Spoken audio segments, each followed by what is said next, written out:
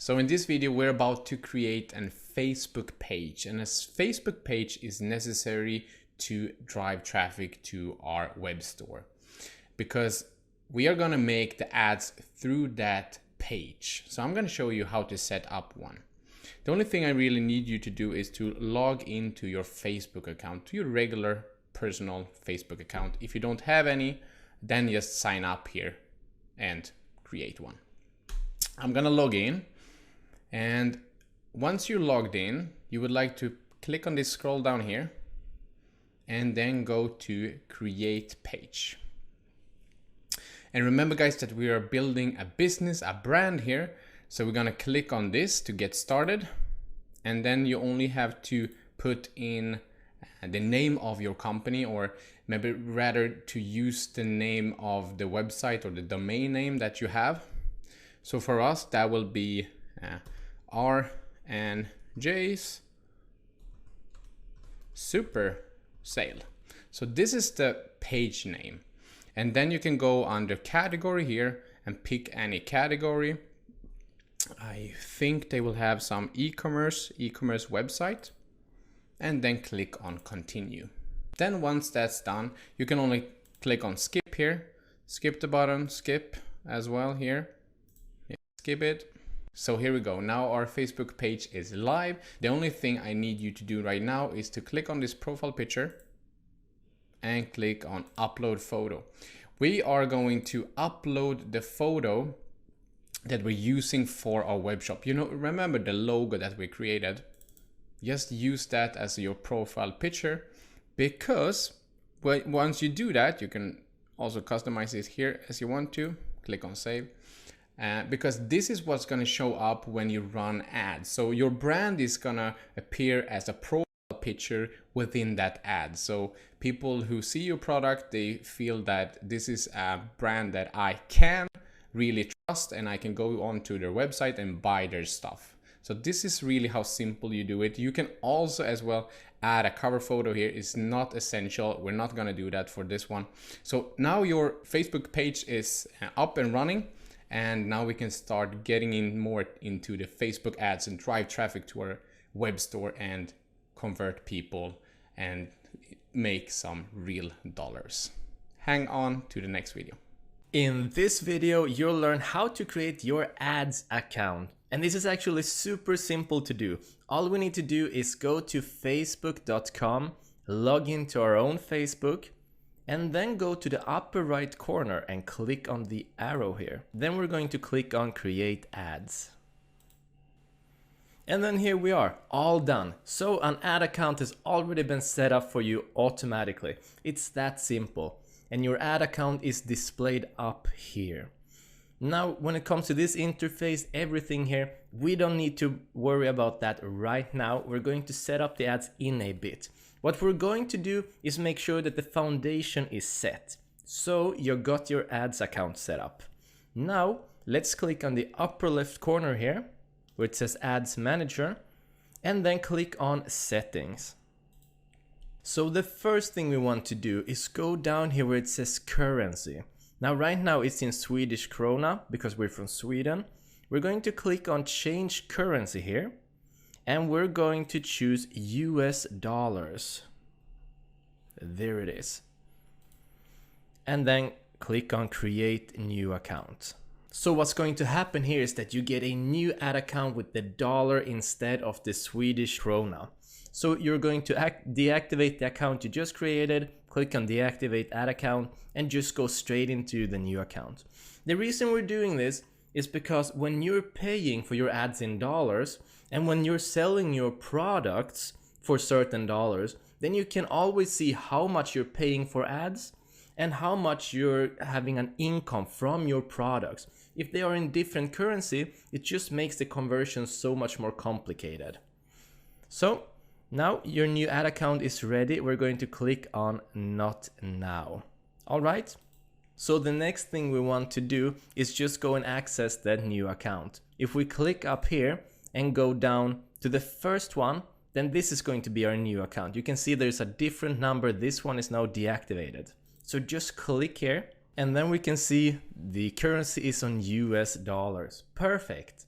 The next thing we want to do is go ahead and click on payment settings. And then we just want to add a payment method so that you can actually make your ads go live. Just click on add payment method and add in all of your details in here so that when we create an ad, you can actually bring it out to people. If you haven't put any card in here, then you're able to create an ad, but it won't go live. So that's kind of takes the point away.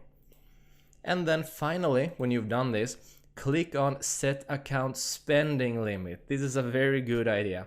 So you don't want to make any mistake, you don't want to go overboard or anything. So what we're going to do is that we're going to set a spending limit for $100 and then click on set limit. So no matter which ad you're making or how many ads you're making, your entire account spending limit right now is $100. When you reach that, your ads won't be going live anymore, just as a safety precaution. So when you want to change that and push that further, then you just go back to settings up here, payment settings, and then change this limit and push it further forward. That's all you need to do, or just reset it. So that is how you create your ad account and set everything up so that you're ready. Now you got the foundation. Let's recap. So start off at your personal Facebook account, then go ahead and click on the arrow, go to create ads, and by now your ad account will already be created. Click up in the upper left corner, go to settings, and change the currency to US dollars. Once you've done that, got in a new account, access the new account here, go to payment settings, add your payment method, and then add your spending limit. And that is all. Super easy, guys. So let's move on to the next lecture. See you there. In this video, you'll learn how to install the Facebook Pixel. So what is it? Well, the Facebook Pixel is just a tiny piece of code that we're going to add on our Shopify website, and it's going to track everything that everyone does on our website, the actions people are taking, and even more, the Pixel is going to optimize all of our future ads based on their action. So this piece of code is going to do all of the heavy lifting for us, and all we need to do is install it on our Shopify, and I'll show you exactly how to do that. So let's start off at our Facebook account. Then go to the upper right corner, click down the menu, and click on Manage Ads. And then go to the upper left corner here, click on Facebook Ads, and then go to Pixels.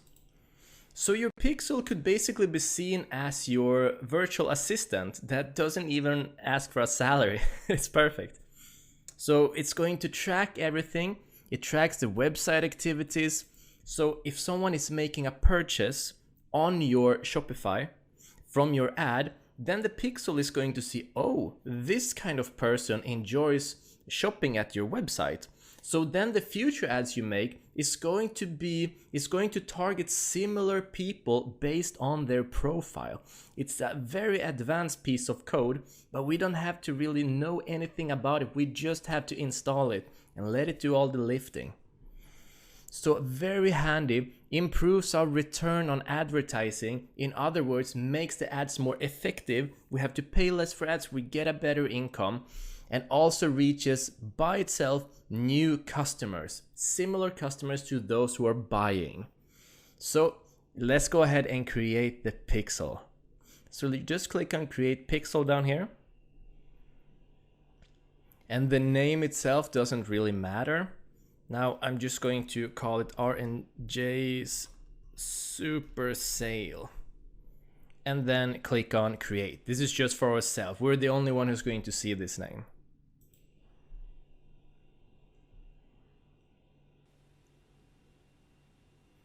Okay, so the Pixel is created. Now the next step is to install it.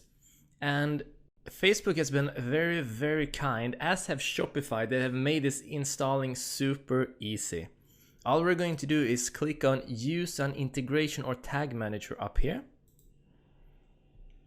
And then we're going to click on Shopify down here.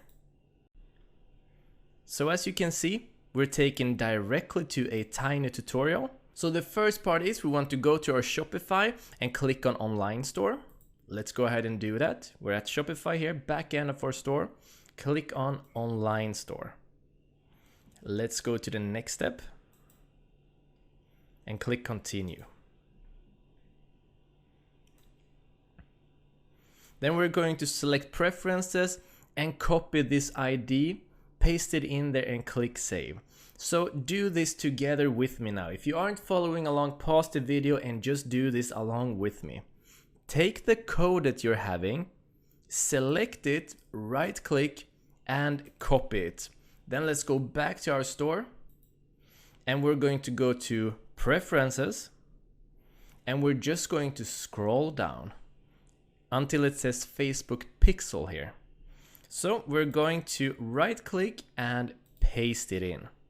All right, and then click on Save. Great, let's go back, scroll down and click on Continue. Now we want to make sure that it's installed correctly. All we're going to do is click on Continue here and just have a look and make sure that everything is working the way it is supposed to. So let's close this setup and then we're just going to wait for a bit. So this can take up towards 20 minutes or more. What's going to happen is that your pixel is going to be showing here, and if it's showing a green light, that means it was installed correctly. If it's showing a red light, then something went wrong. We need to go back to the instructions and redo this whole thing. So we're just going to update this, and if it's not showing up for you, then give it a couple of minutes, give it 10-15 minutes and see if it's appeared yet. So there we go, we just got a green light. As we can see here, we know that everything is working the way it's supposed to be. The pixel is sending information to Facebook and vice versa. So this took about 25 minutes. Sometimes it's faster, sometimes it's slower. Just know you'll have to wait a little bit. So now finally, we have this virtual assistant on our website. Absolutely awesome. What we can do is then click in here, which is the pixel itself. And in this dashboard, you'll be able to see all of the activity that people are making on our Shopify. Isn't that amazing? So now it's your turn to go through this. Watch the video from the beginning, set up your pixel, and then let's move on to start making some ads, guys. See you there. In this video, you'll learn how to start making ads, drive traffic, and ultimately start making some money. Now this is a very exciting part, so let's get right into it. The first thing we want to do is go to our website. The reason for this is we want to find a product to start selling. So scrolling down, the first thing that we are gonna sell is this cute panda right here. So I'm just going to click on that one and leave this screen up here because we'll be using it in a bit. So if you're watching this lecture, just follow along with me. Find your own product and just mimic me.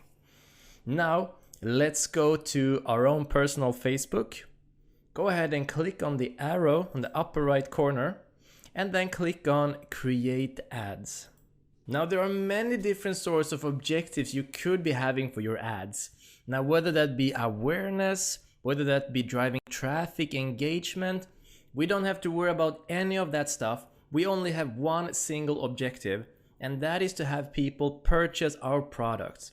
And to do that, we're going to go with conversion and also choose conversions here. Now that's the only campaign we'll be using, the only thing you need to really know about. So let's click there and scroll down. Now, when it comes to campaign name, the easiest thing to do is just name it from the product that you'll be selling. So we're going to call this Panda Product. And when it comes to split tests, no need to worry about that. We'll show you an effective version of split testing in an upcoming lecture. And with budget optimization, no need to worry. It will all be in the ad itself. We'll show you everything. And then click on Continue. So guys, here we are. We're about to create our very first ad. Now I know it can be overwhelming. There are a lot of different options in here. No need to worry about any of this because we have already set up a template for you. So even if you don't understand one bit of any of these options, if you just follow the template, you'll get it on point and you'll start seeing results. This template is what we've been using ourselves and other people as well. It's time tested, it works. So this is not as complicated as it looks. Just relax, follow along, follow the template and you'll do great. So if you check out your resources, you'll find the template right there, looking like this. So we're going to go through this one step at a time. Let's start off with number 1, which is the ad set name. Now we're going to call this ad set 1 broad interest. Now the reason we're calling it this is because later on we'll be making more ad sets. No need to worry about that right now. This is the only thing you need to do. So let's go ahead and change this name, ad set 1 broad interest. And then scroll down and let's go back to the template. The next thing you want to do is go to website conversion. Now remember what we spoke about before. A conversion could mean anything. It could mean add to cart. It could mean lead generation, clicking on a certain link. The only thing we're interested in is having people buy our product. I mean, that's why we're making these ads. So what we're going to do is click here and then we're going to scroll down and choose purchase. Now, these are red as you can see, but whether they are red and green, it doesn't matter. It's only red because the pixel hasn't registered anyone purchasing from our website yet. That's the only reason these are showing as red. Now, the second someone is gonna buy from our website or click on initiate checkout, add payment info, or do any of these things, you'll see a green color here instead. So don't worry about the red color. Just go ahead and choose purchase here. So whenever anyone is purchasing, it will register on our pixel and we'll see it as that the Facebook ad has been successful. Then we'll also easily be able to see how much have we been spending on our ads, how much are we earning. So always purchase. Let's scroll down. Now we're going to be setting up our audience. So let's open up the template once again. The first thing we're going to do is choose the country United States. So just go ahead and remove whatever country might already be here, which is Sweden for us.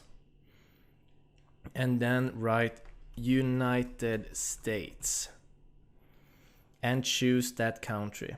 The reason we're choosing the US is because there's a lot of buyers from the US. So it's a very good country to target. There's a lot of consumers there. And then we want to scroll down, open up the template and check out the ages. We're going to choose 23 to 65. Now these are the ages that have been shown to be the most prominent buyers, the people who like to shop the most. So the template itself works regardless of what product that you're selling. We're just going to be changing one thing and we'll get to that in a bit. Now, if you're wondering, the custom audience here, just leave that blank. No need to worry about that. We're going to be setting up this information according to this template. So we're not going to be using any custom audience. Scroll down, just leave languages blank. If it's not in the template, it means you don't need to do anything with it. And then we have detailed targeting. Now, if we open up the template again, you can see that the detailed targeting says broad interest plus engaged shoppers. So broad interest means that we're going to be targeting people who are interested in pandas. Now, a broad interest always means, depending on what product you're using, an interest to the product itself. So we're having a plushie toy, a panda toy. So it might be a good idea to in here write panda and see what pops up. So we'll see giant panda, board panda, cooking panda, panda pop. There's a lot of different things, and you can on the side here see the size of them. If you're wondering what some of them are, it might be a good idea to simply Google them. But an idea is, for example, if you're into the movie Kung Fu Panda, chances are you might also be into pandas themselves. We're going to be a little bit more specific here, and we're going to go with giant panda here, which is a species of the panda. And as you can see, there's a lot of people who love them. So by choosing giant panda here, we're already now targeting people who are interested in pandas. Perfect, right? So if you're interested in pandas, chances are much, much higher that you'll be buying a panda plushie toy. Now next up, there is something here that's called narrow audience.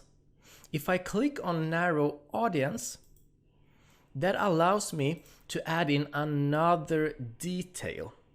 So right now, when it comes to people's profiles, all of the people who have gone in and liked the page Giant Panda will be targeted with our ads. Now, if I would add another thing here, such as Kung Fu Panda.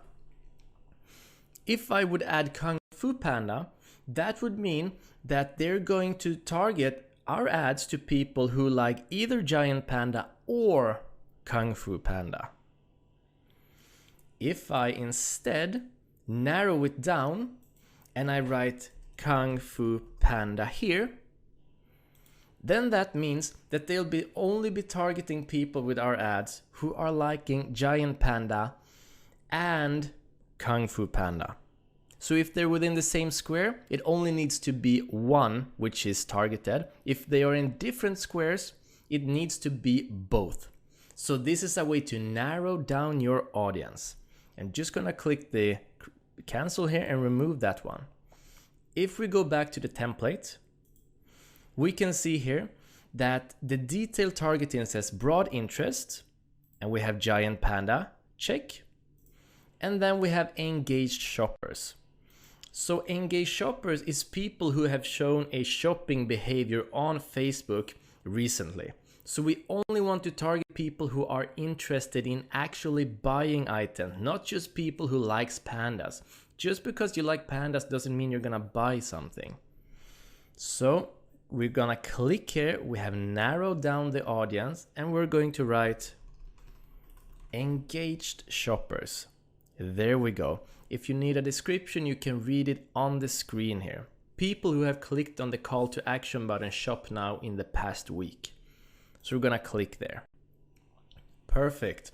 And then let's go ahead and check the template once again. So now it says audience size 100,000 to 1 million. So if we look to the right corner here, we can see that our audience size right now is 66 million people. Now that is way too much. What we're going to do is narrow it down.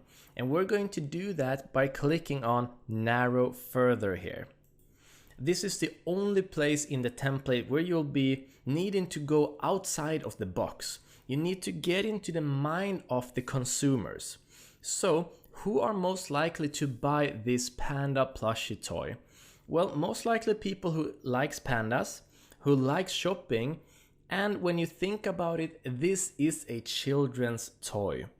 So what we might want to do here is target parents. Now think about it, there's no point in targeting children. Children aren't on Facebook and buying, parents are. So what we're gonna do here is click there and write in parents. And we're going to focus on quite young kids. We're going to focus on those. Here we are, preschoolers, 3 to 5 years old. So have a look at the right corner here where it says 66 million people. Have a look there while I click on these 3 to 5 years olds. So now it just got lowered to 1,900,000 people. Definitely much better, right?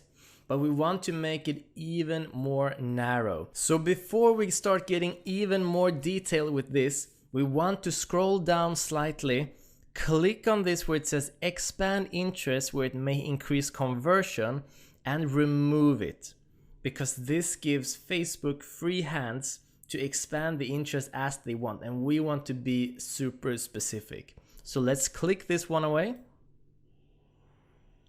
And now we can see 92,000 people. So we want to increase the amount of people that are shown to our ads right now. So what we're going to do here is we're going to go back where it says Giant Panda, click in here, and we're going to write Kung Fu Panda. So now we have a slightly higher reach, and we're going to click on the button that says suggestions here. So this is a great one. I love pandas. We're just gonna click there and add that one in. And then click on suggestions once again. And then we have one called pandas. We're gonna add that one. And then Panda Shop. And we're gonna add Kung Fu Panda 2 and Kung Fu Panda 3. So now we have 100,000 people. Perfect. Now this is expanding our audience because they only need to get one of these right together with these filters. So if you like Panda Shop and you're an engaged shopper and you're a parent of a preschooler, then you'll be shown this ad. If you are liking I Love Pandas, are an engaged shopper, and are a parent with preschoolers 3 to 5 years old, you'll also be shown this ad. So this is how the detailed targeting works. This is the only part you'll need to really get into mentally. Think about what the consumer thinks, how they think, and what they're interested in, and then we just follow the template further. Scrolling down. We don't have to worry about any of this. It's not in the template.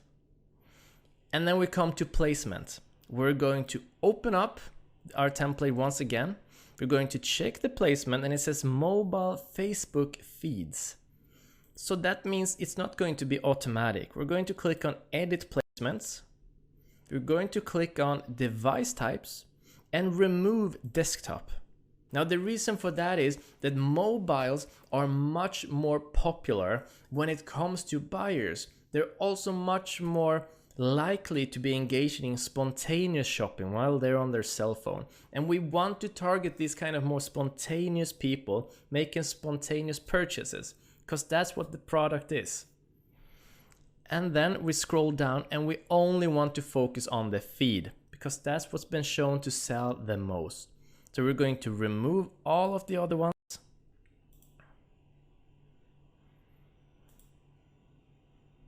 There we go. And right now, the feed is the only one that is activated. As you can see, the potential reach just got down to 98,000 people. That is still okay. Just stay within 100,000 to 1 million generally. If it's 1,000 over or above, that's fine. And then we'll scroll down. We're not going to be touching any of this. It's not in the template. And budget and schedule. Pick up the template. Daily budget will be set to $5. This means you'll never be paying any more than $5 a day for this specific ad. No need to worry about any of the other ones. And then there's something called conversion window. Now we want to have a 7-day click and not a 7-day click and 1-day view. No need to think too much about this. The reason for this is it helps the pixel optimize your ads. So just stick with the template. If it's confusing, that is okay. Just know that this works. And then we're going to scroll down. There's nothing more we need to do. If it looks different for you, it might be because it's not showing the advanced options. All you need to do is click on show advanced options and change the conversion window. And then let's click on continue. And now it's time to actually create the ad itself, how it's going to look like. So no need to worry about any of this.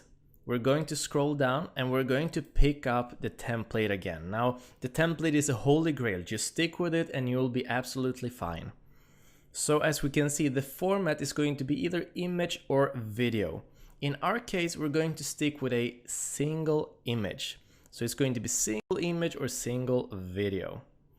Scroll down.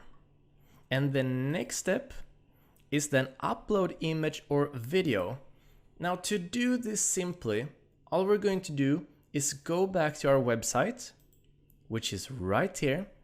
We want to use this image. Doesn't matter if you want to use this image, but we want to use this one.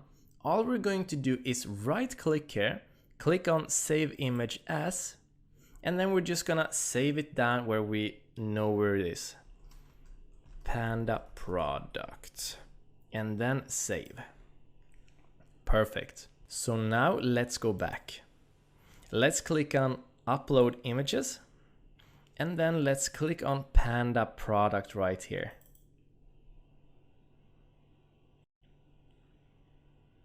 So there we go. Now we can see how it's starting to look like. Now, before we move on, there's a tool here called cropping. Let's click on it and make it look a little bit better. There we go. We want to focus on the face. The face is very cute. And then just click on done. Looks much, much better. Great. So let's pick up the template once again. So we have uploaded an image. Now next up, text. Write a selling text about your product. Now when it comes to writing the text, you might want to give this some consideration. What kind of style you want on it, what are you selling, how do you connect with your customers. Now remember, we're writing to parents here, so we might want to write something like, do you love pandas? Do your children as well? Enjoy snuggling with this cute panda toy. Now you might want to write something a bit more descriptive or with a bit more connection or emotion, but you want to make sure you get into the minds of the consumer. Remember, who am I talking to? And write from there. Right now I'm talking to parents. So after the text, we want to add the website URL. Where are they going to end up when they click on our ad? So let's go back to our website. And then we're just going to take this link. It's super easy. We have already prepared this. Click here, right click, copy it, and then let's go back. And then just right click and paste it in. Ultimately, that is the place where we want to be driving our traffic. So what's going to happen is they're going to click on our ad, and when they do, they're going to end up on this place. And this is also the place where they can click add to cart and make their purchase. That is where we're making these ads. So let's go back. So this is what it's looking like right now. Let's move on down. Check out the template. So we already added the website URL. And next up we have headline. We want something attention grabbing. So here, the headline is currently R&J super sale. That's a poor headline. Now we want something like for panda lovers. Sometimes writing with caps lock is going to be more attention grabbing, sometimes not. Now if you're writing for parents, product for children, you could do that. If you were selling a more professional product to an adult audience, don't do that. It always depends on the product. And then finally, we have call to action, shop now. What is the button going to say? It doesn't make sense that it says learn more, right? So we're just going to change this one to, here we go, shop now. Perfect. So now we have done everything. Everything is set up, guys. And if we look to the right, this is exactly what our ad is going to be looking like. And when they click on this ad, they'll be taken to this site. And this is also where they'll be able to add to cart and make the purchase. Perfect. So let's go back, scroll down, and click on confirm. So there we go. We just published our first ad. Now, if you've been following along, then congratulations, you got your first ad up, which is the first serious step towards making money with your Shopify store. Now, if this feels complicated, then don't worry about it. It really is not. Stick with this template. Just really stick to it. Review this video and especially watch the detailed interest section. What my thinking process is like, how I'm targeting people. Accept the detailed targeting. The rest you only need to follow this. And you'll be all set and you'll have your ads up, and then we'll continue in the course. If you have any question, guys, just hit us up in the Q&A. But I promise you, you'll nail this. This is super easy. See you in the next lecture and good luck. So in this video, I'm going to show you how you can create a split test to make sure that your product is selling with maybe the best picture or the best text. And I will show you in a second. But first of all, look at this. We recently released our first ad, as you can see here. We have reached 36 different people in the United States. And we already have one person in the United States that clicked our link. They haven't bought it yet, but they have clicked it and shown interest in our panel. How incredible, isn't it? Right? So we already can see that this works. This formula works. So follow it through along the course and beyond the course. But let's go to the split testing. So a split testing is basically when we are having one ad. If I click here, we have our ad with this picture, with this panda picture right now. I can click this open, and we only gonna split test this. This means that we're gonna change either the picture here or the text here. You can also change other things like people you are targeting, their interests, their behaviors, but we're gonna keep this video pretty simple so you understand the split testing thing here. So what we're gonna do is, let me click back. We're gonna go into the ad itself and we're gonna click on duplicate. And then once this pops up, you will keep it as it is here. This new ad set thing here is if you want a new budget, etc. We're gonna keep this video really simple. So click on existing ad sets and just click on duplicate. So this is where the fun stuff begins really. The first thing you would like to do to separate this one is you can see the name here, it says copy. I don't really enjoy this, so what we can do is just take this away and write conversion and then 2. Then we can separate them. And then scrolling down on the right hand side here, you can see how it looks, the original version of this looks right now. And what you can do in this split testing, as I told you before, you can add or you can change interest, you can change behaviors, etc. We're going to keep this simple and just change the picture here. You can also choose to change the text here, but then you don't really know which is working the best. Is it the picture? Is it the picture and the text, etc.? So you really want to determine which ad is bringing the most clicks and eventually the most sales so you can get dollars in your pocket. So scrolling down, I will show you how simple you just change the picture. This is the picture and click on clear image. Then you would like to have another image, of course. And I already have that, so I'm gonna click on select image. Look on the right hand side here. And then upload image. And then panda 2. So the other cute panda picture here, and click on confirm. And this is how it's gonna look.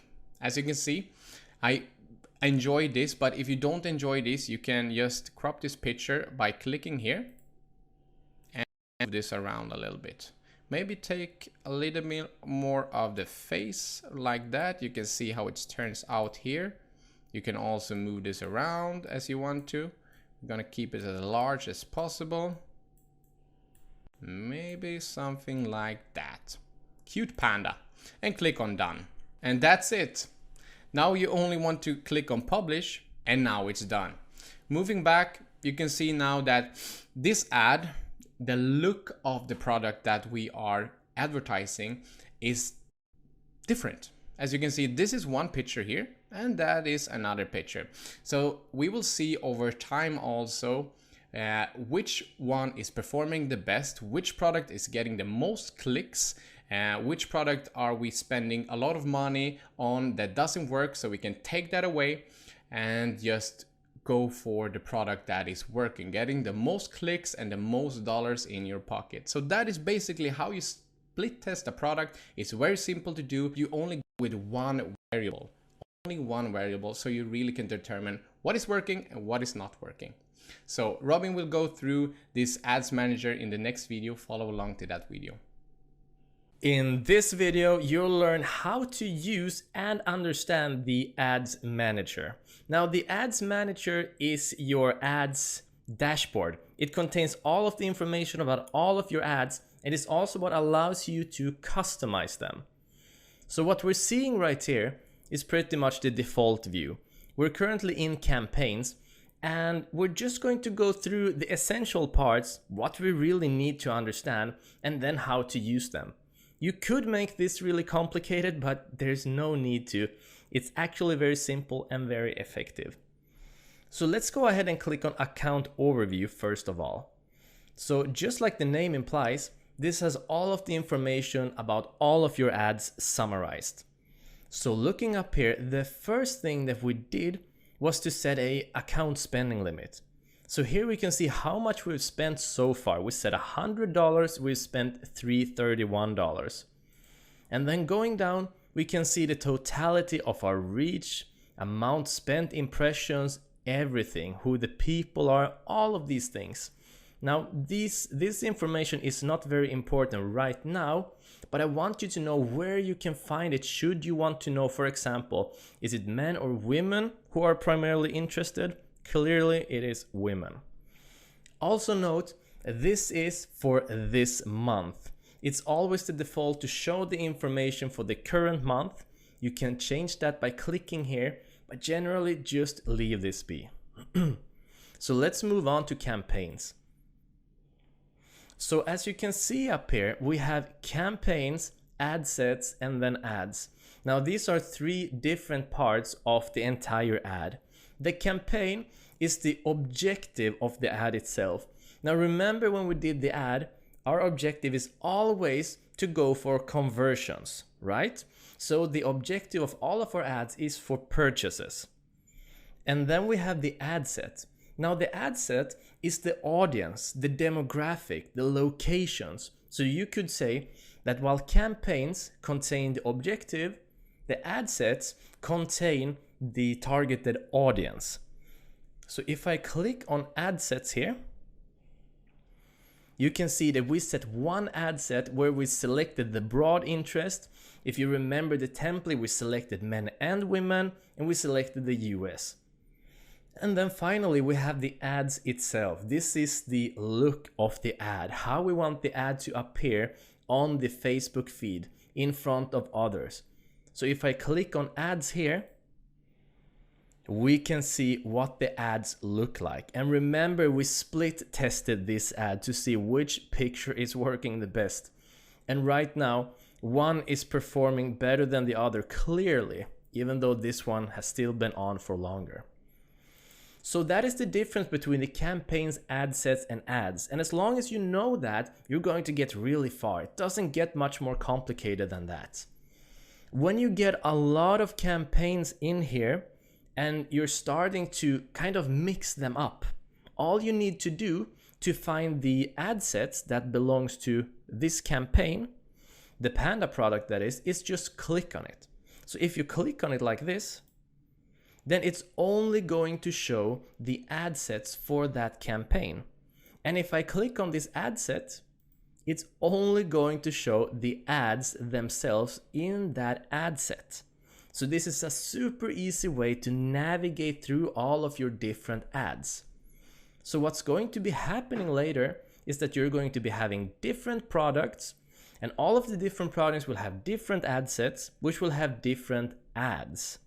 And all you need to do is click on them.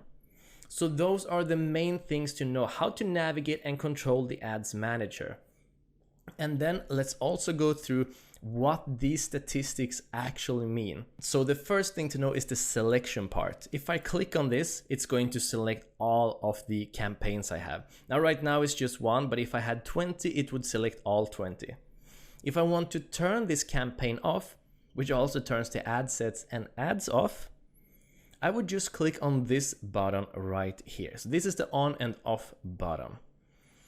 And then moving on, we have delivery. Now the delivery could be either it's off, which means it's not going, or it could be in review, meaning it's about to come out if it gets approved, or it could be active, meaning it's currently live and showing, and you're currently paying for it. Now results for us is always purchase. Remember, we went for conversions.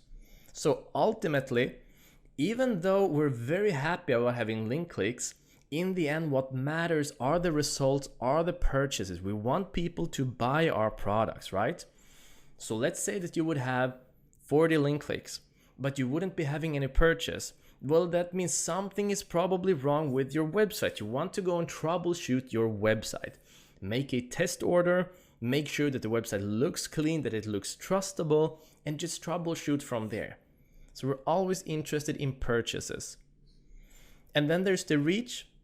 The reach meaning how many different people that this ad has been shown to. This is different from impressions, meaning how many times the ad has been shown. As we can see, impression is higher than reach, meaning that some people have seen our ads maybe twice or thrice. And then we have cost per result. Because we installed the pixel, we can see how much we have been paying for the ad, and we can see how much the ad itself had sold for. It's connected with the product. And then we can always know if the ad itself is worth the cost. You always want to earn more than you're paying for your ad. In a couple of lectures, we're going to give you a template for that as well. And then we have the budget. And right now we're using the budget we set, nothing complicated. How much we're spending here at the amount spent. When it's ending, we have it on ongoing. You could set a date, a timestamp, but we're going to show you how to handle this in a bit. And then the link clicks, how many times someone has clicked on your links. And finally, website purchases. You don't really need to bother about this one. You just need to worry about the results here. So that is all of the important parts in here. And if you want to remove an ad itself, all you do is select it and then click on delete. It's not any more complicated than that. Actually super simple, no need to make this any more complicated. So by all means, play around with this dashboard, but don't make it more complicated than it is. Just understand what campaign, ad sets and ads are, how to turn them on and off, how to read this, just basic metrics, and you're all good. You don't need any more. Okay, let's move on to the next lecture. In this video, you'll learn how to improve your ads and drive more traffic. Now, what we have done already is that we have targeted one specific type of audience. We're going to improve our ads by targeting more audiences, or more specifically, a different type of audience. Let me show you what I mean. If we start off in our ads manager in here, and then we go to ad sets, you'll see the ad set that we created called broad interests. And we specifically targeted people who like pandas because we had a panda plushie toy as a product. But the truth is, not only panda lovers or parents, which we targeted in there, they aren't the only people who are going to be buying these products. What we're going to do is that we're going to create more ad sets to target more and different audiences. From here, we'll be able to see which one is performing the best out of the ad sets and then keep those. So you already know how to split test. This is not a split test, but it is very, very similar. It's also just as simple. So if you check out your resources, you'll see that we have added a template for you. So it looks like this. And this template is for the ad sets specifically.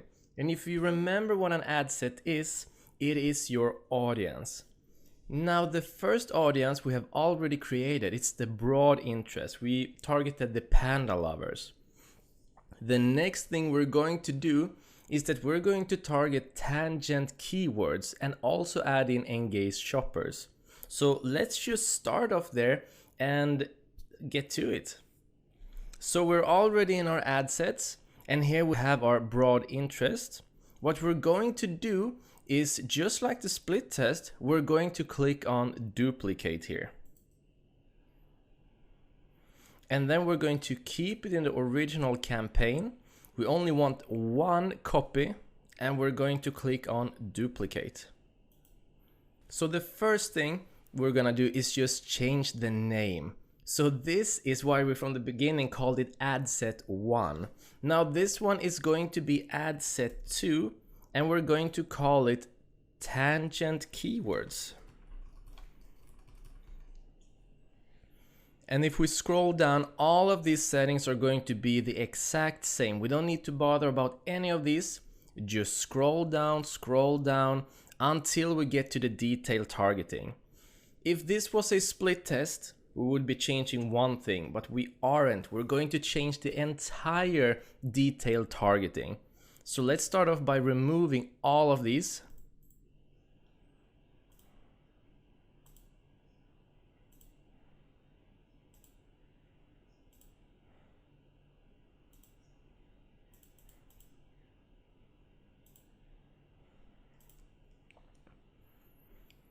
And then check out the template once again. So here we can see that the template is asking us to use tangent keywords. And if that sounds confusing, we have some examples down here as well. So a tangent keyword could be mobile phone accessories, iPhone accessories, if the product was a mobile lens. So now we have a panda toy. So we could, for example, in our detailed targeting, write stuffed toys. And there we go.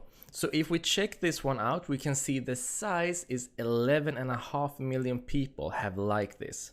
So we're just gonna select it and then see our estimated results. So we have 1.7 million people. It's a bit too much, but we're also going to add one more. If we go back to the template, we can see we're also going to add engaged shoppers. So let's click on narrow audience. And then add in engaged shoppers. And then check how many we have. So right now we have 1.1 million people. Still a tad too much. Very, very close. Now, when you get even more specific to stay within the 100,000 to 1 million range, what you could do is just keep clicking on narrow further and get more and more specific. When it comes to this template, the most important part is that the tangent keyword in here is the first box, is the first thing you write in. It is this one, stuffed toys. After that, you have free hands. It's exactly the same with broad interest. First, we wrote giant panda, and then we could get more and more specific. So I just want to narrow this slightly further. What I'm gonna do is click on narrow further here and add something general. Let's say toys. There we go, and then check the results. And perfect, 810,000 people.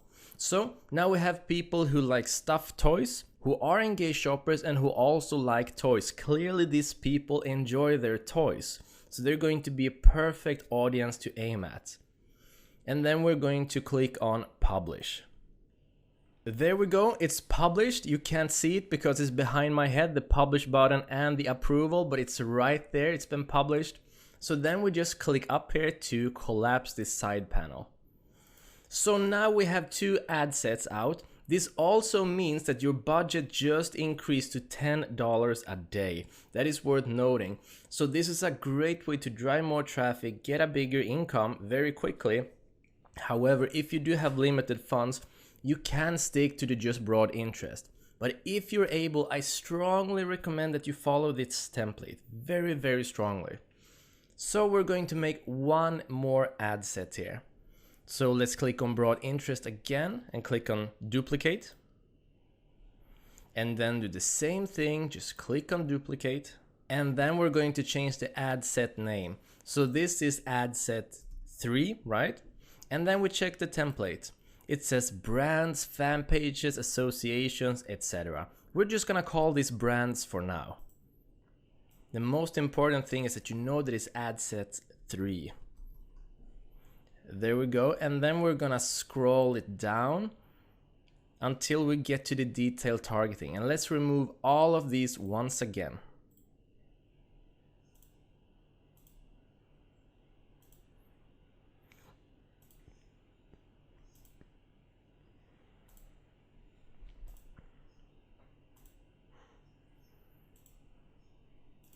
There we go, so let's get started. Let's bring out the template once again. Now if I need some examples, some help, we can use the example here from Mobile Lens. So let's go to number 3 with the brands here.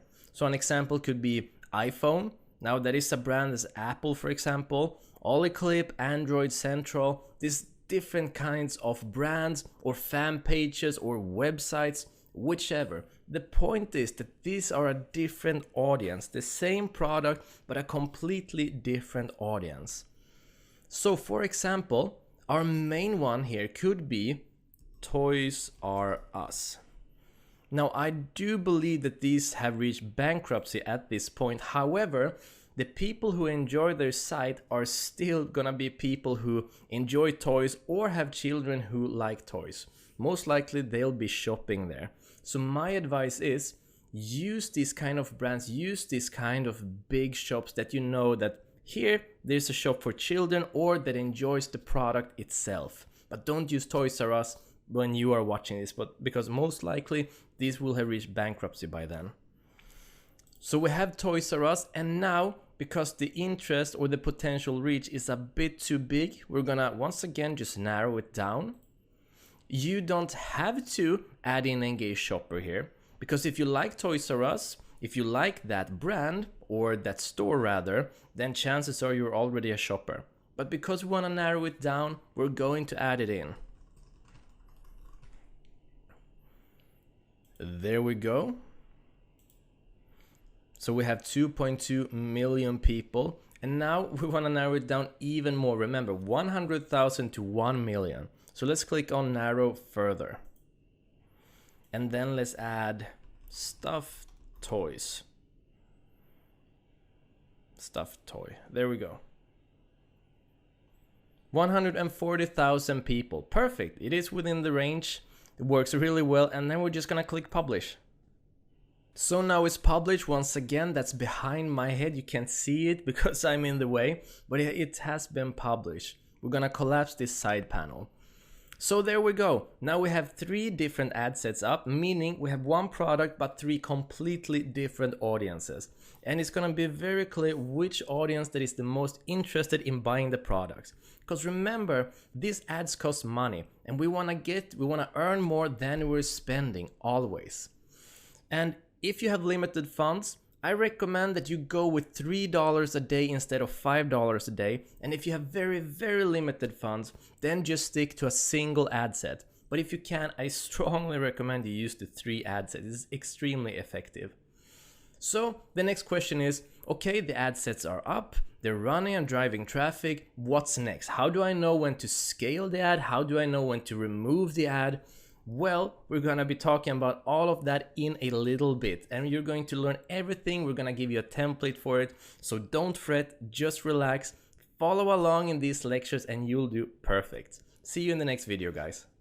In this video, you'll learn how and when to scale or stop your ads. Well, first off, what is scaling? Scaling is basically to increase or decrease the amount of money that you're currently putting into your ad. So if you remember, if we go to ad sets, then we're putting in $5 each into our ad sets here. Now, if we were to scale the ad upwards, we would be putting in more money. That means that it will be reaching even more people.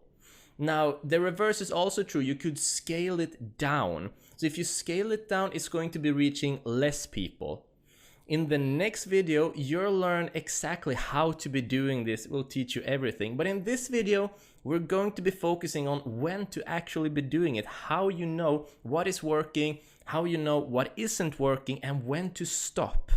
So let's get started right away. Now, the first thing we can see here is the columns. We already went through what all of these means.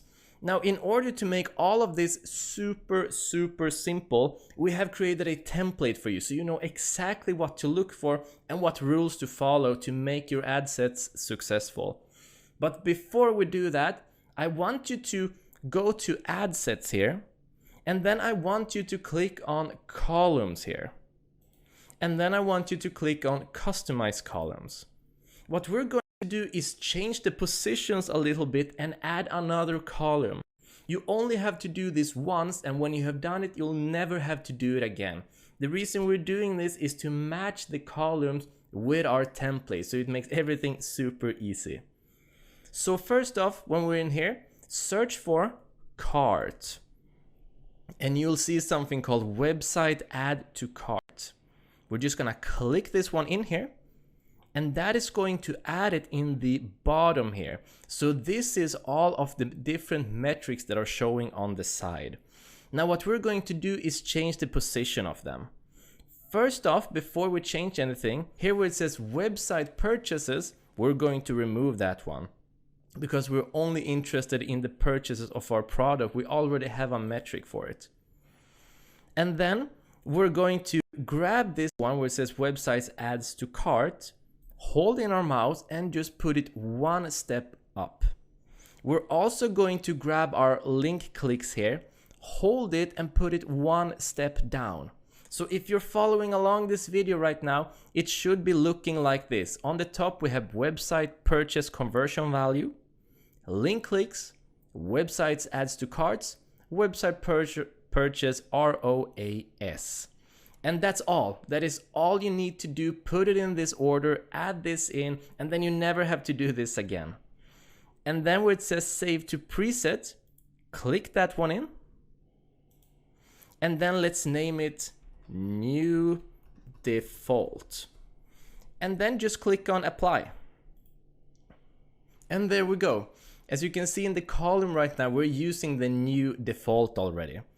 And the reason we're doing this is because this is perfectly aligned with our template. So if you check out your resources, you'll have the template right there. And it looks like this. So this is the current template that we will be using to figure out if we're going to stop or if we're going to scale our ads. So here are the rules, and it is super duper simple. Now for day one, with 24 hours, that is, when we've been spending $5 on our ad set. Remember, this is an ad set. We're currently on a budget for $5. Now, the rule is, if you have at least 3 clicks, it gets to move on to the next level, which is day 2. If it does not have 3 clicks, if it has less than 3 clicks, then you terminate it. So if we take this one, for example, the one that we created, if we hold our mouse over its schedule, we can see that we created it at 7:03 p.m. So it hasn't even gone 24 hours and we still have 3 link clicks. So what this means is that it lives to fight another day. The next step, the next rule in this template is day 2. So by 2 you will have about $10 spent. Doesn't matter if it's actually been spending $10 by then. You want at least 3 add to carts. And if we look at the new column we just created, here we have websites add to carts. So by tomorrow, by around 7, we should be having 3 adds to carts. If it doesn't, we're going to shut it off. And if it does, it moves on to yet the next level. And the final level, which is right here, it's day 3, it needs to have at least 3 ROAS. And that means return on ad spent. In other words, meaning how much you've been paying for the ad and how much you've been earning. You want to earn at least 3 times as much money as you have been spending on the ad itself. and that one is in the very bottom right here. So if by 3 days, after 3 days, this does not have 3 in it, we terminate the ad. If it has 3 or more, then we move on to the next lecture and show you exactly how to scale it. So for clarification, let's go through this once again. Day 1, after 24 hours, 3 clicks.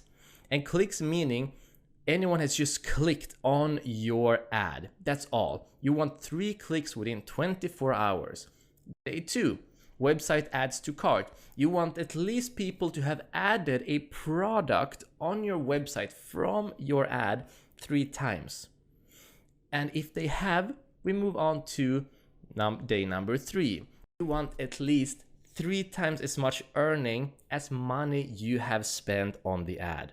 So let's say that you spent $5 and you have earned $20, then you're going to have a return on ad spend, ROAS, return on ad spend, that is over 3. You get to move to the next lecture to scale it. So this is all you need to know. If it falls in this order, if it passes this, you scale it. If it doesn't pass any one of these days, you terminate it by just clicking on here. So by now you should know exactly what to look for, exactly how to handle your ads, and just follow these rules because they work. They really do work. No need to make this complicated. Follow these rules in this template, and then when you find a working ad, because you're not going to find the majority of ads working, but when you do, that's when the money starts piling in, and that's when we start scaling and getting even more money. So let's move on to the next lecture, guys, and learn how to actually scale the ad. See you there. In this video, you'll learn how to actually scale your ads. And this is the gold mine. This is where we start making some serious profits. So let's get right into it. I'll show you exactly how this works. So we're in our ads manager. We always start off in campaigns. All we're gonna do is click on ad sets. And if you haven't already, then go to columns. Make sure that the new default that we set in the previous video is the default. So click on new default here, and then go back and click on set as default so that you'll always be using this one as soon as you click in on ad sets. Perfect. So if you remember how to find a profitable ad set, meaning you're going to want to have a return on ad spend that is at least 3. And when you think about it, that's great. You're making at least 3 times the money that you're spending on the ad. That's pretty crazy in itself. So let's say that we found a winning ad set here. It's working perfectly. It's gone through all of the 3 days that's required. 3 link clicks, 3 adds to cart, and then 3 ROAS. So what we want to do then is we want to actually scale it. To make this process super simple, we have added a template. Once again, I mean, the template makes it so you only need to follow it and you got the success formula right in your hands, whether you understand it or not. So all you're going to do is go to your resources and bring that one up. And it looks like this. So this is your success formula. This is gonna show you exactly how to scale it. So remember, we have our ad set here, and now, because these haven't been out for too long, we're gonna pretend that it's past the 3 days mark and it is a profitable ad set, and we're gonna scale it. The first thing we're gonna do is we're gonna duplicate the profitable ad set and double the budget. That's why we call this double up. So that's the first thing we're going to do. And doing that is super simple. Check this out. All we're gonna do is go over to the ad set itself, click on duplicate, we've done this before, and then click on duplicate once again. And now when you're here, you're just gonna change the name here to scaled at the end. So even though it still says ad set 1, we're gonna call it scaled. Right? So we know which one it is that we're scaling. We have a full control over everything that we're putting out. And then we're gonna scroll down until we get to the budget and schedule. And all we're gonna do is double this one up. And doubling 5 is gonna make for $10. So that's all we're gonna do. and then we're gonna go ahead and click on publish. And then it's completed, it's published. You can't see it because my face is in the way, but we're gonna close this side panel, and there it is. So notice we still have the original ad set, the original profitable ad set, and we have also put out our scaled ad set. So now what we want to do is bring out the template once again and just go through the rules for keeping this profitable. We're not taking any risks whatsoever here. It's all about making an income, not wasting money. So check data after you have spent $20. And in this case, that is going to be after about 2 days. You'll be able to see the amount spent up here. And when this reaches $20, you go back to the template and you check your return on ad spend, your ROAS. If it is higher than 3, then you duplicate the new ad set from $10 to $20. You do the same thing with the $20 ad set. You watch it after you spend $20, and if it has a return on ad spend that is over 3, then you duplicate that one to 40, 80, 160. You keep duplicating all the time until it's not profitable anymore. So the second that any of your ad sets go below 2 return on ad spend, you turn off that ad set. And guys, I know what you're thinking. Oh wow, am I gonna spend $80 a day? That's crazy. But think about it. $80 a day, and you're having a return on ad spend that is 3 times. You'll be making $240 of that. That means you have $160 of pure profit just that day from that ad set. And then the minute it is only double as effective or double as profitable, you close it off. So this is a super safe method, extremely effective. Now all you need to do is find that profitable ad set and then start scaling it. When you start scaling it, that's when the serious money starts to happen. So guys, let's go over this one more time. You go ahead and you find your profitable ad set like we showed you in the previous video. You want to have 3 link clicks on day 1, day 2, 3 add to carts, and day 3 you want to have a return on ad spend that is 3 or above. Okay, then you start scaling it. All you're gonna do is bring up this template, duplicate that profitable ad set, double the budget, then check after you spend $20, is the return on ad spend still above 3 or above, duplicate again, and then after $20 again and again. And if any of the ad sets go below 2, then just click it off, turn it off. So remember, every time you duplicate, the original ad sets will still be there. So keep an eye on your return on ad spend. Guys, this is where the serious magic starts to happen. So pay close attention to this. Just bring up your template, and even if this feels confusing, trust me, just follow this template and you'll do so well. This is super easy when you grasp it. So all you need to do now is go through the previous videos and follow these steps and you'll do great. Okay, stay consistent, and I'll see you in the next lecture. See you there. In this video, I'm going to show you a web page that we are using to get inspirations for our ads. Because in the jungle of Facebook ads, to really understand what is working and what is people stopping in their feed for and clicking on our ad for, what is it really that makes ads work? Let me show you in this video. So what I want you to do is click in the resources for this video or go to adespresso.com/ads-examples. And here we have an entire page where we can see what is working with people's Facebook ads. What are people clicking on and why? So if you go to this page and scroll down, you have so much examples here on people's ads that are working. As you can see, the colorful pictures, and you can also get inspirations for like the text and stuff. So scrolling down, you can see there's a lot of ads here, but let's say that we have a particular product to sell. We can make a search here in the field. Let's say steel rings. You are selling a steel ring and you want to have inspiration of how it can look, all with the picture, with the text, etc. Let's see if we can find that. Scrolling down on the page, you can see that to the steel ring we get also other kinds of products here. As you can see, a watch, maybe a boot camp, or what it looks like. Scrolling down, let's see if we find a ring. These were cool, these were really beautiful. Let's click into this one, blue steel. And the first thing that I notice is 50% off. This is eye-grabbing. And then the second one is the price, and the third one is the beautiful pictures.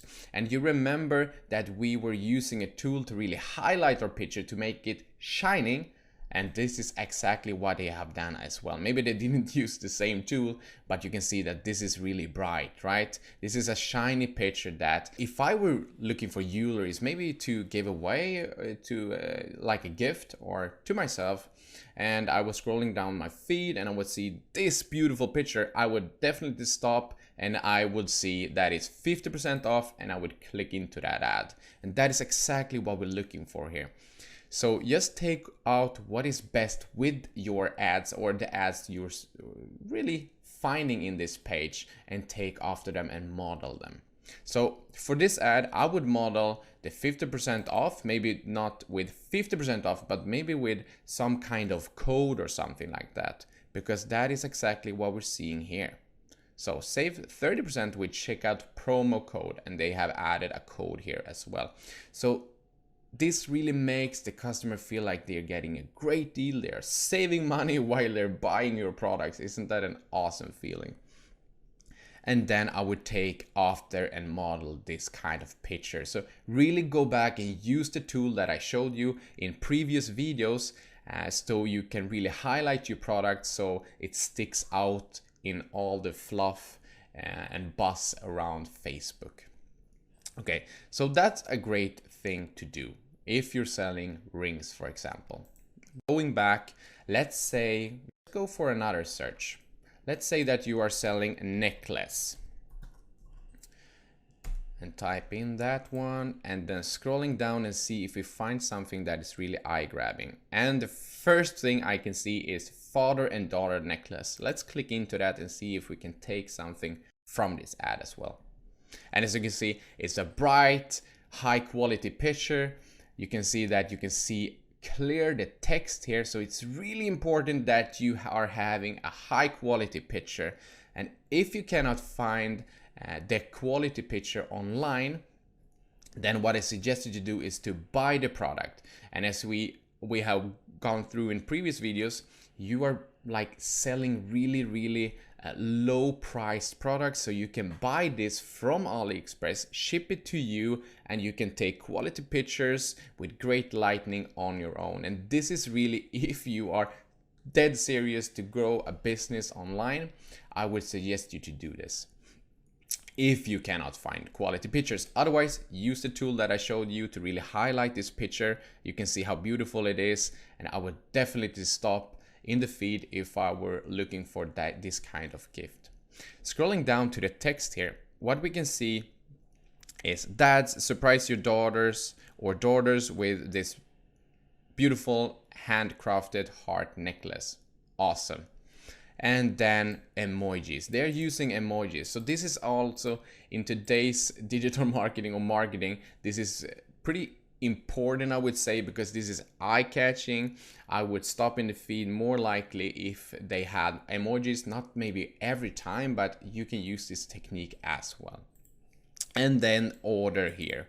So this is pretty simple. A text, some emojis, and the link to the product here, and a great quality picture. So what I would suggest you to do really is go to this link that I have attached in this for this video in the resources, and go around and see the products that you have driven to your store. What inspirations can you find by just simply go for a search here for anything that for your product really, and see if you find some inspirations, because I can understand that in the jungle of Facebook ads of creation, it can really get a bit overwhelmed. What should I write? How should my picture look like? Should I offer a discount directly in the ad itself, etc.? So go around and model the best, model the people that's doing this and it's really working, so you can get some inspirations. Good luck now. In this video, you'll learn what retargeting is, why we need it, and how we're going to be using it. So to explain what retargeting is, then first imagine someone coming to our Shopify store. No matter if they come there by our ads or if they come there by themselves through Google, whatever, we could call them a target, a potential customer, right? Those are our target. Now, when they have left our store, what we want to do is establish contact with them once again. This is called retargeting. You target them again. That is what is called retargeting. So how does that work? Well, the pixel, as you might remember, that we installed is going to be tracking our customers' actions. And thanks to the pixel, we know what they have done on our site, and that is going to allow us to reach out to them and contact them once again. Now, our pixel, it stores a lot of information about our customers. It shows the purchases that they have or haven't done, the adds to carts, the clicking on products, and a bunch of more information. But there's only one thing we're going to be concerning ourselves with, and that is the adding to cart. Because imagine everyone coming to our store who adds a product to cart, they're willing to buy, they're about to buy, but for some reason unknown to us, they don't complete their purchase.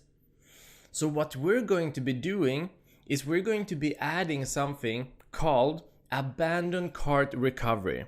And this is a completely automated process. It means that when someone has abandoned the cart, they did not complete the purchase, we will automatically be sending an email to them with that very product, prompting them to be buying the product that they were considering. Now, there's up towards 67% of all the people on the website who are potential buyers that aren't going to be buying the product. So if you're selling for thousands of dollars, you could potentially be earning hundreds of extra dollars through a simple automated free app that we will be installing in the next video. So retargeting could be really advanced. There's a lot of people who do it through Facebook. You could be doing it through a bunch of different actions, but for us, we don't need to care about that at all. All we're going to do is we're going to set up a process to automate this entire thing, so you don't need to think about it again. It's just going to help you earn more money. So let's move on to the next lecture, set this up, and then just keep it in action and keeping it simple yet effective. See you in the next lecture, guys. In this video, you'll learn how to install and automate your retargeting process. So let's get right into it. So we are in the back end of our store right now on a beautiful Shopify. All we're going to do is click on apps. So here we can see all the other apps we have been downloading, and they're starting to pile up. We're really starting to build a nice business right now. Click on Visit Shopify App Store. And then we're going to write Cart Care. And then this one up here, Care Cart, Abandoned Cart Recovery. Just gonna click on that one. And then we're going to click on Get. It's a completely free, super effective. Remember from the previous lecture, we're installing a abandoned cart recovery. Read through this if you wish, and then click on Install App. So here we are. Now all we're going to do is configure it. It's super easy, super simple. We're just gonna click on Configure Care Cart to get started. And then we're going to write in the sender name and then the sender email. Now remember, we created our own email address at Soho Mail. So we're going to be using that one. If you didn't do that, it's probably going to be info@ and then your store name, or whichever email that you prefer. And then the same in the footer, which is going to be the contact, and then click on Next. And then we want to set a timer. So remember, when someone adds one of our products to their cart and then abandons, this timer decides how long it's going to take before they automatically get an email sent to them. And I strongly recommend that we keep it at an hour. An hour has been studied the most and shown to be the most effective. And then just click on next. And then it's all done, it's all set up, perfect. Click on let's go to dashboard. So this isn't too complicated. This is going to be working by itself in the background, and you can see all of the abandoned cards, all of the value that you have lost from this, and all of the value that you will have recovered. Now remember, if you didn't install this app, you would never have recovered this. So it's a nice thing to keep an eye on just to see how effective the app is. And the best part of all is that it's working in the background. This is an automated process. You don't have to worry about this. It will be working by itself. So then we're going to go down to abandoned cart campaigns. And here we're going to want to change a couple of things. So the first email they're going to be getting is after 1 hour. And the second email is going to be after 24 hours.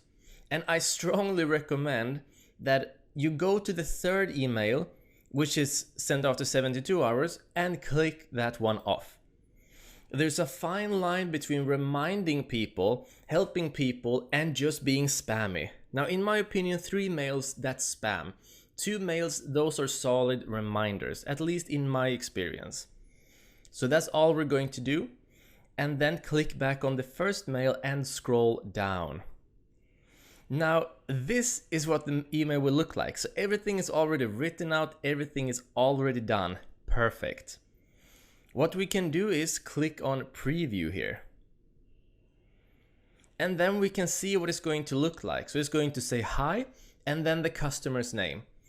It's going to add this text and it's going to show the products that it left in the cart that they didn't check out with, and provide a link where they can just check out right now. And this is the footer email that's going to be ending up here.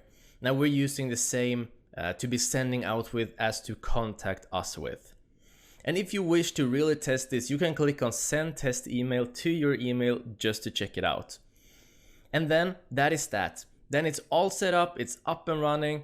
Click on save and you're all done. It's now working in the background.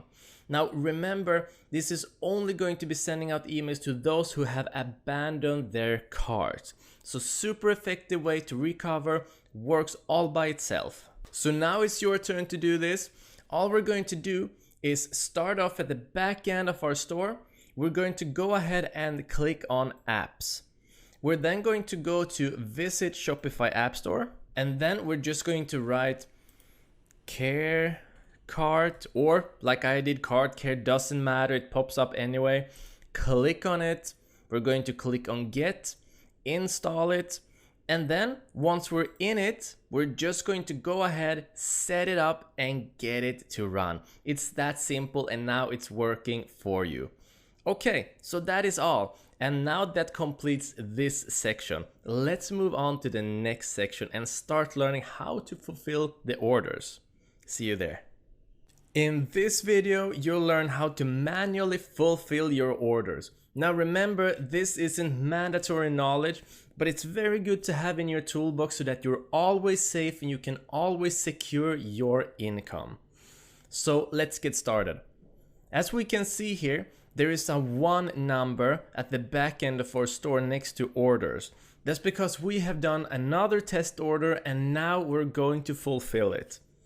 So let's go ahead and click on orders here. And then we're going to be checking out this one, the top one by Mr. Anders Anderson. So we're just going to click on this order.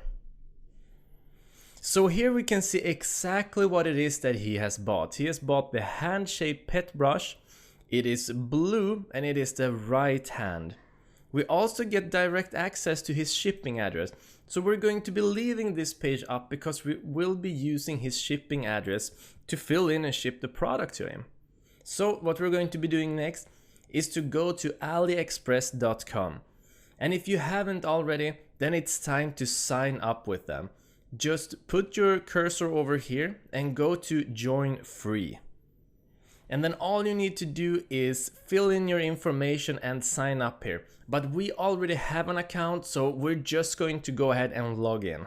Okay, so now we're logged in. Now what we want to do is find the product itself. And this is the thing with manual order fulfillment. You'll need to go back and find the supplier and order it. So we're going to search for pet hand brush. There we go. And you remember we were in the dog section, so we're just going to click here. And then, just like before, just like you have learned with the 6 unwritten rules, we're going to look at them by order. There we go. And we're going to look for one that doesn't have a brand. So just scroll down, search for one. There we go. So here is one. And exactly like before, we want to make sure that everything fits in. First of all, we need to be 100% sure that it is the same glove, the same product. Big mistake if you mistake the product. So we already know this is the one. From the picture, we've been using very similar pictures ourselves. And just like before with the 6 unwritten rules, make sure that they are in stock, make sure that there's e-packet, etc, etc. And then all we're going to do is choose the color, which was blue, and the right hand, and then click on buy now. And then we're going to click on add new address up here and write in the address. For you, this one might pop up right away. For us who's logged in, who has been ordering and shipping out before, it's going to show up a previous address. But all we need to concern ourselves with is getting this one to pop up and then write in the name. So here we're just going to fill everything up. So we remember his name was Anderson. And then let's go back to our Shopify and check out where he lived. He lives in West Thunderbird Road, United States. And then let's go back. United States, West Thunderbird Road. And there we go. Now everything is filled in. Now the next step is just to fill in your own phone number. And I have never experienced, and I don't know if anyone else who have either who had Aliexpress call them. And if they do, then just answer. But don't write in that person's phone number. Write in your own, so if they need to contact you, it always goes to you first. So I'm just gonna write in the phone number here. There we go. And then we're going to click on save and ship to this address. And scrolling down, we want to make sure that everything is in order. It is the correct product, blue, right hand, perfect. Now this one is super important. Remember, we are drop shipping here. We don't want them to get the original invoice to see the original price. We're only paying $258, but on our website, we're selling this one for $19.99. So what we're going to be doing is leave them a message, the retailer that is, that says, please do not include an invoice. We're drop shipping this product. Thank you. So by doing this, they won't be including an original invoice that's showing the original price. It doesn't matter to the supplier at all because they will be earning the same money regardless. And if they make us happy, they know we'll be coming back to them.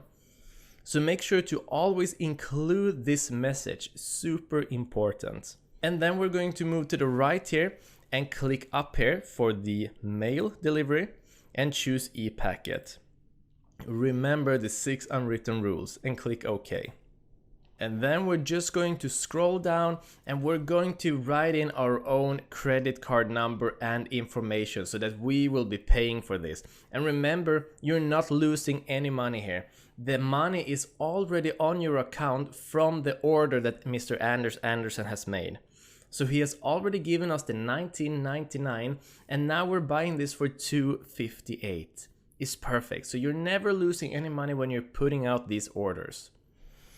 And after you have written this in, this is also very important. Make sure that you click on billing address here and edit this one. And you want the billing address to be set to you. You don't want the billing address to be set to the person that is ordering the product. Again, no invoice, no billing address to them. Put all of that information on yourself. So just click on edit and save that. So just click on edit and change that information to your own. And then when you have written your card information, click on save card to make this process a bit easier and quicker. And then all you need to do is go ahead and click on confirm and pay. And after you've done that, we're going to go back to the back end of our Shopify store. So here we are, we have already ordered the product now, it's on its way. All we're going to do is click in here at mark as fulfilled. And then we're not going to be using any tracking number, so we can leave that one blank, and we want to make sure this is clicked in so they get all the shipment details, they get all the emails, all the information about their shipment. And then we're just going to be clicking on fulfill items. And there it is. Now you'll know that it's done because the order has been fulfilled. We can see that it's paid, fulfilled, and archived. So that is all you need to do. Remember, the payment is already in your account. We set it to automatic. There's nothing more to be done. This is the much slower process, drawn out, might feel a bit complicated, but don't worry. You don't need to know all of this information. In the next lecture, you're going to learn how to automate this entire process, and that is the method that you will be using basically all the time. This is the backup method in case anything would happen. So let's move on into the main method of fulfilling orders. See you there, guys. In this video, you'll learn how to automate the order fulfillment process.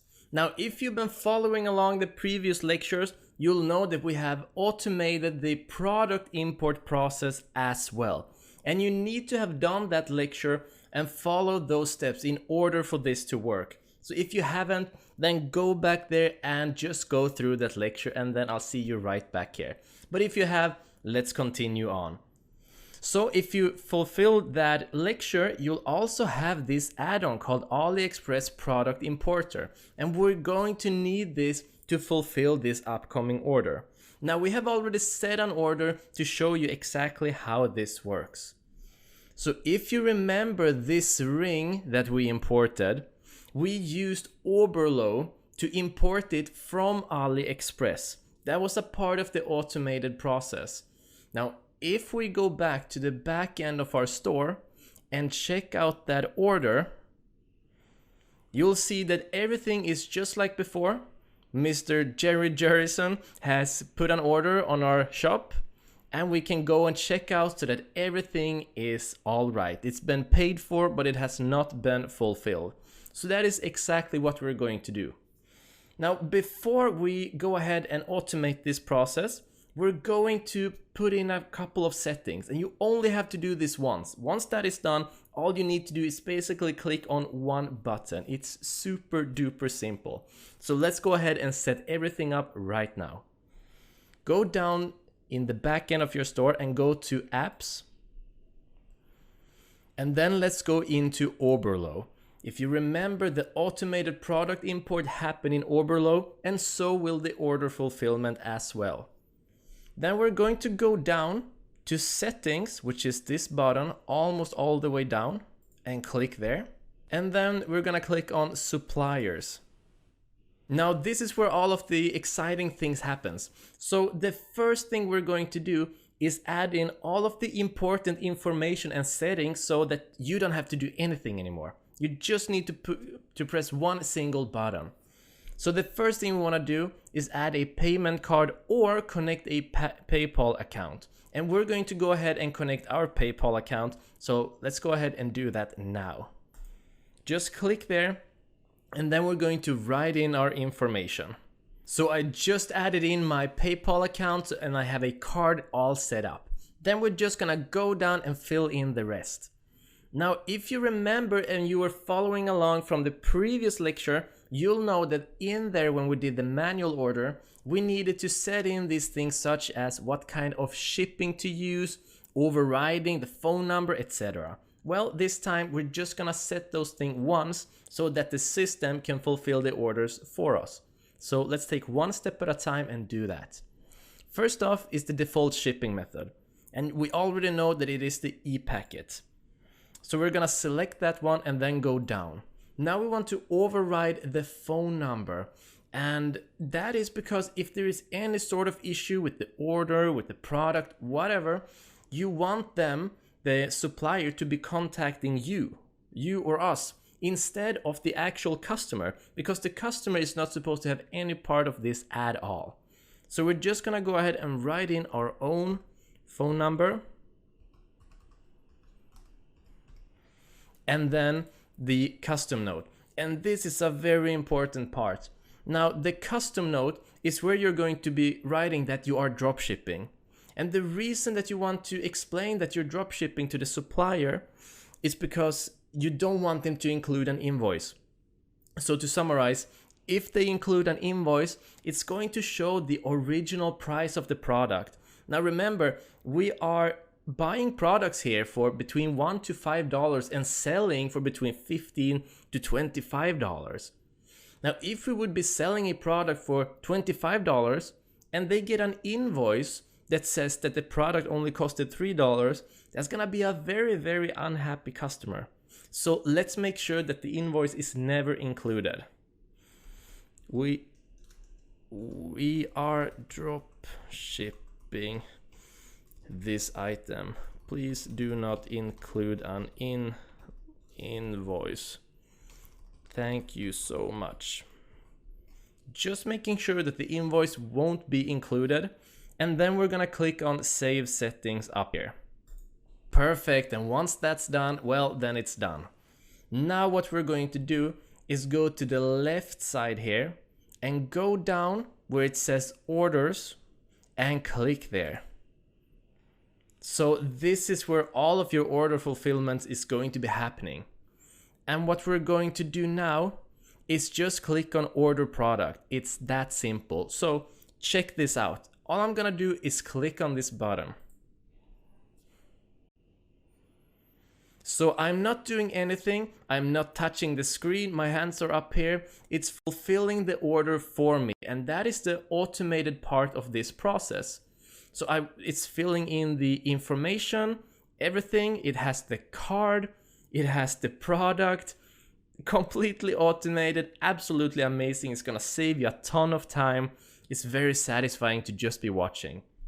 And now if you remember, or if you were following from the previous video, you need to have saved your payment method on Aliexpress. And if you haven't, then just fill in the payment method here once, and then click on Save this card. And once you have done that, change the billing address to your own address so the customer has nothing to do with this process at all. Once again, have the save card done and save this, fulfill the order, confirm and pay, and you're going to be all set and done. It is that simple. So let's go ahead and do that right now. And then we're just gonna click on confirm and pay. So there we go. It's been confirmed, all is set, all is done. Completed. Super easy. So when we were in the settings and we set our card up there, now that card, that information is going to be used in the next lecture that Jesper is going to be showing you. For this to work on Aliexpress, you just have to write your card in Aliexpress, click on Save Card, and the process will be automated. So next up, we want to click on Go to Aliexpress Order List right here. And we can see what was just ordered. And then all you need to do is click on Sync this page, and Aliexpress will be sending its information to Oberlo, which will be sending its information to Aliexpress, and back and forth like this. In other words, your job is done. Everything is set, the information, the product, everything, the shipping will be sent to the customer. This is all said and done. We can now officially leave this. So this is how you automate the process. Super simple, super easy. This is what you'll be doing the very majority of the time.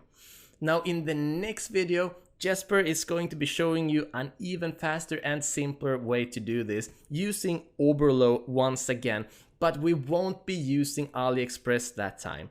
So follow this video and watch it once again, understand this process. It's super simple, just one click of the mouse, then move on to the next one, and then you have full control over your Shopify. Great guys, see you in the next lecture. In this video, I'm going to show you how you with Oberlo can automate the order fulfillment process with one click. So once you're in the back end of your store, you can see here that we have one order. So one new order. Somebody have bought a product from us in our web store. If I click that open, I want to look for one specific thing, and that is the payment status. You can see 13 minutes ago, Mike Mikeson bought a product from our store. Awesome. And it's already paid for. That means it's a green light to go and move on with the order fulfillment part. So once you've seen that it's paid for, click up the apps here on the left hand side and go to Oberlo. And before we are fulfilling this order, I just want to show you one thing. So click up this search product on the left hand side, because this process is only available if you're importing products directly from Oberlo to your web store. So these are the page where you have to import products from to really make this process a one-click process. Okay, and we did it in previous videos, so you know everything how this works by now if you have went through the lectures, of course.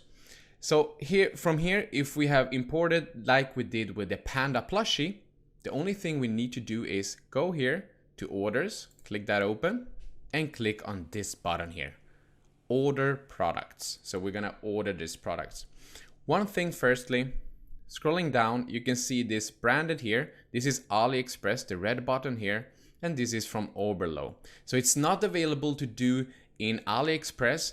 If you import products to your web store directly from Aliexpress, you need to do like Robin did in the previous videos when he did order fulfillment through Aliexpress, okay?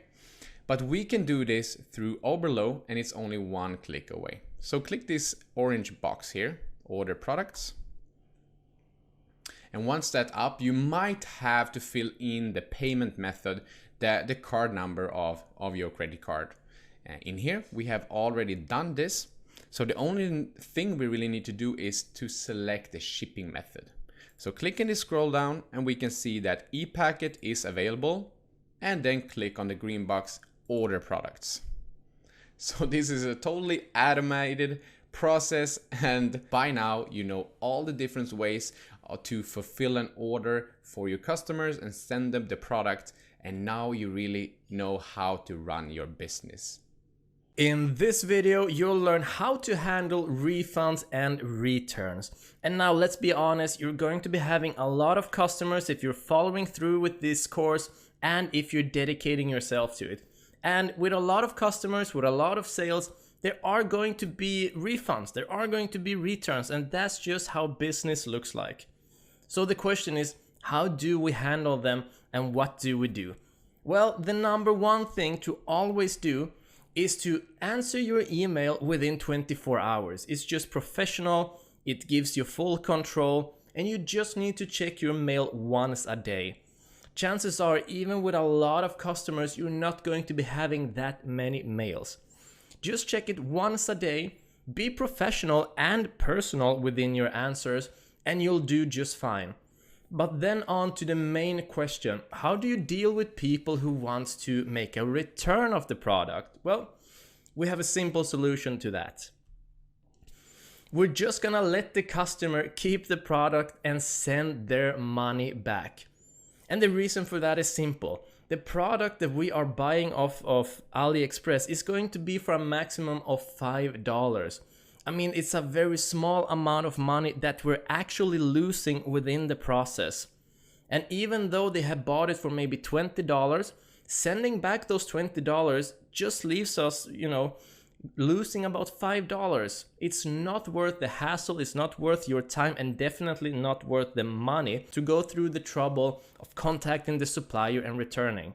So simply let them keep the product, give them back the money, and start seeing this as an opportunity. When you do this, they will be so happy. So let's use this occasion and then send them a discount coupon.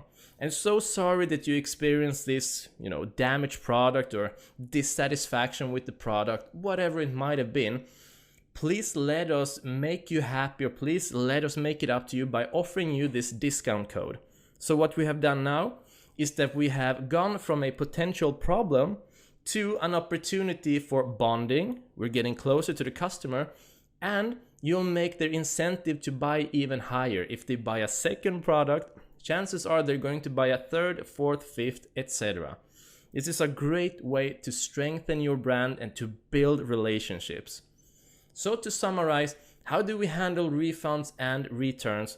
Well, just let them keep the product, give them back the money for a refund, stay professional, offer a discount code, and you're going to have turned a bad situation to a really good opportunity. Simple solution to a simple problem. So remember, stay within the 6 unwritten rules, stay within the $5 products, you'll be just fine. Let's move on to the next lecture, and congratulations for making it this far, guys. You're doing great. See you there. In this video, I'm going to show you a way that you can back up your sites, meaning you are making a copy of your customers, of your orders, of your products, all that kind of stuff. You can make a backup with just an application, and in the beginning it's for free, and then it comes with a little bit of cost, but along the way, while you are building this business, you're gonna make up those money 10, 100,000 times. So don't worry about it. What you would like to do is go to the back end of your Shopify store, click on apps, and click on visit Shopify App Store, and then we're gonna search for an application called Rewind. So do this with me. Rewind backups for Shopify, and click there. And you might wonder, why should I back up my site? Isn't Shopify secure? It totally is. But if it might happen that you are in with your products or your customers and you per accident are deleting a product or customer, then you would like to have a backup of that customer. Or maybe let's say that you're outsourcing tasks. Maybe further down the line, you're outsourcing tasks and let somebody else do your job once you've grown your business, and maybe they are deleting stuff or clicking on the wrong button. It's really simple to by accident delete stuff. So this is just to be double secure that you have all the information necessary within your account. So as you can see here, it says get here. And this application, it's for free, and I mean you can only download it, and it will help you to for the free version will help you to collect 2,000 items, and then further along the line, the more you put into your store, it starts to cost after a while, but you will have the information in your store. So what you would like to do is click on get, and only scroll down and click on install application. And now we have to pick the plan. So the free forever plan, it's daily backup. So whenever you get more customers, or you taking in more products, or collecting any type of information really in your Shopify store, it will back up, it will make a daily backup. That simple. And if you go for a pay plan, then you can back up at any time, and you see more features collective here. And as you can see here, with this free forever plan, once you have 1,000 more items, that is email addresses, customer information, products, pictures, etc. Every time you extend with 1,000 items, you will be charged $2 extra. So this is not a heavy cost whatsoever. This is just to have all the information in one spot, secured. Yes, Shopify is secure, but once again, one double secure place. So we will continue with this free trial here. Click just continue trial, and then as you can see, we have a 6-day free trial period, and this will also continue to be free because you have 2,000 items included, and then it will start to cost. So don't worry about this now. Just click on approve charge, and you can see that they won't charge me anything here. Okay, now it's installed, and it will take you a couple of minutes or maybe hours for the application to really collect all kinds of data from your web store. And once it's done that, if I scroll down and click over one by one here, enter the rewind vault, I can see that if I delete any product of my page per accident, maybe I can go into this application here and click on products, and I can see that they have an other setup for these products, so I can just take it back to my store really. So this is a really effective tool. I highly suggest you actually to go into the App Store and download this app. So go to the apps, click on Visit Shopify App Store, and what you would like to do is in the search tab here, just type in Rewind Backups for Shopify and go and get it. That is how simple it is, and you don't have to think about this ever again. Okay, good luck now. Congratulations on making it this far into the course. And if you follow along in step by step, you are having a real business up running right now. It's incredible, right?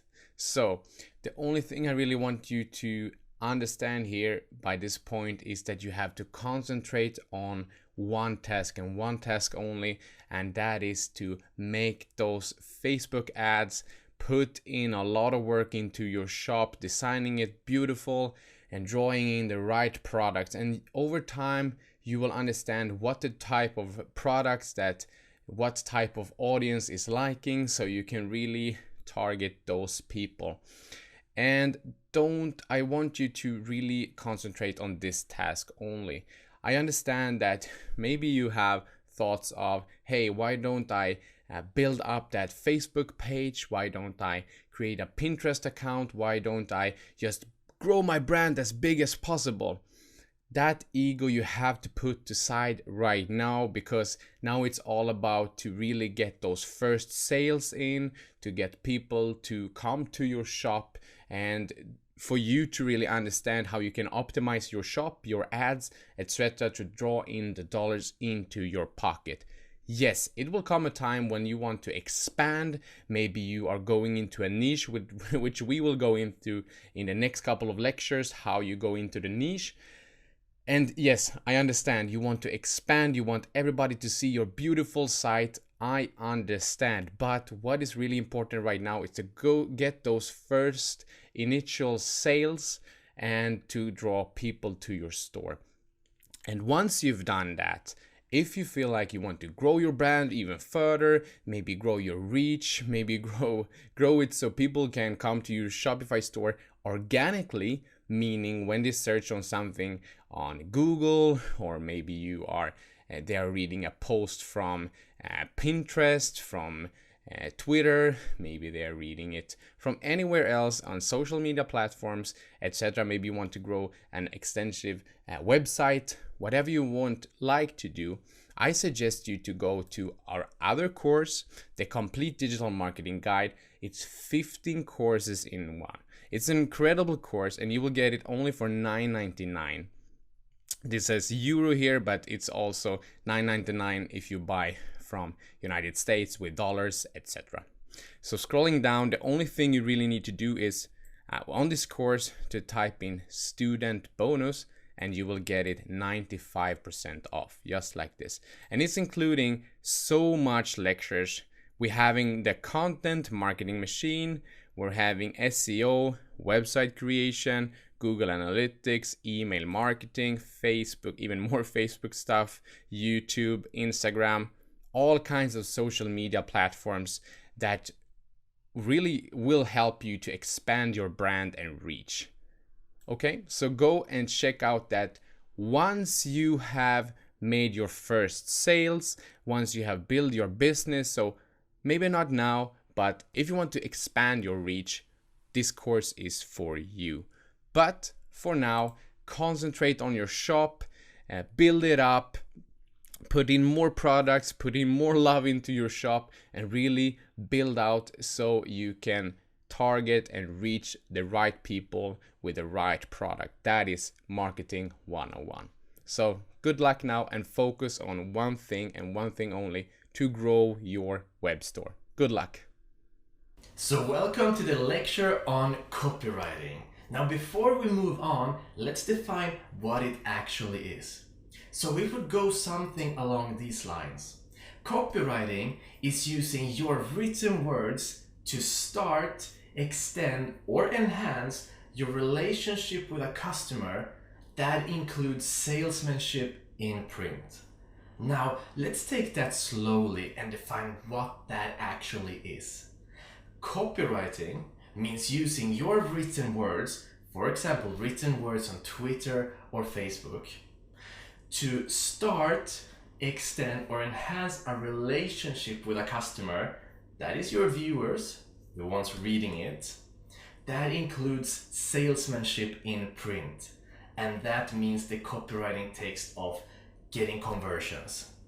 So basically, copywriting is all about starting the relationship with people through your social media platforms and getting conversions. That's the whole point of copywriting. So communication is everything. If you can communicate well, you can reach out to people and you can get conversions. That means that communication equals wealth. Communication is key. Good copywriting will target the emotions. When you target someone's emotion, you get them into action. And that action usually means buying or signing up on a landing page or opt-in. But that action is the essence of going from content, taking actions into conversion. Good copywriting reaches out and touches people. Let me give you an example of a good and a bad copywriting. Let's start with the bad copywriting.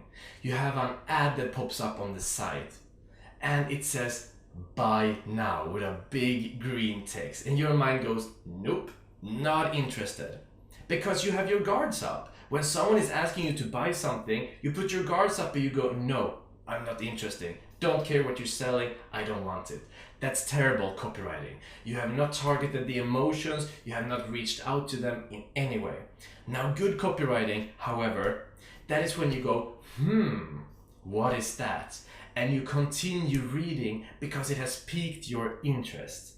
And when you have piqued your interest, then when you start reading, your guard goes down. As your guard goes down, that's when you're able to really reach people, and that's how you get them into action, into conversions. So now when you know what copywriting is, let's go through how it works.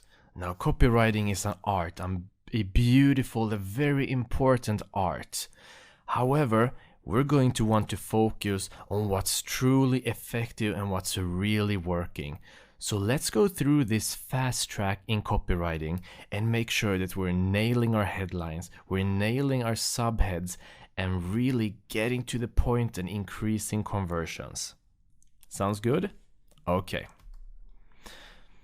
So starting with the basics in copywriting, there's a couple of keys we need to understand. Now, the first one is that people hate being sold. I'm sure you can relate to this. If you're in the store, someone is trying to sell you something, you're going to have resistance. It's our natural reactions. And it's the same online. You don't want an ad popping up that says buy now. There's resistance to that. You don't want to be sold anything.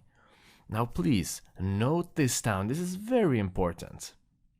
And the second thing is that people buy with their emotions. Whatever product you're having, whatever service you have, no one wants your actual product or your service. People want the results. Let me give you an example here.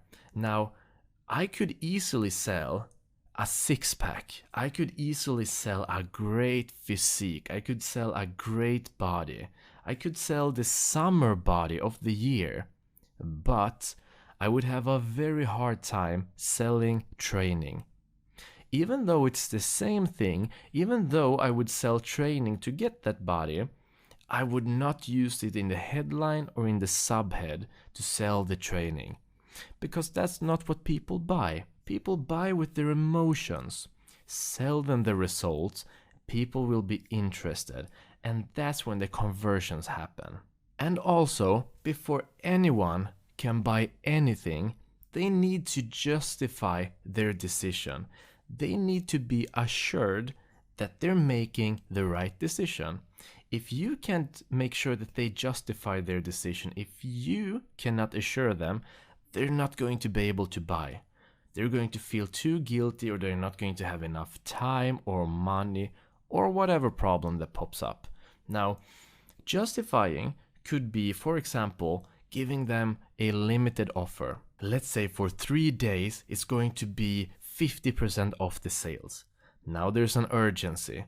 The justification here is, if I don't buy this right now, I'm not going to be able to make this great deal. If I don't buy this now and I buy it later, I'm going to lose money. And no one wants to lose money. Other ways to justify it is to make sure that they deserve it, or make sure that they need it. Making sure that, hey, what's gonna happen if I don't have this product? That's a great justification. So, people buy with their emotions, and people need to justify their decision. Sell the results and assure them so that they can justify. And that's how you really sell. Don't just sell them things. So let's talk about something very important here. 2 things you're going to hear a lot is, I don't have the time, or I don't have the money. And in some cases, at least with the money, that may be true. 99% of the cases, it's not. And let me tell you why. Well, first off, look at what you're doing right now. Because this is important for you, you're going through this lecture. You're making time for this lecture. And I'm sure if you think about it, there's probably 1,000 things in your head that needs to be done. Some things that should have been done already, and preferably yesterday. And that's just how it is for us. We always have a busy schedule. We always have things that needs to be done. However, when something is important, we make time for it. When there is an emotion connected to it, it becomes important. An example is, most people feel, I don't have time to work out. My days are completely filled. But when the emotion gets too strong, when they feel, well, I'm way too out of shape, then the result of getting in shape becomes so important that they start making time for it. So to summarize, time is about importancy. If it is important, people will make time for it. Make sure your product is important. Once again, pause the video, write this down. These are key things to selling, to understanding people, to proper copywriting. And now, whenever you're writing an ad, whenever you have a headline, you're writing a copy, whenever you're writing content for your blog, whatever it might be, whenever people are reading it, they're always going to think, hey, what's in it for me? I want more. And that more isn't logical, that's an emotion. Now remember, we all have a busy schedule, and people want value for their time. Always fill it with emotion, always bring them value. Make the promise, show them the results, give it to them, keep them curious, and keep their interest piqued. Always remember that time is valuable to people. And whenever people decide to spend time on your content or your products, they need to have the emotion that it's valuable, that they're doing the right thing. Justify them spending their time reading your content, reading your copywriting. Now let's talk about money. This is a sensitive topic. How many times have you heard, well, I don't have enough money. I would love to have it, but I don't have enough money. Well, the truth is, money is all about the confidence.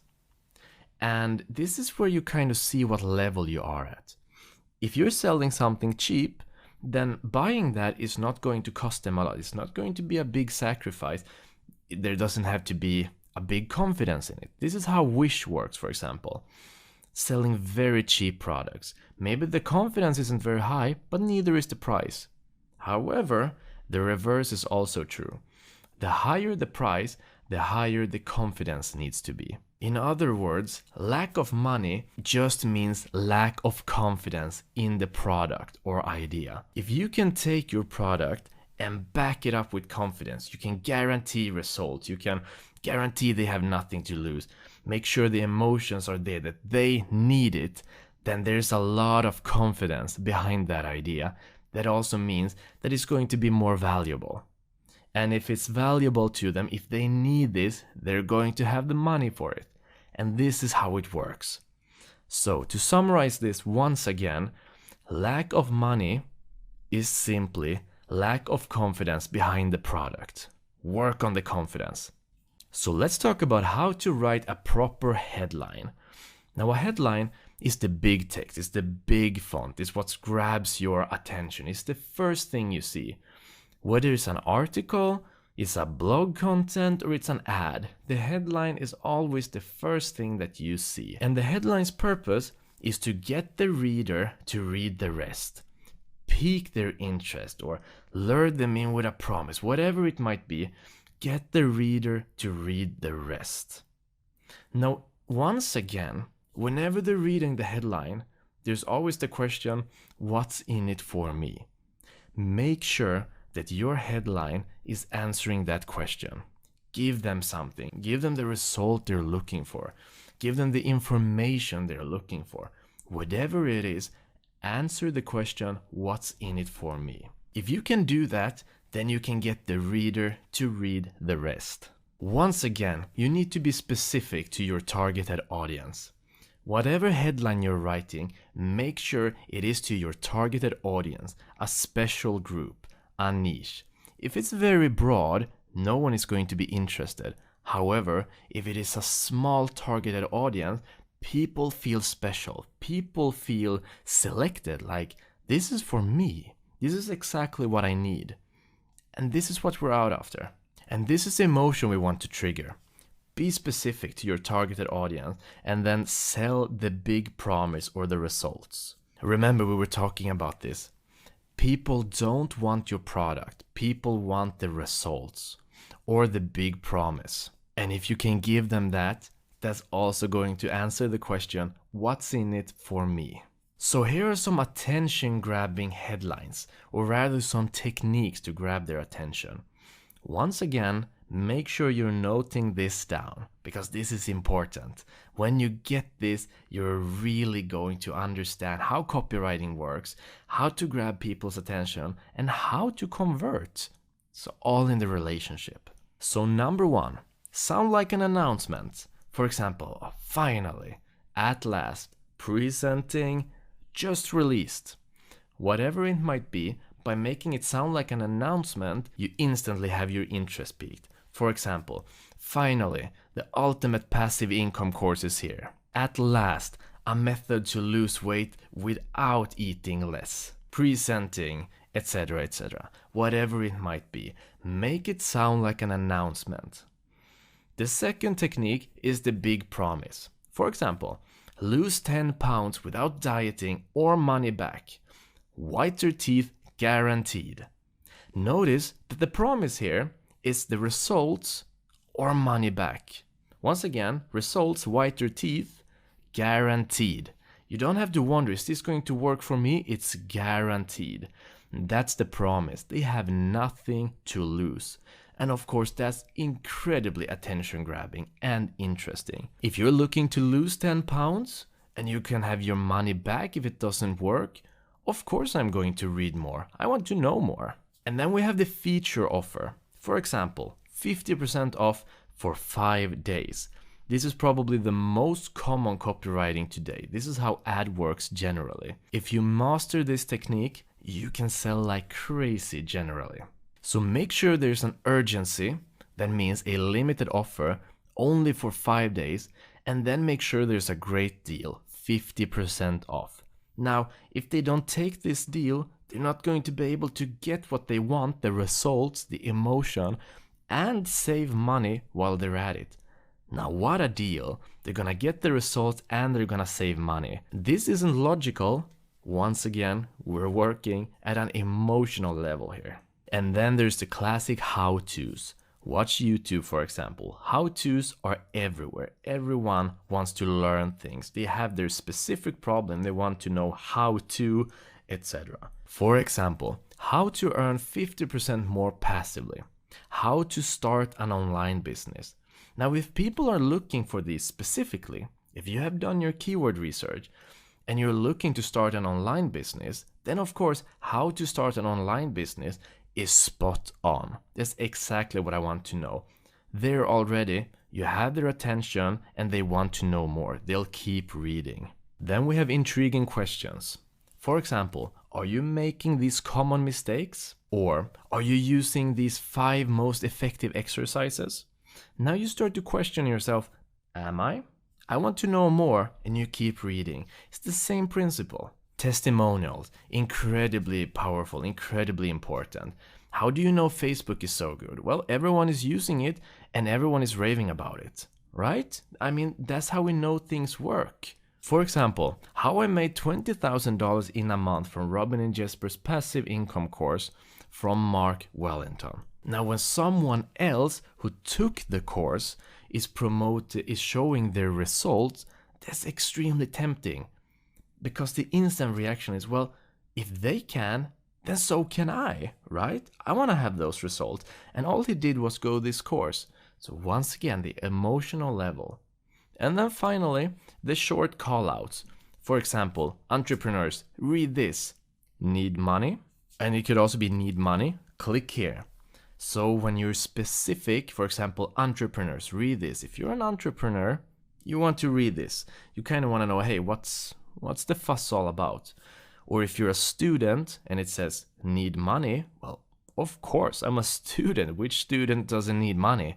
They're gonna be further interesting. Once again, here you have piqued their interest. Now you need to make sure that the subhead is spot on. So let's go through some subheads here.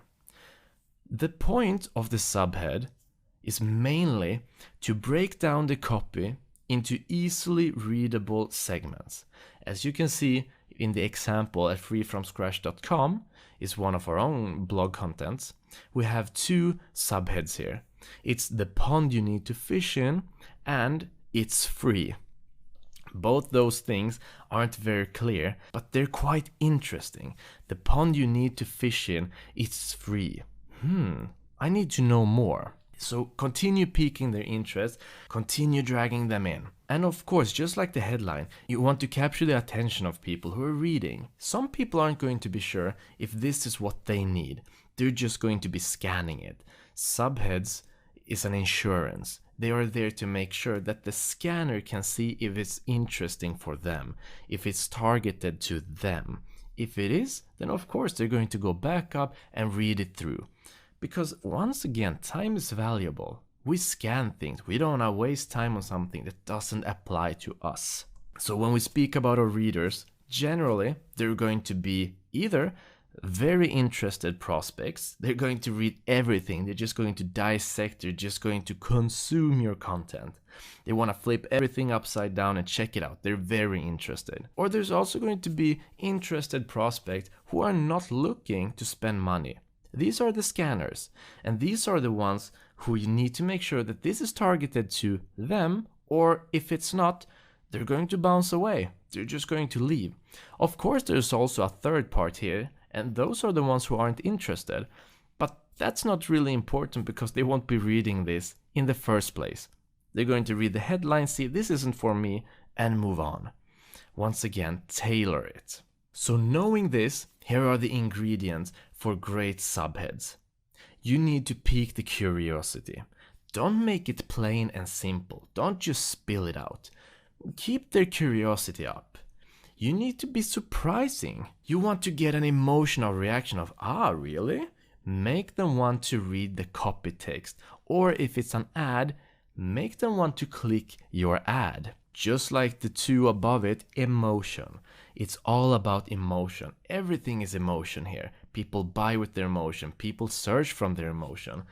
We're emotional creatures. And this is how we connect. This is how we buy. This is how we justify. Focus on the emotions. And finally, inject your personality. People want a relationship with you. People want to know you. Are building the trust with you. Be personal. Great copywriting is at a 6th grader level. Write that down. Great copywriting is writing at a 6th grader level. Writing like you talk. And in this way, when you're writing like you're talking, that is personality. That is interesting, and that is building a relationship. So let's take an example here of some bad copywriting. Now, the headline is it time to upgrade your phone? So here are some bad subheads. Number 1, your screen is cracked. Your touchscreen doesn't work. You keep dropping calls. Now notice the headline is it time to upgrade your phone? And all these subheads, they're answering the question. Well, your screen is cracked, your touchscreen doesn't work, you keep dropping the calls. Because the subheads have already answered the questions, there's no need for me to read the text. There's nothing more for me to explore. And frankly, that's quite boring. I'm not very interested. So these are some bad subheads. They're killing the curiosity. There's no emotion behind it. There's nothing in it for me. It's a question and then there's an answer and it doesn't trigger anything. No emotion. Let's take some examples of some good subheads. Now the first one would be cell phone associates can't answer questions about your phone. Now, if that doesn't trigger curiosity within you, I don't know what will. That's a perfect example of a great subhead. Second one, you can't buy cases for your phone anymore. Of course, they're kind of suggesting it might be outdated, but once again, that is an interesting headline that makes you think, that triggers an emotion, that triggers your curiosity. Great subheads. And then finally, an upgrade won't cost you anything. Well, if an upgrade doesn't cost you anything, chances are what you have isn't very valuable to begin with. Maybe it's time you upgrade your phone. All of these are incredibly interesting and they're here to pique your curiosity. So let's recap. Copywriting is the most important internet skill of them all. You need to write like you talk, or write like you think. Make sure that you inject your personality in this. Don't keep it stiff. Stay on the talking level, stay at the 6th grader level, and keep it interesting. And build a relationship. If people trust you, people are going to buy. And that's what it's all about, building the relationship. Great copywriters build great relationships. Focus on that. Turn products into an enchanting experience. Once again, no one wants to buy your products, but everyone wants to buy the results. Everyone is interested in the promise. Make it into an enchanting experience. Make it amazing. Paint a vivid picture for them. Trigger the emotions. And finally, which is really the end result of copywriting, make readers take action. And that action, preferably, of course, is going to be them buying your product. But once again, that's going to depend on your product. But once again, that's going to depend on your relationship, how much they trust you, how much confidence that's behind your product. So we have attached some great examples of copywriting ads, and we have attached some terrible examples of copywriting ads. We have also attached templates that you can check out for formatting. What I want you to do now is check out the templates and make sure each time you're doing any content, any ads, that your headlines are all checked out, subheads are all checked out, and then that the formatting is all correct. Check out the templates. And this is how you make sure that you're always on top of your game in the copywriting.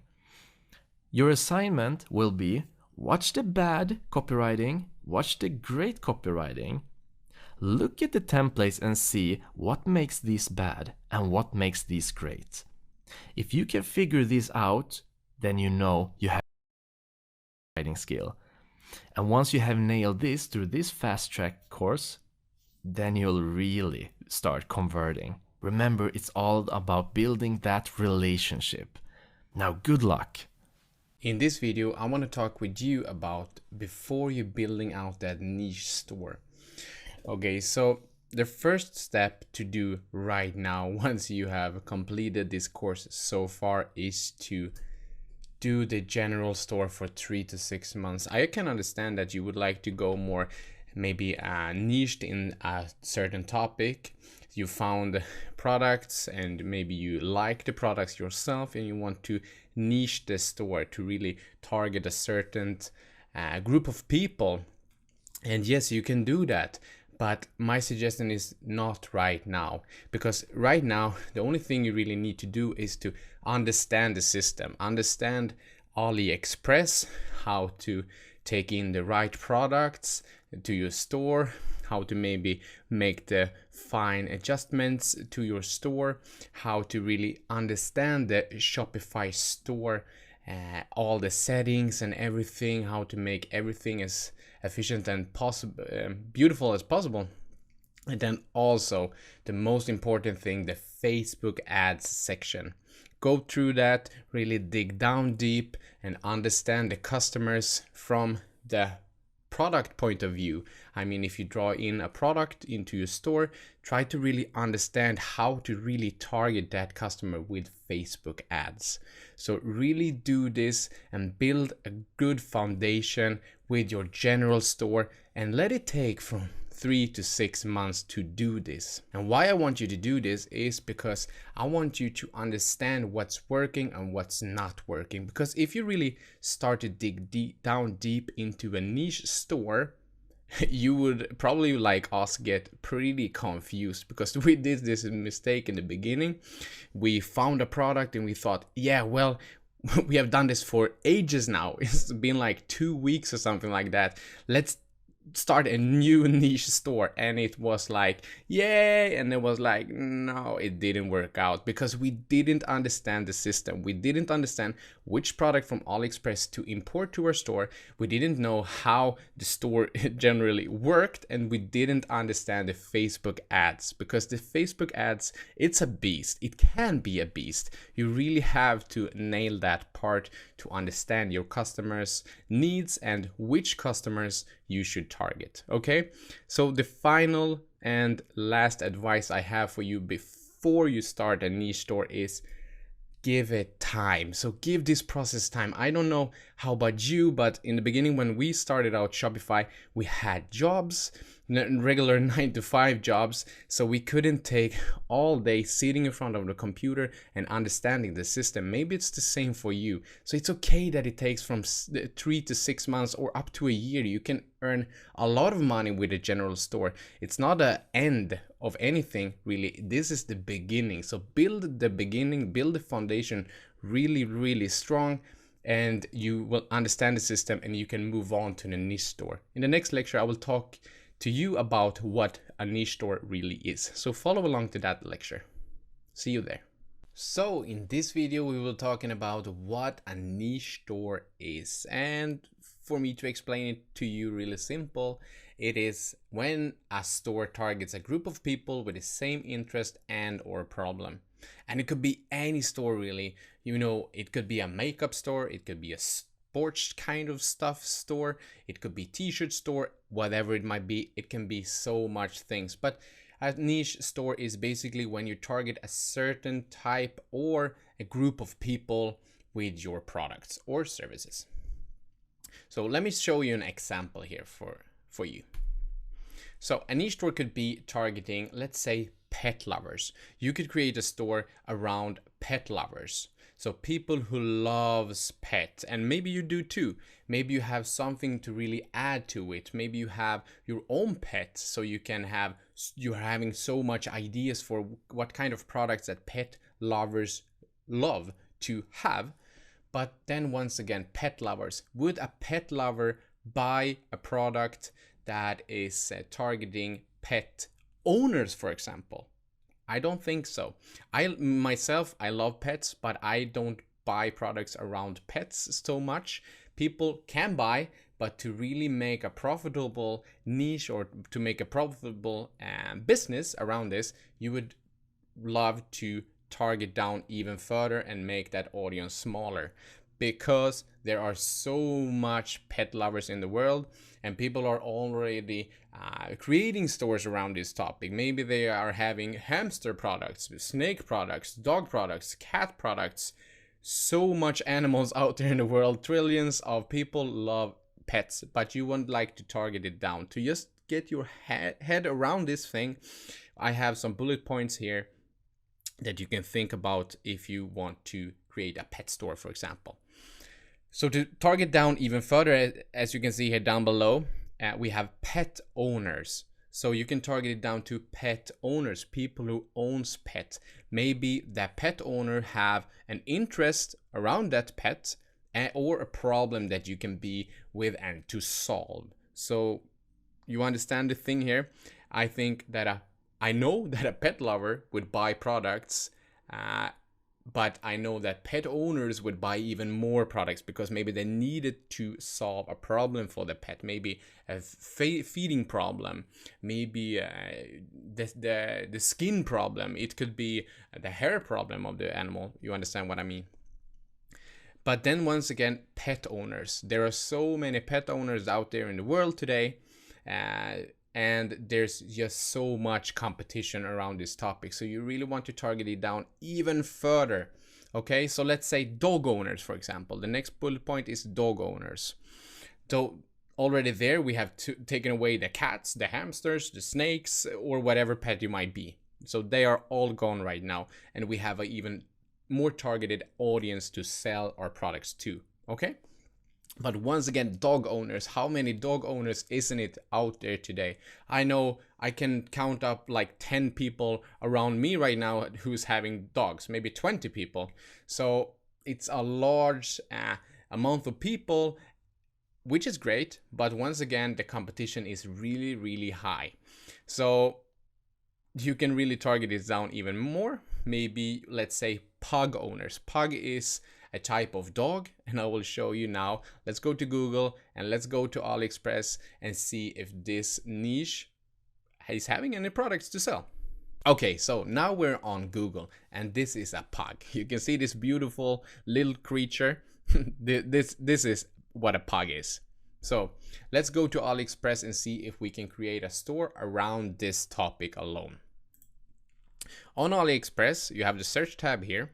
And this is where you're going to spend the most amount of time on this, and also to take in this product to your store, and then also making the Facebook ads to really target that audience. So let's search for pug, for example. Let's see if we find any products here around this topic. And as you can see, we have in socks here. We're having even more socks, underwears here, stuff like that. Look at this little creature here. So there are a lot of things around this topic, and if you only search for pug, you will get some suggestions here, and here you can get the results of how many products it is within this topic. Let's say pug shirts. Let's go there and see if this is a profitable niche. Click on orders and then scroll down. What we're looking for is this number here. How many orders is it? And I would say go for any that have at least 1,000 or above. But as you can see, Pug Life, these are things that are selling. So this could be a niche that you can create a store around and make money. So what you would like to do is go here and see if it's profitable. That is our next bullet point on the slide. Find out if it's selling. Okay, let's go back to Aliexpress once again. So here in Aliexpress, let's say that we would like to create that store around the topic pug owners, okay? Then pug owners, what would they like? You know, is there any like stuff that you can sell that pug owners love? Maybe let's say pug rings, so they can always, when they're in the job, they can go around and carry that ring around and really be proud. As you can see here, there are pug rings, all kinds of stuff here really. So this could be a topic really that you could create a store around. And I really want you to think about when you're starting a niche store, do you know the system? Do you understand the Shopify? Do you understand the Aliexpress? Do you understand the Facebook ads? Have you made your fail and trial period? Because this is really important to just not jump into any niche. Maybe you have an interest and you were like, yeah, I only want to sell this dog kind of products, and I understand you totally. But be prepared once you go into the niche, because this could be difficult, but it can also go really easy. So really get your head around what's selling and what's not selling, so you can make a profitable business. Okay, let's go back to the slides. So this is basically what a niche store is. It's when a store targets a group of people with the same interest and or problem, and a niche store could be looking like this. First of all, you're thinking like, oh, I would like to target pet lovers. And then there's a lot of competition out there. You really want to be the man or the woman or the girl or the boy that people are coming through, and the store that they're coming through rather, and buy their products. So you get this customer to buy more products from you. So that is basically what you want to do. And then you can target down to pet owners, dog owners, and pug owners. This is just one example that I'm throwing at you right now. This could be really anything, but you would like to think in these steps. So how can I target down this further, but not too much? Okay. So too much would be pug owners that loves rings. That would be too much. So see if it's selling. That's the last bulletproof. Find out if it's selling, and you can do that by looking at Aliexpress under orders, etc. Okay, so now you understand what a niche store is. Let's move on to the next lecture and see you there. So in this video, we will be talking about when you should go from a general store to a niche store. First off, I just want to explain to you the first bullet point. That is when you fully understand the entire system. First off, you have to master Aliexpress, okay? You have to master the thing with finding the right products to put into your store. And then you have to master how your store is gonna look, the description, and everything around the products that you are putting in or importing to your store. And once you've done that, you have to master the Facebook ads section. You really have to dig down deep into your potential customers' minds. What kind of interest and behavior are they having? Okay, so this entire system is what you have to master. Once you feel like, well, I'm totally ready to create this niche store now, I just want to stop you for a second and look on the second bullet point. When you found products that are selling over and over again, because you cannot just go out there and create a niche store and just throw all the money you have into a sea and not getting anything in return. Because if you really know what's selling, well, create your store, create your niched store. Because let's say that you are really going to sell that pug rings or pug products to pug owners, to dog owners. Then you find maybe one pug ring that are selling really good. You're getting a great ROAS on that, return on ads spend. And you're getting a lot of money from this pug ring. Then maybe you start selling, trying to sell a pug t-shirt in your general store, and you see this is a great product to get money from as well. Let's sell more of this, and you're scaling your ads and you're seeing this is really working. Then I would really start building that long-term brand. I would really start building that niche store, create a great name for the store, buy a domain, and start building out the store just the way we did in this entire course. You can go through this course once again and build that niche store once you found profitable products that are really selling over and over again with ads that you're scaling to the next level, and you will create a great niche store kind of business. So this is really what I want you to have in mind when going from a general store to a niche store. fully understand the entire system before you going from a general store where you can try trillion of different kind of products to really see which niche are you getting into, because you really need to go into a profitable niche, because if you don't, you only will lose money on this kind of business.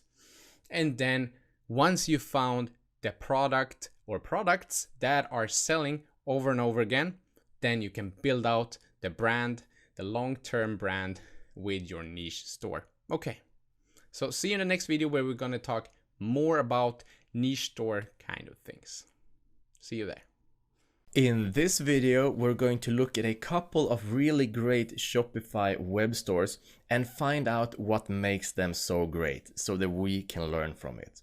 Now, in the resources, I've added a link to a website of 40 different Shopify stores, all with different themes, all with different products, so you can go through them yourself and look at what they are doing and why what they're doing is working for them. So let's go through 3 examples here and dissect their website so we can learn. Now, the first one is called faucetface.com. The first thing that we can see are the products they're selling. We can see that they're selling stainless steel and glass bottles. And we can also see that their theme is completely covered in blue and white.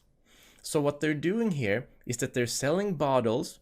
They have written a text here that talks about how much better stainless steel and glass bottles are than, for example, plastic bottles. And they have created a theme around it with fresh colors. I mean, the entire theme here is really, really fresh because they want their product to look fresh. Now, this is a great way to increase the value of the product you're selling. They have picked a product and put their theme and design after that product. And I want you to do the same with your product. 1, look at what is the product. And 2, use a theme that's going to support and increase the value of that product. For example, if you're selling, let's say, organic tea, maybe you would like to use a green theme. You want to get the really fresh, the kind of organic vibe. And this is really what the point is of choosing the themes, of choosing a proper design, increasing the value of the product. So let's move on to the next example, which is deathwishcoffee.com. I mean, just listen to that, Death Wish Coffee. So the first thing we can see, it says, buy the world's strongest coffee. Now, clearly, this kind of gets this macho vibes going in there. This is the strongest coffee in the world. We can see a skull. We can see there's black going on. There's black up here and red, which is a warning color. Everything here just screams aggressive. And you know what? Their product is really aggressive. So this is a great way of making the theme go along with your product. People who is going to want to buy the strongest coffee in the world probably going to be people who really wants to challenge themselves and push boundaries. People who like a more challenging, maybe slightly more aggressive lifestyle. Everything here is themed around that. So once again, think of what is your product and what kind of theme would you need to support that. Now that is the point of this entire lecture.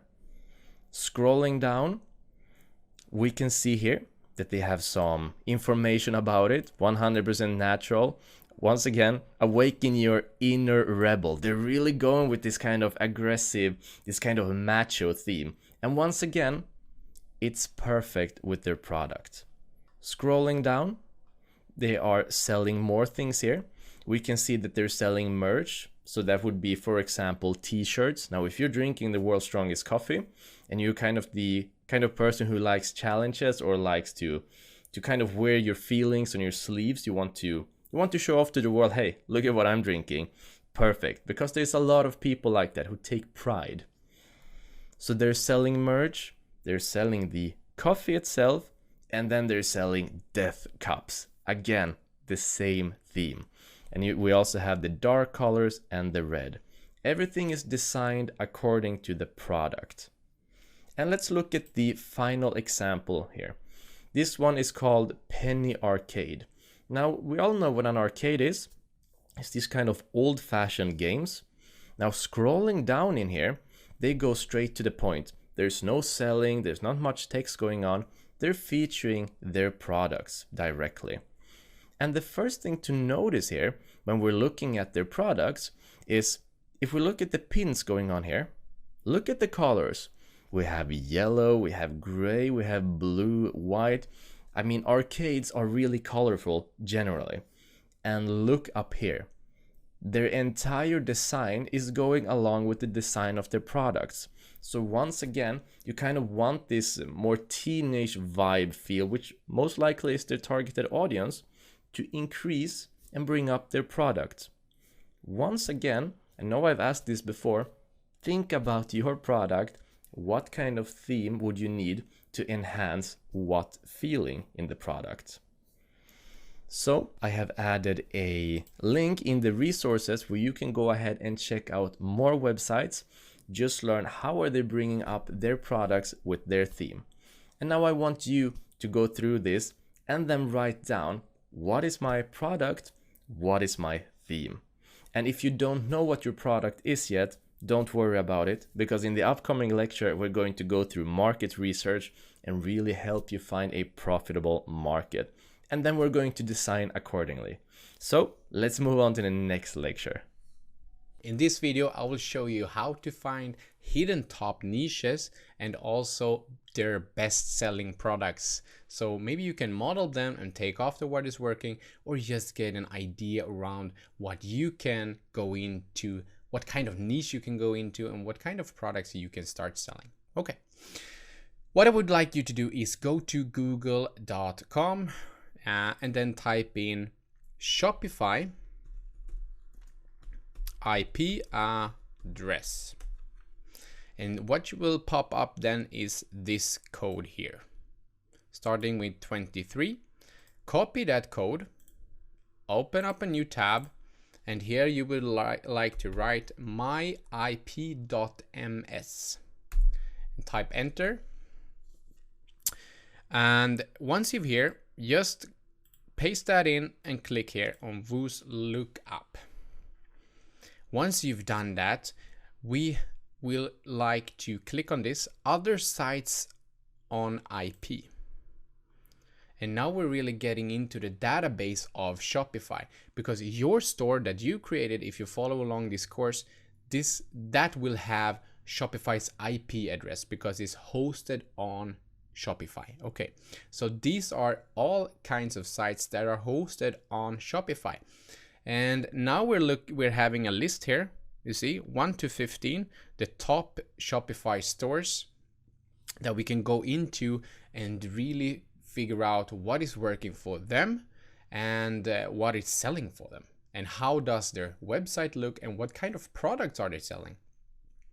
On the right hand side here, we have by Alexa, the search engine for Amazon. They have ranked their web pages here, these top 15 niches. So as you can see, myshopify.com is ranked 268 worldwide, which is incredible. So Shopify is really a sustainable business model, as you can see here. And the second one is colorpop.com. We're gonna go into this. I'm just gonna copy this one and open it up in a new tab. I suggest you to do the same. And then tap on enter. Let's see how this looks. How does one of the best Shopify stores that are selling the most product look? And the first thing is incredible. They are obviously selling lipsticks. So what you can see here is take from this store what you are liking. Maybe it's up here in the section around the menu, maybe this bar that we already created. Maybe there's more stuff here that you really enjoy. Maybe the colors, maybe their products that are selling. Maybe you can find the same ones in Aliexpress. Okay, they are having a lot of faces, as you can see here. Maybe you would like also to have people's faces on your website. Maybe to, if you're selling, for example, then lipsticks and makeup stuff, you would like to maybe model them as they go here, maybe with the logo or something that you feel like this is really, really cool. I like this. But now, with further ado, let's dig into what kind of products are selling the best for this store. Because of course they are having the top best sellers here. We can scroll through this, but this doesn't say too much which are the best selling product. We're gonna dig down deep into that right now.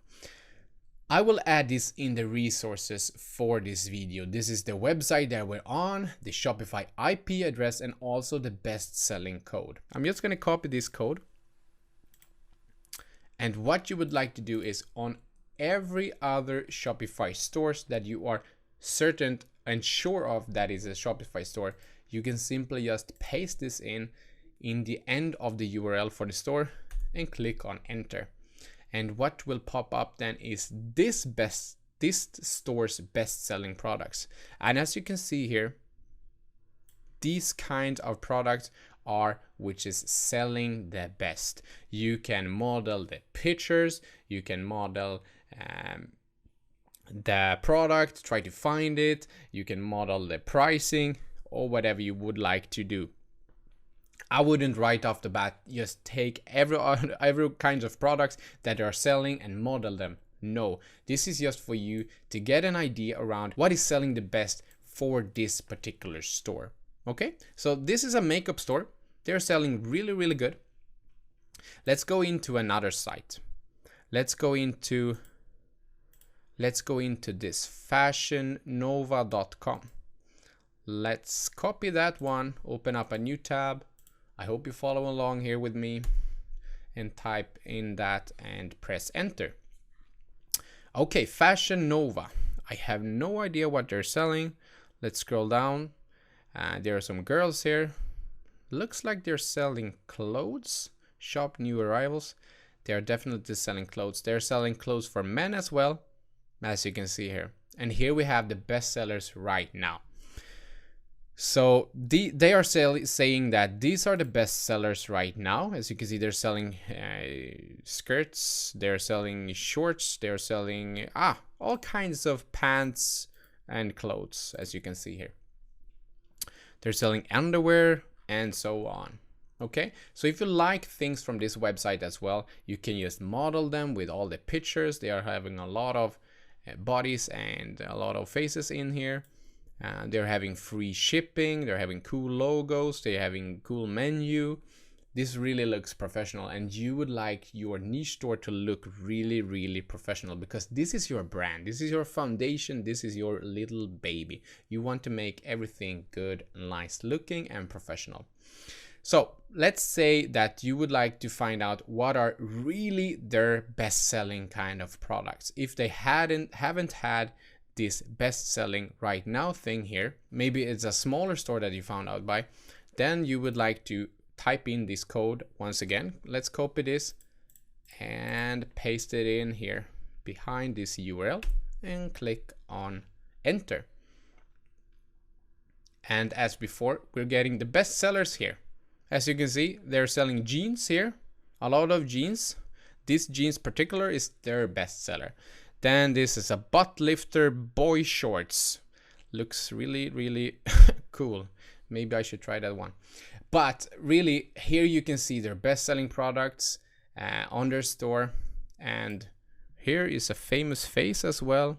You can see they are really putting out a lot of work into this store. They're having a lot of faces and bodies and professional made pictures, and you could do the same. Okay, so get some inspirations from the list of this list in myip.ms. Type in the URL. I will have everything here. You will have this list in the resources for this video. Go and check out all the hidden niches and their best-selling products to get an idea around what you can sell, what type of niche you can start creating, and start selling those products on your general store. And just go for it, okay? So good luck, and we will see you in the next lecture. So a big congratulations to you who have finished this complete Shopify DropShipping Masterclass. Now remember guys, the key here is to staying consistent. It might seem scary in the beginning to put out money on ads, but this template works. Just stay consistent, find gold, find that winning ad, scale it, and you're on your way to an incredibly profitable business in record speed. So don't be afraid of this process, stick with it, stay consistent, and then there are no limits. Remember that there are no limits, and we'll be in the Q&A. You can ask us anything, anytime. And now we wish you the very best of luck with your business. Good luck with your business and treat this as a In this video, you'll learn what Facebook Messenger chatbot marketing is and also why you should be getting into it right now. So first of all, what is it? Basically, it's using a piece of software in order to have one-on-one conversations with people on Facebook Messenger. In other words, it's a way to automate conversations on Facebook Messenger. So what is the power of this? Well, let me show you. So here we are in the Facebook Messenger chat, and the bot has already started a conversation with us. So what I want to do here is show you what you can do with this bot and the unlimited potential it has to get more customers, improve your sales, generate leads, anything that your business needs. So the bot has started a conversation with me. Hi Robin, how are you doing today? What I'm going to do is bring up the list here, the menu, and I'm going to ask, what's this? I'm not actually sure what this R&J super sale is. So the bot starts a conversation. Glad you asked, Robin. We like to call ourselves Super Deal Store. We find the best deals available to sell them to the lowest prices possible. How does that sound? And here I'm getting two options. Sounds awesome or not very interesting. Well, I think this sounds awesome. So the conversation with the bot continues. We think so too. So Mr. Nordin, what would you like to know more about? So let's say your latest deals. I'm gonna click here. So as you can tell right now, we have gone from asking what is this to having the bot actually send us to the deal section of the store. Sure thing, simply click on the link below, visit store. So this is how powerful the Facebook Messenger chatbot is. It's an automated process, and what the bot has done is introduce me to what the store is and then funnel me or send me to the latest deal section for me to become a potential customer. And the possibilities with this is unlimited. That is why this is so powerful. But also, there are more things to consider when it comes to Facebook Messenger chatbots.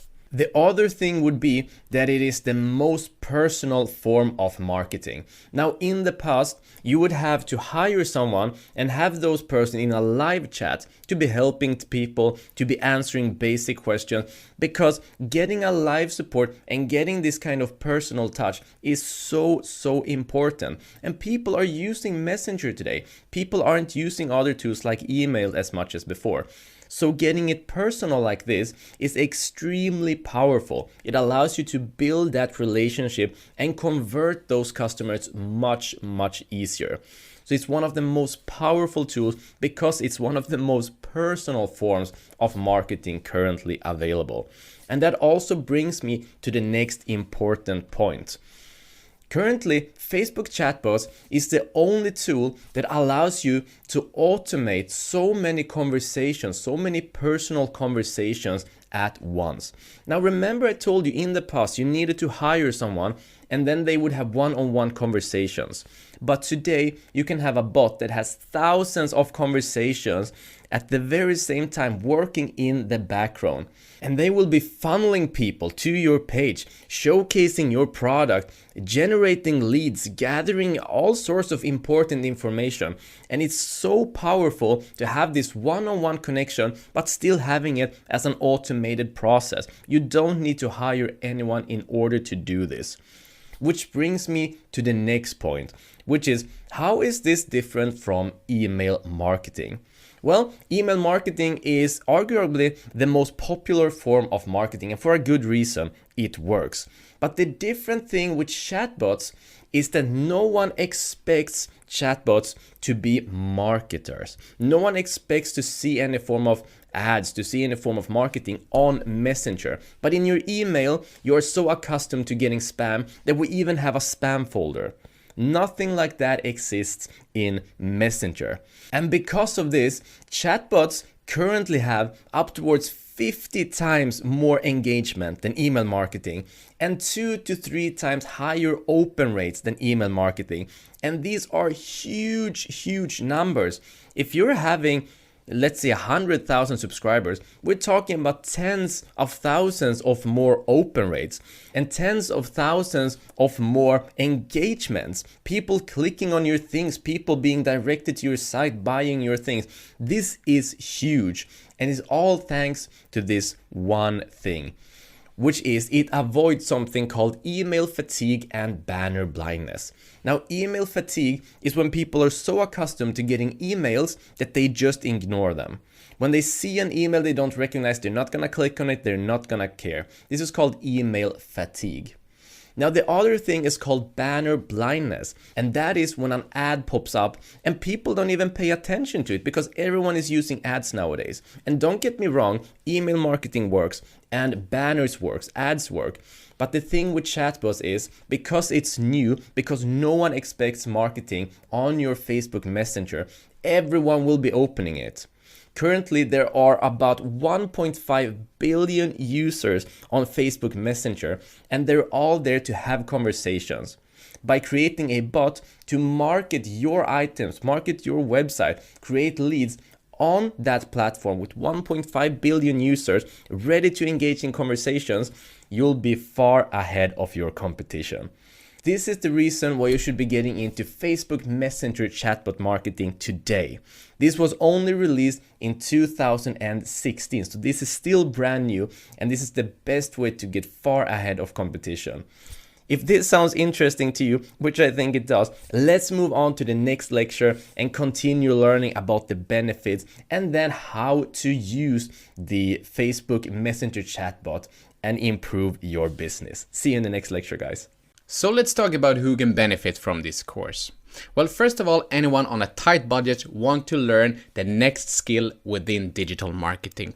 This is the most powerful and effective way today to reach new clients, to get more sales, and to get those valuable leads.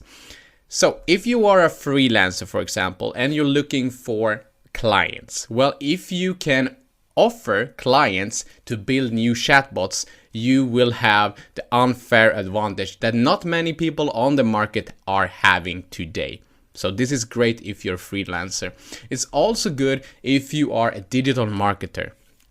Let's say that you're working on a company or you're looking for a job. Maybe you would like to have a new job or you're looking for that promotion. This is the next step in your digital marketing career. Maybe you have a small business. You are a small business owner and you're looking to scale your business. And this is the most effective way to scale your business automatically with building these chatbots. It's not only cost effective, it's easy to build these chatbots with us in a step by step. And we will show you exactly how to do that inside of this course. So let's go over some more examples. For example, if you're running an e-commerce business, this is a perfect way to start marketing your business.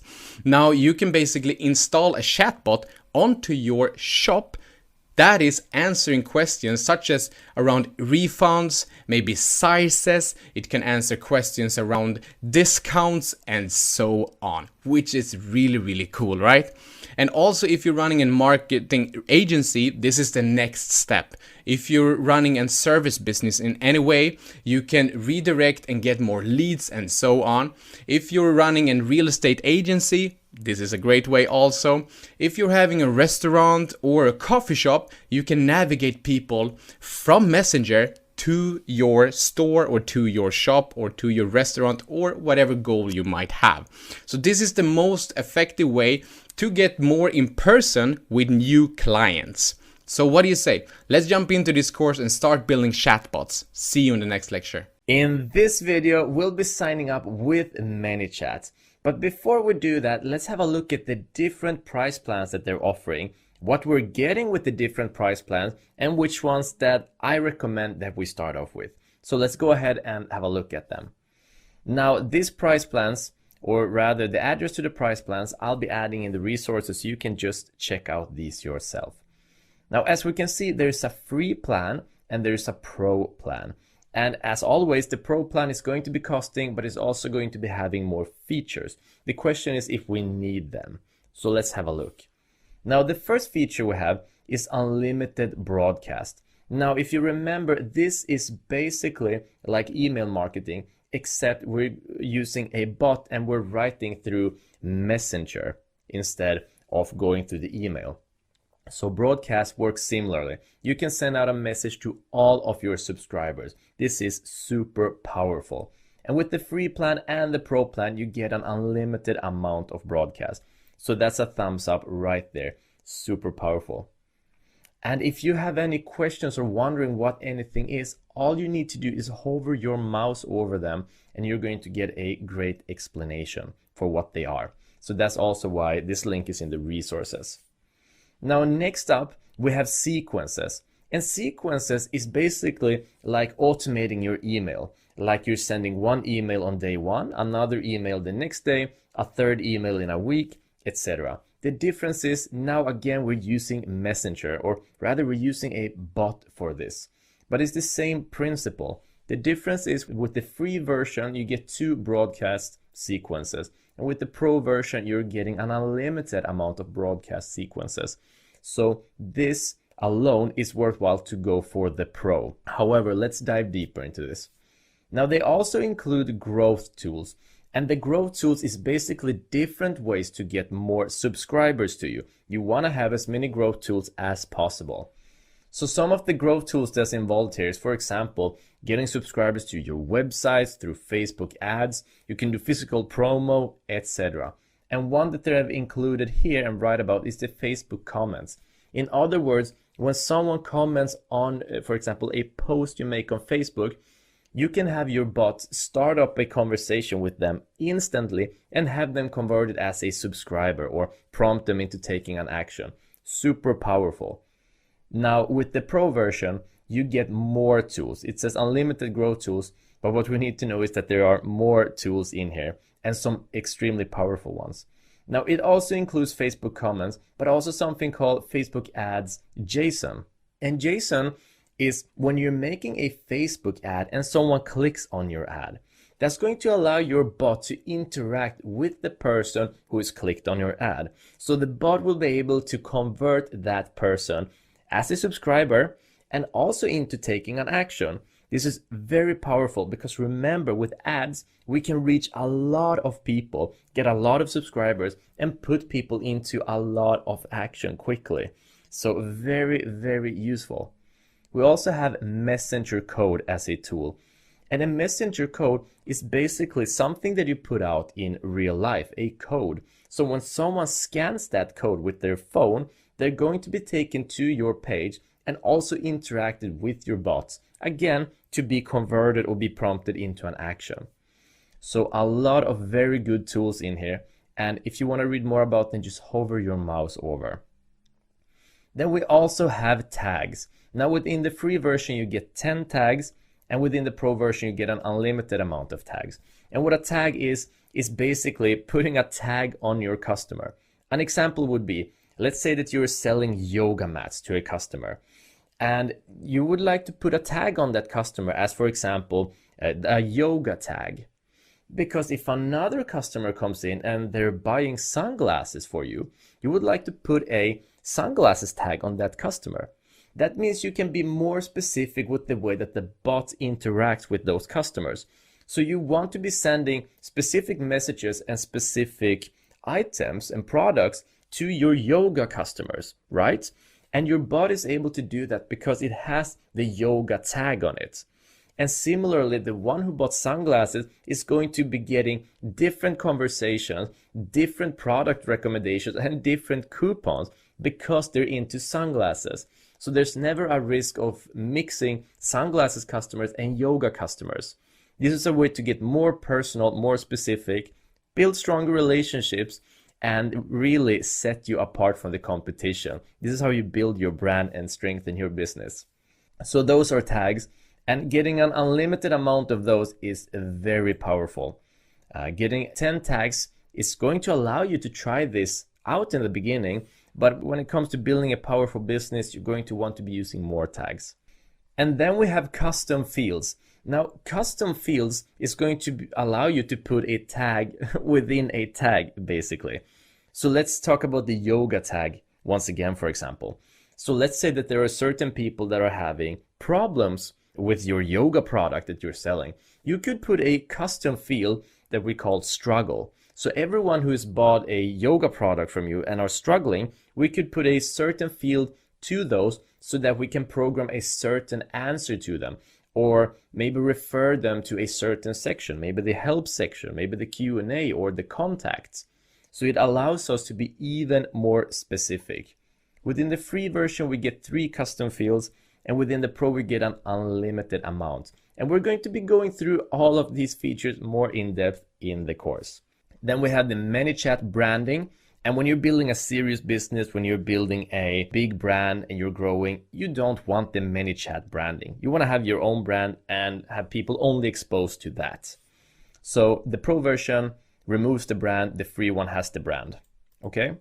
Then we have advanced marketing automation. And we're going to be talking more about that later on in the course. But basically, it's going to be allowing you to, for example, connect certain apps and make them do more advanced functions with, for example, Shopify. Then we have API and developer tools. And the API and developer tools, that's basically getting access to the app's functions. So you could be programming your own actions and functions in there. And we're not going to be using those because we're not programmers. And chances are you're not a programmer either. We want to keep this simple and effective. So we're not really going to be using this part. And then we have integrations. With the integration, we get something called Zapier. It allows apps to get connected and prompt different responses and triggers. So let's say that you're making a lead form. Someone fills out that lead form. Then you could have Zapier connected to your lead and then put it in an Excel document for you instantly, or instantly email it to you, depending on how you want to connect it. And we also have ConvertKit and HubSpot, but we won't be using those in this course. And then payments. So this is going to open up the ability to have your customers pay directly through the bot, or have the bot prompt them to pay. And if we've connected this to a Shopify store and the bot is helping a customer doing customer service and they want to buy something, the bot solves it and then prompts them to buy it using a certain code, maybe even with a discount. Then this is so powerful because not only are you having someone that are doing customer service for you, but also doing sales for you now. So using bots is the next step when it comes to marketing, when it comes to business. And when you use this payment, for example, connecting it with Stripe, you allow your bots to start doing sales for you as well. Very powerful. And scrolling down, there are different payments for different sizes. The payment is going to depend on how many subscribers you have. And if you are having 500 subscribers, that's going to be costing you $10 a month. Now, the very, very good news is that within the app, you can see how much your app is converting for. So it's so easy to see when you have earned in those $10. So you just need, for example, for your Shopify store, a single person to buy, let's say a $15 item through your bot that they otherwise wouldn't have, then this tool will have paid for itself and then some. So even as you increase in subscribers, the price goes up, but the price becomes less and less of a problem.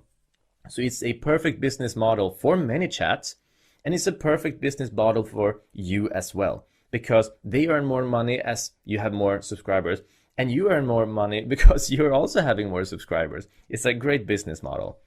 So what I strongly recommend is that we go ahead and start off with the pro version, because we're building a proper business here and we want to use all of these more advanced and unlimited features. But if you want to check the app out, you can go with the free and just follow along in the course. But we're going to be signing up with the pro version. So go ahead and just click on sign up now. And then you want to agree to the ManyChat's terms of service and privacy policy. You want to click on these and read them through so you know what you're signing up for. Always a good idea. And then click on sign in with Facebook. And then just log in. And then I'm just going to click on continue as Jesper. I'm currently using Jesper's account here. And now ManyChat is asking for allowance to use certain functions on your account. And you're going to need to allow ManyChat to do that in order for it to work properly. So have a look at this and then go ahead and click on OK, because we need to allow these functions to happen. And now they're doing some market research about you. So just go ahead and fill out their questions and then click on next. And then you just click on the page that you want to connect. And remember, you're having a certain price per page. So if you're using 3 pages and you're having up towards 500 subscribers, that's going to be $10 per page. So we're going to select a single page here. And then we go ahead and click on continue again. So now we're in here, we're signed up, we're all set. What we want to do next, because we always get plunged into a free account, is get this upgraded to Pro right away. If you want to check it out yourself, take it slow, you can start off with the free. But if you want to go ahead and start using this, building your business, we're going to go ahead and use the Pro version. So go to the lower left corner and click on upgrade to Pro here. And then it's going to be showing you the benefits of it, which we already went through. And then we're going to click on upgrade to Pro. And we already know the cost, fill in the information and then click on pay.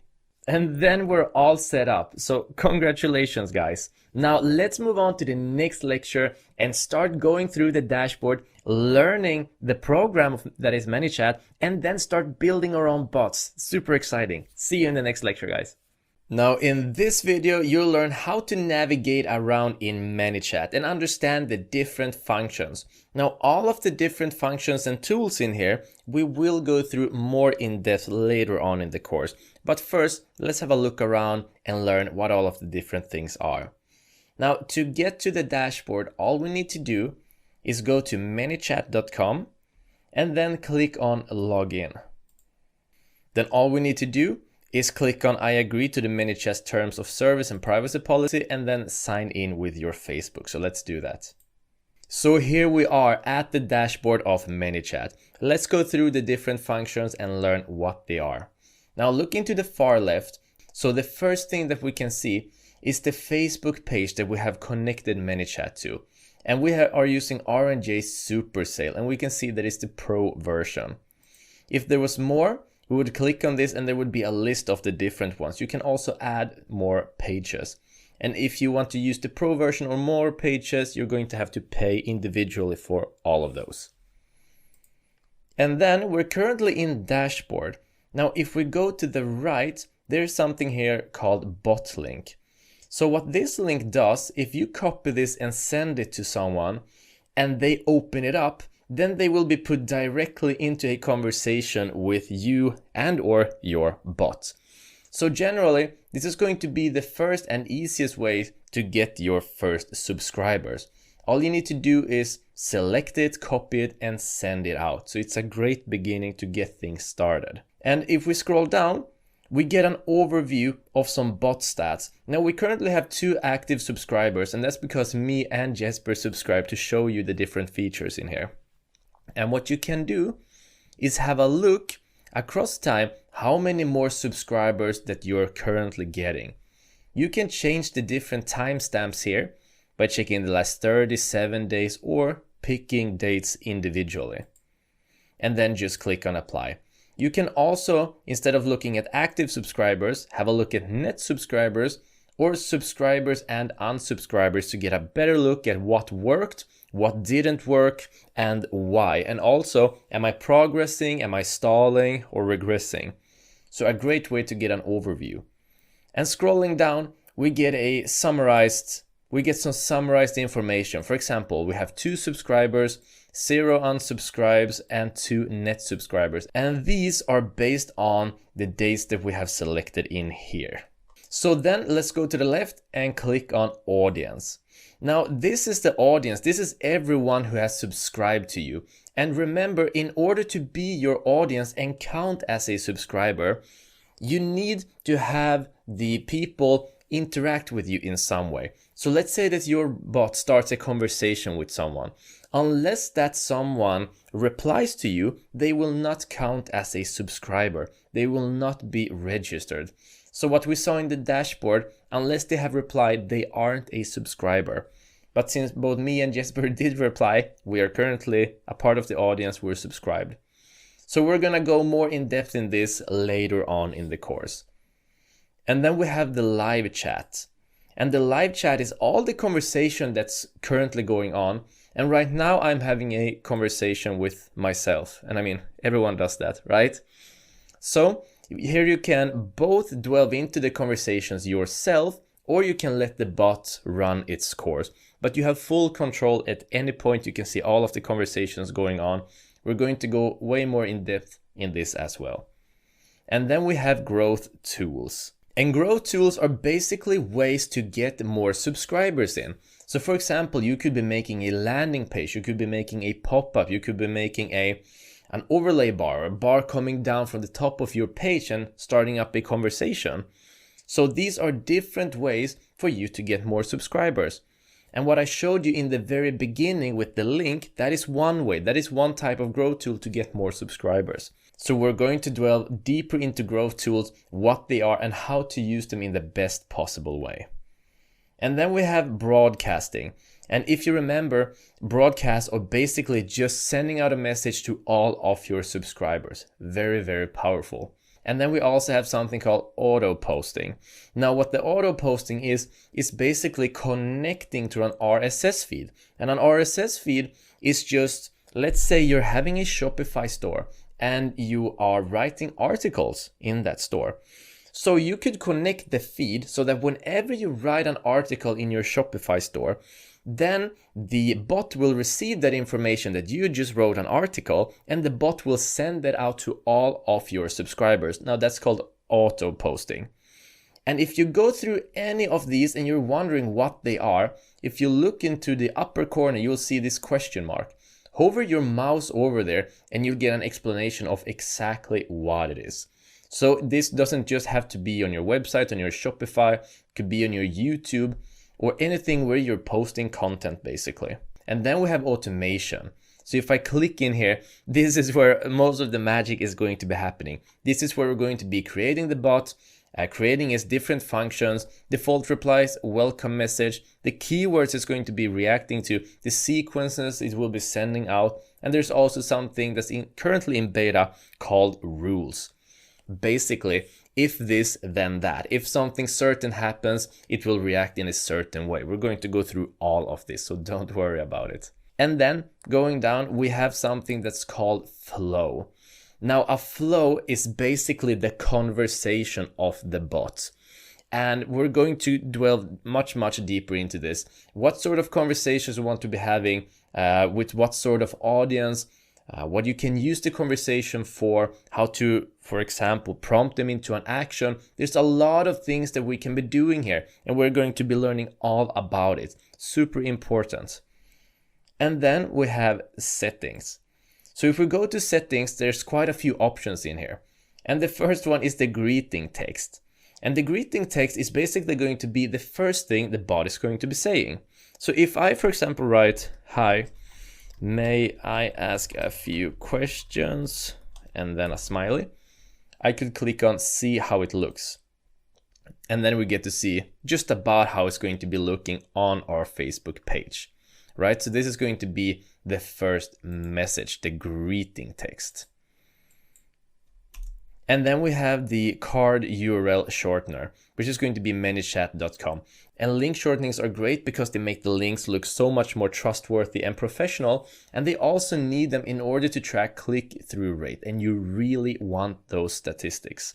So we're just going to leave this on. And then we have clone to another page. If we want to clone this bot and the information we have programmed to another page, which is in here, we just click on clone this bot. And then if you're having any form of issue with the bot, with any of the replies, something is just not working the way it should, most of the time that issue will resolve itself by clicking on refresh permissions. Because there's something in the code that goes wrong and the permission is removed from the bot. And all you need to do is click on refresh permission, and that should fix the issues that are going on. So just know about this. If something isn't working the way it should, go into settings, click on refresh permissions. And then we have keyboard input. And keyboard input is if you're starting up a conversation with someone and you don't want them to write back to you. You just want them to have the selected few options in order to reply to you. But generally, if you want to keep this personal, then keep the keyboard input on. It's going to make a big difference. You want to keep things personal. And then audience visibility. Show only subscribed users. And this is going to be handy once you get a lot of people. And those are the only ones you're going to be able to contact and do something with anyhow. So I like to keep this checked in. And if for some reason you want to disable the bot for this page, this is where you do it. You click on disable bot, okay? So let's move on to the next one, which is live chat. Now here we'll look at the behavior. Either you could start the live chat by any message that starts a conversation, or the conversation should be open explicitly. And we want to keep it on this one to be open explicitly, and we'll talk more about that later on. But it's about making things more specific and more personal. And then we can close all opened conversation for whatever reason we might have. And we can also remove sound notifications. And once you start getting a lot of subscribers and you spend some time in the live chat, you don't want to, sit and listen to the ding, ding, ding, ding, ding all day. It doesn't sound too good. So you can remove this option. And then we have growth tools. Now, the cool thing with widget localization here is that you can change all of the options that you're using for your bot into the language that you're speaking yourself or into the language of your audience. So we're using English US because that's where our audience is at. But there's a lot of more options in here that you can change it to. So for example, the send message button will be changed to that very language and all of the other various options. So this is very handy to make things far more personal. Here's also where you authorize websites. So for example, your Shopify, you're going to want to add that in here, and any other website that you're using. And the branding, turn off the ManyChat branding in embeddable widgets. You want to disable this one because you don't want the ManyChat branding. You want to keep it personal to you. Okay, so let's remove this one. And then notifications. So the first thing we can get is a subscriber report. And that's going to be how many subscribers we have gotten. And for example, daily, weekly, or monthly. Depends on how much you want to check it up. So this means you don't have to log into ManyChat. You can just get an email report and see how things are going. And this is the email that you're going to be getting it to. There's also something called live chat. Notify me on Messenger when a conversation is assigned to me. And if you're having a lot of subscribers and a lot of conversations assigned to you, this can be a nightmare. So this is going to be up to you. At the beginning, it can be fine. And this one is super important. Notify admins action. So if you're, for example, having a high ticket sale, you might want to be contacted on Messenger, on email. So you want to cut off the actions of the boss so you can jump in instead and close the deal. Now this could be for anything, of course, but it is super useful for the high ticket sales. And then custom fields. Now we're going to dwell far deeper into this, but this is a way to get ultra specific. So we have our tags. Basically, let's say there's a Shopify customer. Now, then the tag would be Shopify. And within Shopify, this might be someone who wants a refund. Then the custom field for that customer could be refund. So we're gonna dwell far deeper in this later on in the course. And then the tags, like I was just talking about. A tag could be Shopify, for example, or maybe someone comes to you through YouTube or has a specific interest in one of your products, in one of your niches. You just assign them that specific tag. And then users. Now currently the users are me and Jesper, and we're having admin rights. All we need to do to get more users, we click on invite new member. You'll get a link and you'll send that link over and they accept. And then you get to decide what kind of admin rights. And then you get to decide what kind of rights you want them to have. Is it an editor, live chat agent, just a viewer, or an admin? And then let's go to payments. Now this is super cool. You can connect your Stripe account here, meaning your bot is able to send out the Stripe link so people can actually pay you. This is amazing when you start including, for example, you're having your bot on Shopify and it's helping you sell products. This can be absolutely amazing. And then you get to decide currency, get notified of new orders, and then send a receipt to the user who paid. And this is so important. You get to see the total orders being made and the purchase history. So you can very quickly and very easily see if this bot has paid off for itself. Remember, we talked about the price of ManyChat. We get to see very quickly if it's paying off itself. And even if it isn't, if it's saving you time and automating functions, it will be far worth the cost. But it's so interesting to see it actually paying off itself and then some. And then integrations. Now there are different integrations, for example, with MailChimp in here. We also have ConvertKit, which is another email marketing platform, and HubSpot. We're not going to be using any of these. We will be using Zapier, but it's not included in here. We will be doing it manually later on in the course. So we're just going through, having a peek at all the different things, seeing what they are, and then we're going to dwell deeper into them later on. And then we have the billing. And since we're using the pro version, we're currently being billed $10 a month. We're not having so many subscribers. So you get to view all that information here. And if you scroll down, there's something called invoice data. So if you need to pay, for example, your taxes, you can view the invoice history, print it out, write it down. Very useful. And then the API. Now the API, that's basically your code to let some other program get access to your ManyChat. So this is how we're going to integrate Zapier later. Just know that all we need to do is click on generate token and then copy and paste. Super easy tool. And finally, we have installed templates. And this is an amazing feature, because if we click on install your first template here, there are a couple of templates that you can download and have used right away in your ManyChat. For example, for your Shopify, you can be using the eCommerce template. So that's going to be included with different growth tools, with automations, with flows. Amazing. And we're going to be going through that later.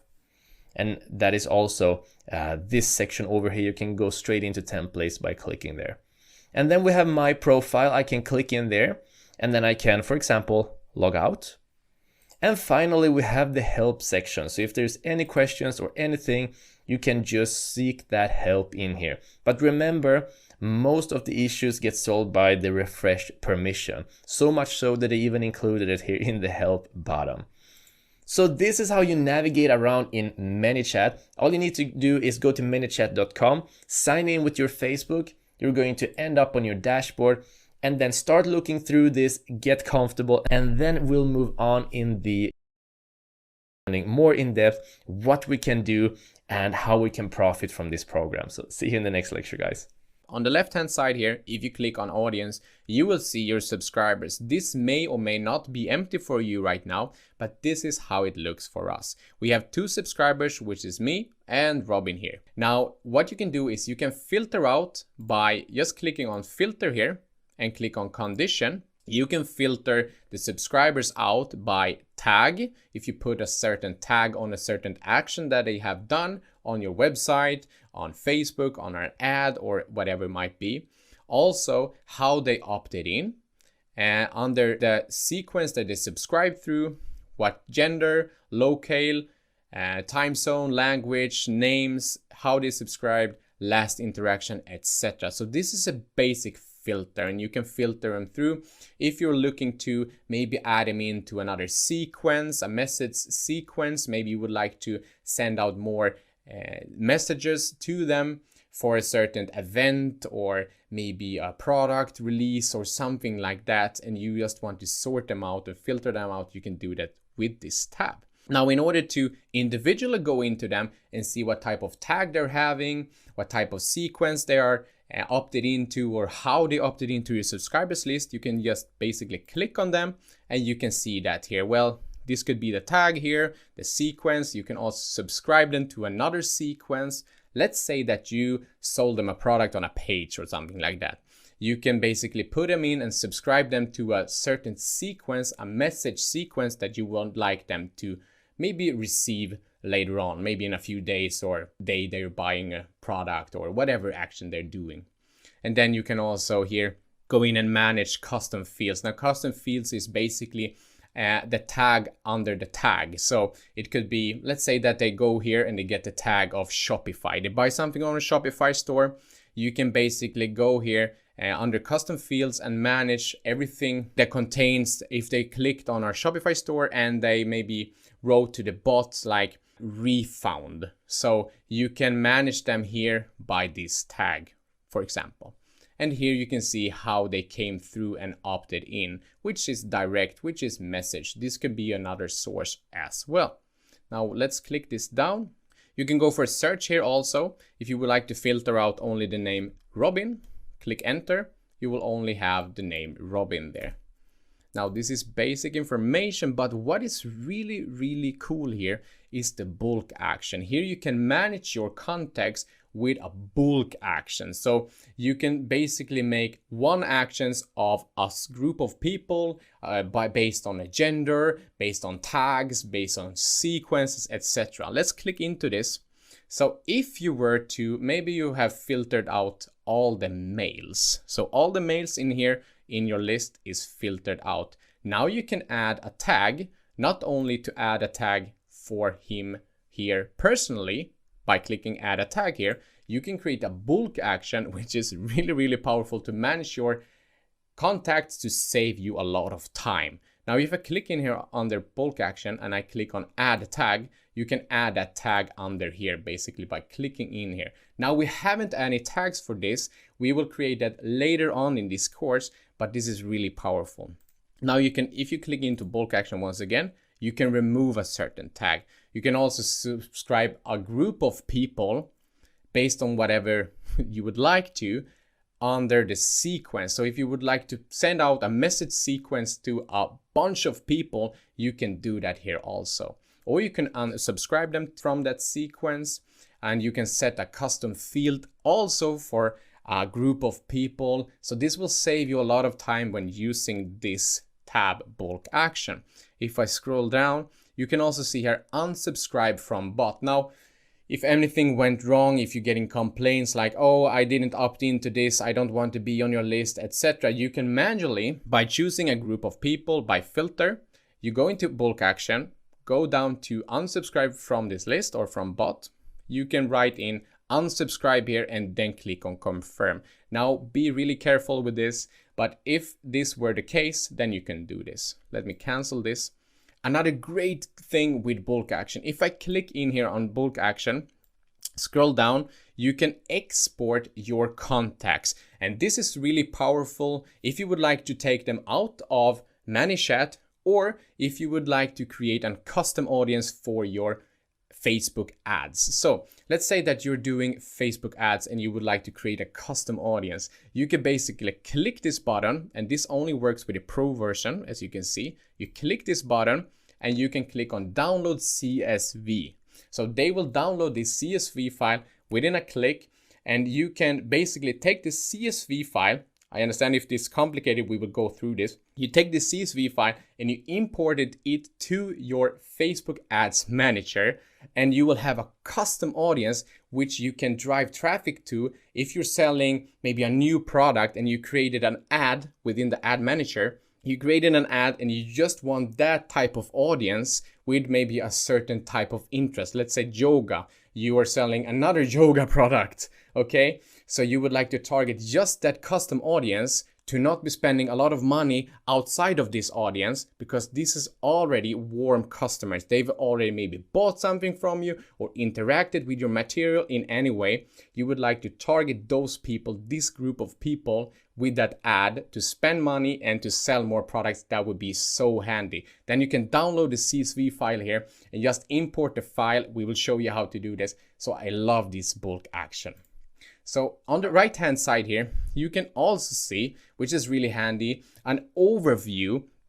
If you're having 200, 300, 4,000 subscribers, you can see how they were subscribed through which widgets. We will go through widgets later on in this course as well. And then sequences, how they were subscribed, through which sequence they're subscribed to. So this is a great overview on how to filter, how to search through your contacts here, subscribers, and also how to manage and do bulk actions within this little tab here. So this is an overview and how you can manage your contacts within the audience tab. Now, I hope this is not overwhelming for you, but really go through this once you have subscribers to your list and try to manage the subscribers, and you can see and filter them out. So let's continue in the course. See you in the next video. Okay guys, in this video, we're gonna go ahead and create our Facebook page. Once that's done, we're gonna connect that one to our ManyChat account so that we can start making bots through our Facebook page account, which is awesome, right?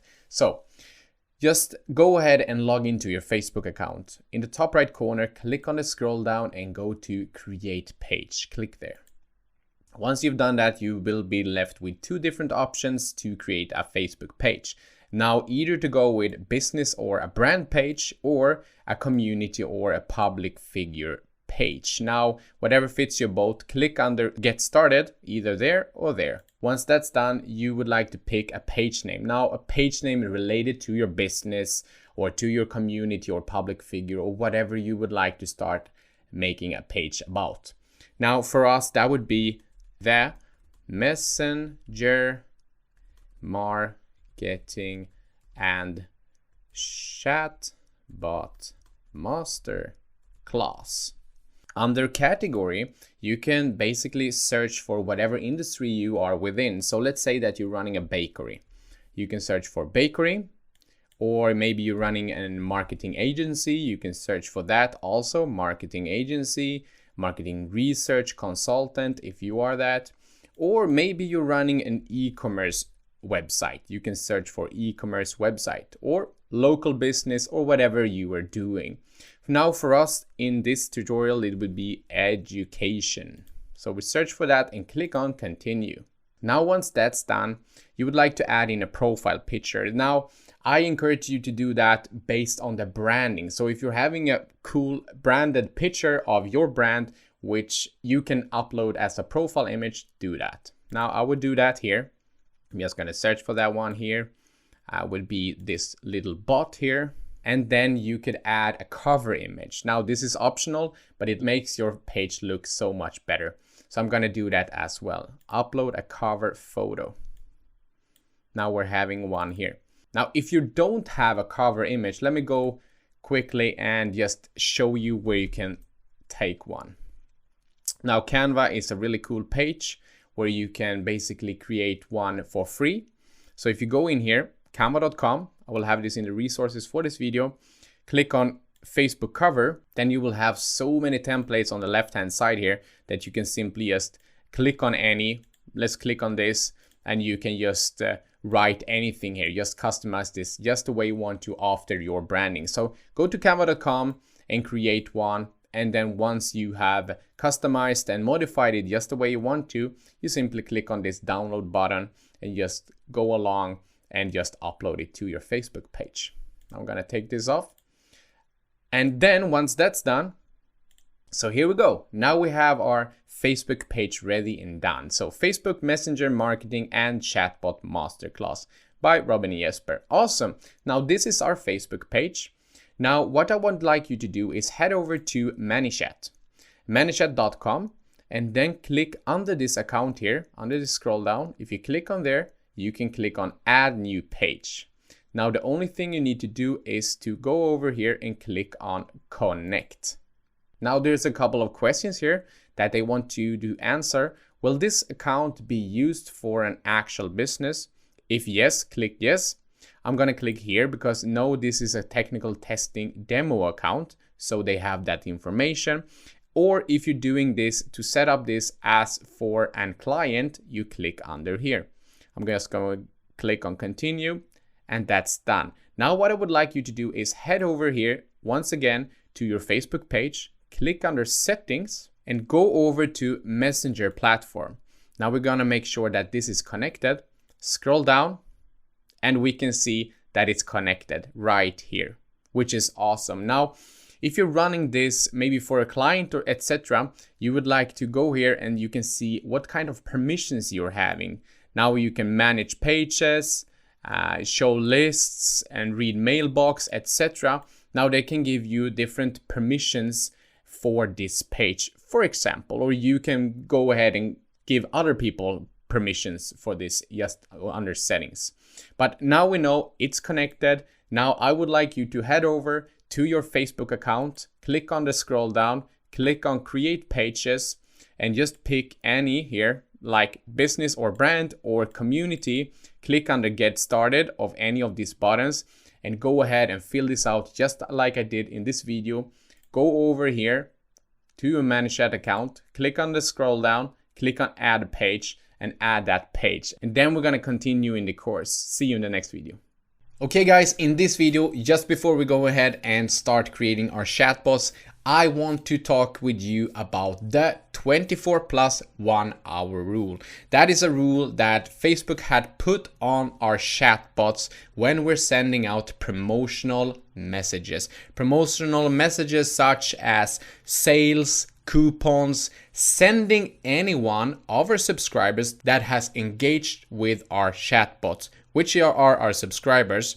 When we're sending them outside of Facebook, that counts as a promotional message. And this promotional message is tied for us only to be sent out one time after anybody has engaged with our chatbot. We have 24 hours on us to answer them with a promotional message. Facebook also added in +1. That means that we can add in one more promotional message. But after those two messages, we have to be quiet on the promotional part. But what we can do is we can send out a non-promotional message. Have in mind that you have to keep your subscriber on the platform. You're not allowed to send links to your website. Doesn't matter if it's educational or not. That counts as promotional. So keep them at Facebook, and you can have them like in a Q&A section when you're answering questions about your company, about your products, about your services, or just educate them simple and build a bond with them.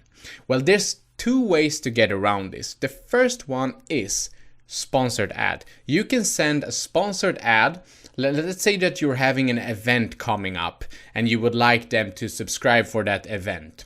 Then you can send a sponsored ad, which costs you a little bit of money, to that specific audience, to your bot subscribers. And that is one way that you can get around this. The second one is 25 plus 1 reset. What this is every time somebody is engaging with your chatbot, you have another 24 hours on you to send out more promotional messages. So what I suggest you to do is really to educate your audience, keep them engaged, keep them up to date with your latest content, etc.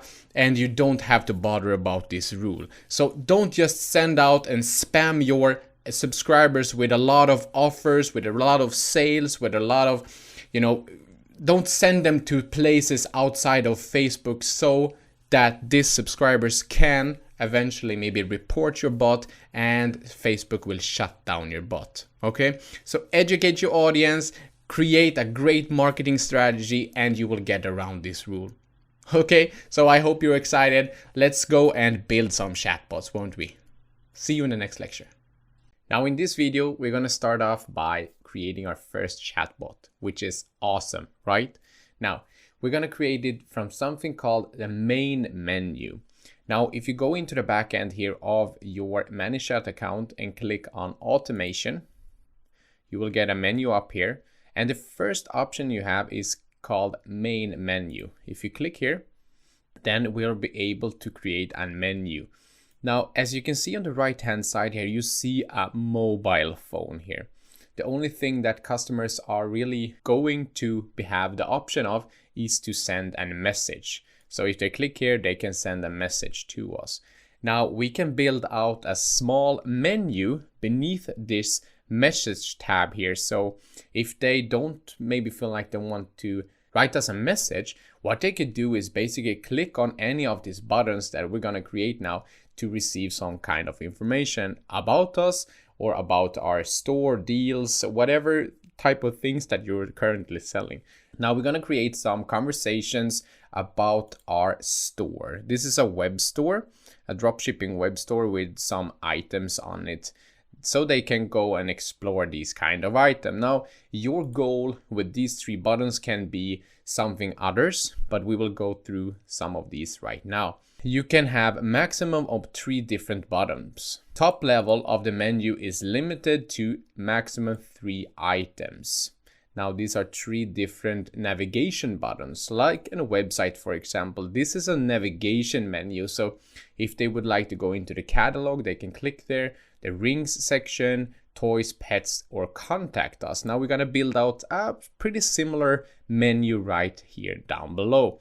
And we can only use 3 items of max. Then some sub menus are limited to 5. So we can basically have up to 15 different buttons. I will show you what I mean instead. Now, first of all, if you click here on the plus main menu, you can name this by just removing this text. And as you can see under this send a message button, this appears. Now, this could say something like help, about us, or something like that. Anything you want like to share or start a conversation with. Now, for us, that could be what's this? Question mark. Now, why we're gonna do this? What's this? Because new subscribers could be subscribers that shared our post or liked our post or comment with a friend in one of our posts or etc. And that is one way that they became a subscriber. So that maybe they don't understand what R&J's super sale is.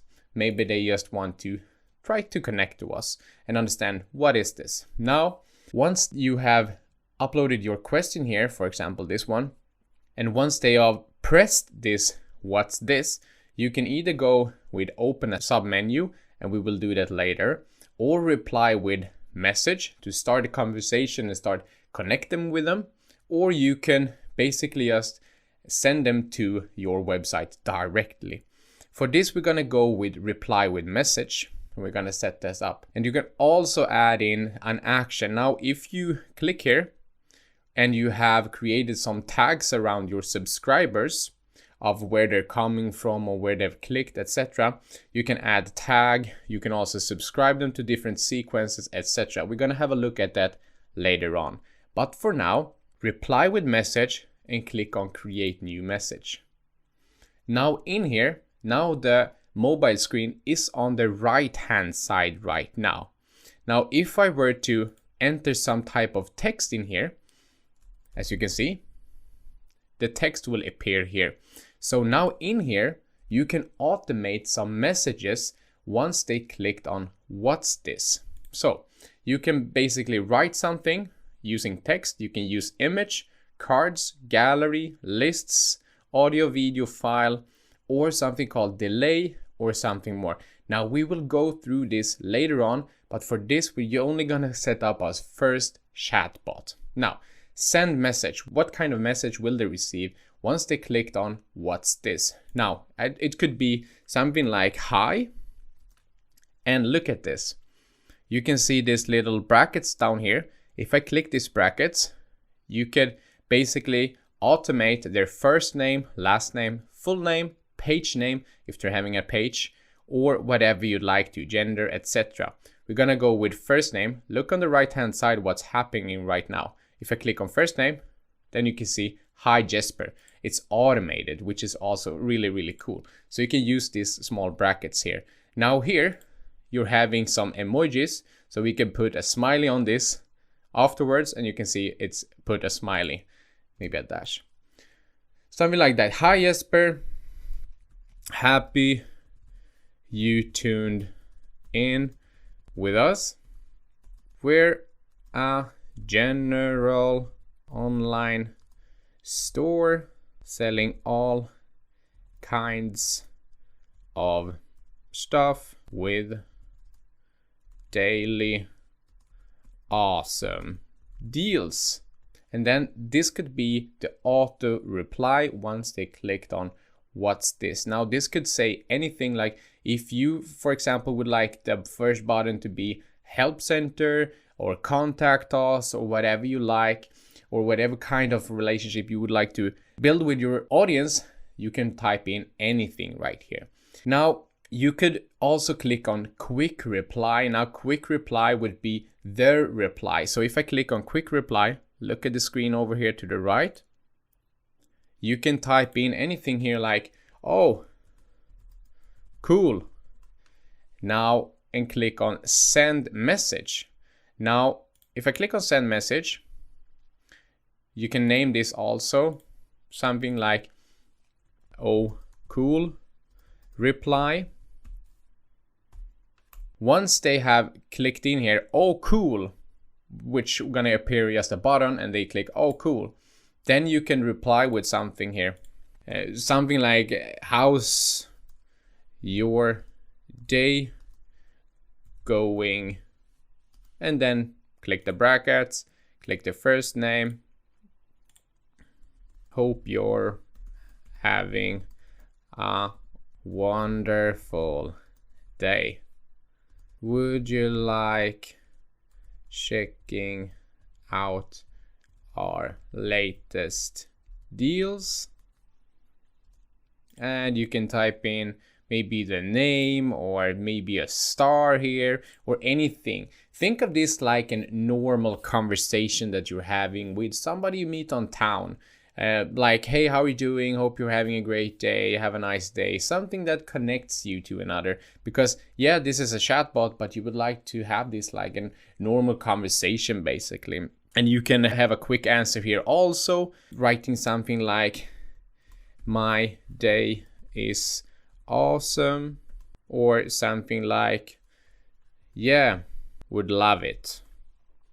And then click on done. You can also have no thanks, something like that. And depending on different answers you're getting here, you can either send them to a website, to your website, or you can just wish them a good day. So that would look something like this, for example. Now you can click on send message and look on the left hand side here now. And this is the message that's gonna trigger once they've clicked, yeah, would love it, would love to check out your latest deals, for example.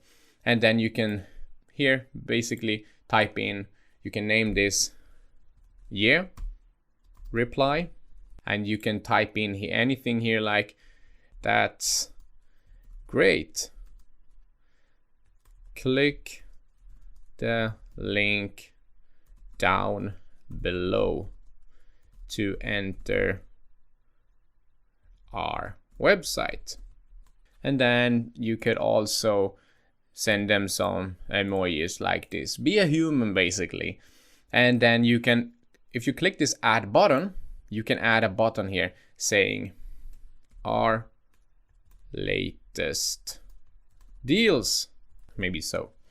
And then you can click on open website, and in here is where you enter the website. Now if I go back here and I just copy that, I put the link in and I click on done. Now once they've clicked on our latest deals, the ones who replied yes, then they will be sent to our latest deals. Now if I go back here to the other answer, like no thanks, you can send them a message too, saying something like, let me just, no thanks, reply. Now you could say something like, okay, click the brackets, maybe the first name. Okay, Jesper, thanks for the conversation. Hope you'll have a great day.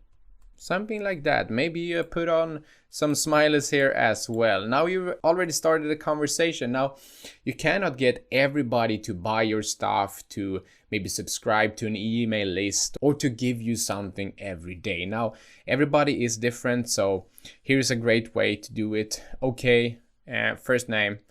Okay, Jesper, thank you for the conversation. Hope you're having a great day. Now that's it. If you click on preview, now you can see how this conversation will appear in real time.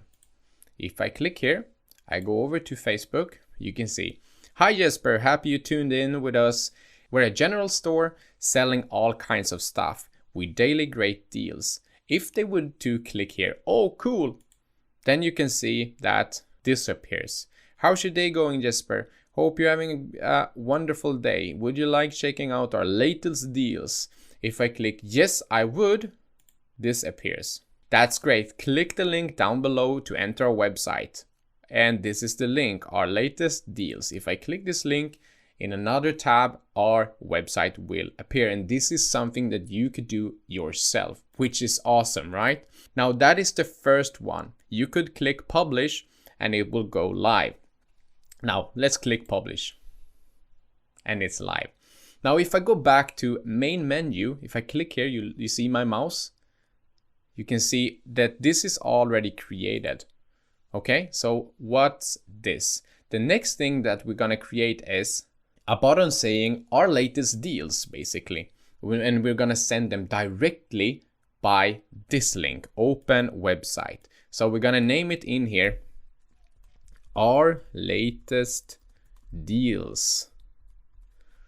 Okay, so they get triggered once they've clicked on this, our latest deal down below here. They will be sent directly to our latest deal or to a website or whatever action or whatever goal you have.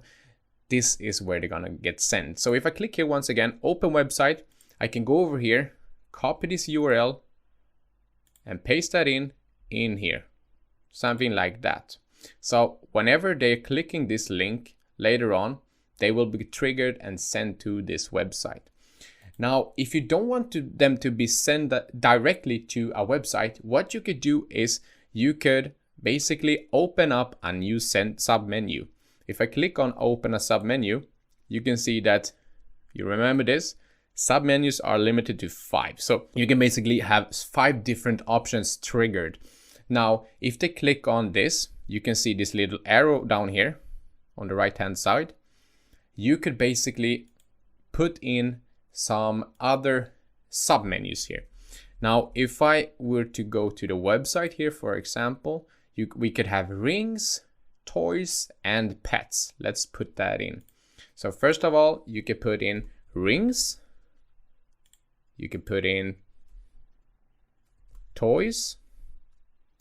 And you could put in pets, our latest deals. Now, once they have, you can see on the right hand side here, once they've clicked on this arrow here, they have these 3 options, rings, toys, pets. Now, if you were having like a restaurant, for example, and you were saying our latest meals or something like that, you could basically create a sub menu here for maybe vegetarian food, vegan food, maybe meat, fish, etc. So this is really handy if you would like to navigate them to a certain place or to take them to another place outside of Facebook, for example. Now these 3 different submenus, if I click on any here, I can basically click here on open website. So if they were to click on our latest deals, if I come back here, if they were to click on our latest deals here and they clicked on rings, I could basically send them to our website here.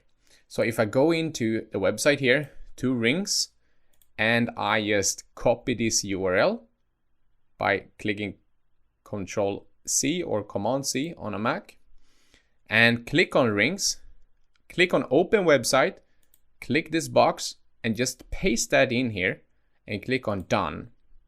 When they click now on rings, the rings option, they will be sent directly to our rings collection. Now we can do the same with toys here. Just copy this one, click in here, open website, paste that in, click on done. Make sure you click on done. And the same with pets.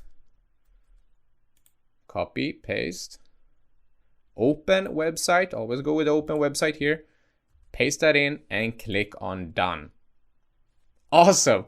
Now we have created 2 different navigation options for our audience. Would be, what's this? Starting up a conversation, and then our latest deals, and we can send them directly to the websites for rings, toys, pets. Could be if you're having a restaurant, a bakery, whatever type of business or services you are having, you could send them there by simply just go in here open website, and paste that in and click on done, which is awesome. Now the third item that we're gonna create is about us. Now we can send them also to an about us page. Now if I go back here, I click on menu item here once again, you can basically just type in here about us.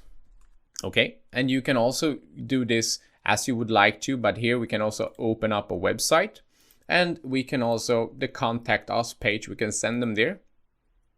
Copy and paste. Awesome. Now we created this menu, as you can see. What's this? Our latest deals, about us. Now, why we did this in this order is because what's this? That will be the conversation starter. You can start up a conversation and you can ask them something, and they have different options to pick, either yes or no or so on. Or you can share the latest deals with a submenu like this if you'd like to, or you could just send them to an about us page so they can connect to you directly. Now later on we will go into more in depth with the flow builder, etc., and we will create default reply, welcome message, keywords, sequences, and checkout rules as well. And all this is the start of your chatbot journey. Now what I encourage you to do is rewatch this video, go in to the main menu, create 3 different or 2 different or 1 main menu beneath, send a message, start connecting to your audience, and then just see if this sequence is working. You can go in here, maybe to our deals here, and go in and see if everything is working. Now this should be live. So if I were to go in here, maybe click on this reply message, and I would click on preview, and I would go here. Now you can see that everything is done here. Now we created these 3 brackets. Now it's your turn to create a main menu, and good luck now. In this video, you'll learn how to create the default reply for your bot. Now a default reply is what the bot is going to be answering with when it doesn't know what to do. So let's say, for example, that there's no automation being triggered, or let's say that someone is writing in a different language and the bot doesn't know what that person is saying. There is no trigger connected to it. Then this will be the default reply. So whenever the bot doesn't know what to do, there's no action connected to what the person is writing, this will be the answer. So let's go ahead and set up the default reply right now. So let's start off in manychat.com in our dashboard, and then we're gonna go down to automation. And then we're gonna click on default reply. So as you can see, there's already a default reply set up in here. And it says, page name typically replies in 1 day. If you want to ask something, just press the talk to human button. And if they click on this button, then they're gonna get a reply that says, okay, just type your message and we'll get back to you as soon as possible. And this is a pretty good default reply, but the problem with this is they get in contact with you right away. What I recommend that instead of just pushing people to get in contact with you, which is eventually going to be a lot of people, we show off the different features of the bot. So what we're going to do is that we're going to change the default reply and add in a couple of different features that people can use and do before they get in contact with you. So all we're gonna do is click back here, and then we're gonna click on edit flow. So the first thing we want to do is rewrite this. And remember, this is going to be the default reply, so when the bot doesn't know what to do. So you kind of want this to be making sense, what it's writing. So let's write something like, it's nice to be talking to you. And then add in their first name. And then write, here are a couple of different options for you to explore. And then a smiley because we want to seem as human as possible. There we go, that's a nice smiley. And then we start adding in a couple of options for them to do. So this is a much better way to show off the different features and things that they can do as a default rather than always pushing people to get in contact with you. So the first thing that we're going to do is change this button here. So we're going to click on delete and remove it. Then we're going to click on add button in here. And the first thing we might want to do is to give them an option to show what is this? What is this store all about? So if you remember in the previous lecture, Jesper did a fantastic automation where he set up a couple of replies where the bot told them what this store is all about. So all we're going to do is we're going to use that flow. It's called a flow when you have certain replies connected together. So let's call this what's this? And then all we're going to do is click on start another flow because Jesper already did the work for us because you have already set this one up before. So we're going to click on start another flow. And then we're going to click on select a flow to start and then click to select flow. And all we need to do is find it. And if we scroll down, we can see what's this. And that's exactly the flow we created earlier in the main menu. There, and then click on select this flow. There we go. And then we can go back. So now we have set up our first option. What's this? And we're gonna try this out. We're gonna try all of these options out. I'm gonna show you exactly how this works and looks. But for now, know that this is the reply that we created in the main menu. That's the answer, what's this? Then we might want to add, for example, visit us. So let's click on add button. And let's call this one visit us because you want to drive traffic to your website. If you're on e-commerce, you want to drive traffic there, or if you're doing any form of marketing, if you're a restaurant, doesn't matter what kind of business you're having. As long as you have a website or you're having some sort of social media platform, you want to drive the traffic there. And in our case, that's going to be a website. And then let's select the when the button is pressed, it's going to be open website. Click there. And then we just go to our website, which is here. We're going to select the address. We're going to click on copy, go back, and then we're just going to paste it in here. Paste, and then click on done. Okay, so now when they click here, they're going to be taken directly to our website. And then we do want to add the option of contacting us. So let's add another button as well. Click on add button. And then let's write contact us. And then select as send message. So we want to be doing this one a little bit differently. And then select done. So now we have our three options here. And the difference with the contact us is that when they click there, we're going to be setting up another reply to them. And that reply is going to guide them into writing their question, and then we'll be back to answering them. So in order to go to that step, all we need to do is click here, open next step. And here we are. So here, let's write something like, I'll contact a human to get in touch with you shortly. And then let's add in an emoji because this is quite charming. And then write, you can expect a reply within 24 hours. Simply write your question below. And then let's add in some more fun emojis. There we go. And then we have it set up. So now all they need to do is write their reply and we can go ahead and continue the conversation from there. But there's one more thing we want to do. We want to be prompted every time someone is wanting to get in contact with us. So this part is done. We're going to click on back here. Now, in order to get prompted whenever anyone is clicking on contact us, what we want to do is click on this button here. And then let's go to action. And then we're going to use something that's called notify admins. Okay, so let's click on notify admins. There we go. So if I click here now, you can see that both me and Jesper, we're gonna get notified on Messenger and by email that someone wants to be in contact with us that have some sort of question or wants to ask something, wants to buy something, of course, depending on what kind of business you're having. And then we go back and now we have set this entire menu up. Let's click on done. There we go.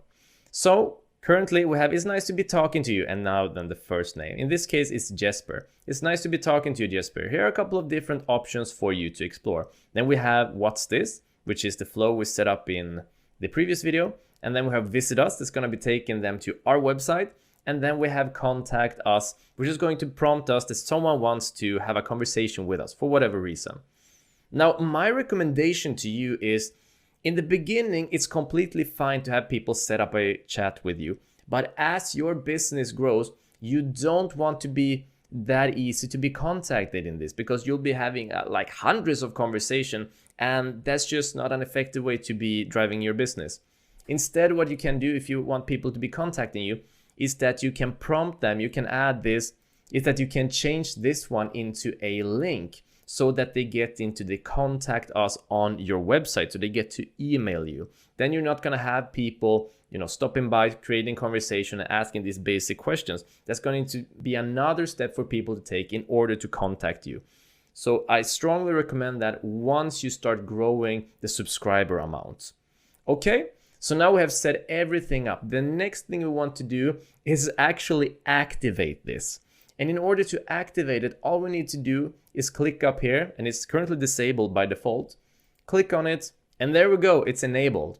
Now notice that it's enabled and it fires once every 24 hours. Because if we change this one into every time, then that means that whenever someone writes something, the bot will reply with this as a default message, and that's just really spam. You don't want to do that. But for our demonstration purposes, we're going to be changing this to every time so we can make sure that the different options are working. So let's click on every time, and then before we preview it, we want to publish this one. There we go. So when it's published, it means that we're using the latest version. So if I would go ahead and preview this one, it would still be using the previous version, because publishing is pretty much the same as saving it for use. So let's go ahead and click on preview now, and then open it in Messenger, and let's try it out. So now I'm just gonna write something to the bot, and since we don't have any keywords connected to it, we'll be talking about that later, and it has no idea in what way I'm interacting with it, I can just type, "What are you up to?" And it's going to need to use its default reply because it has no idea what I'm saying to it. So, what are you up to? Or rather, my type of "what are you up to?" And here we go, now it's using its default reply. It's nice to be talking to you, Robin. Here are a couple of different options for you to explore. So let's begin with clicking on what's this.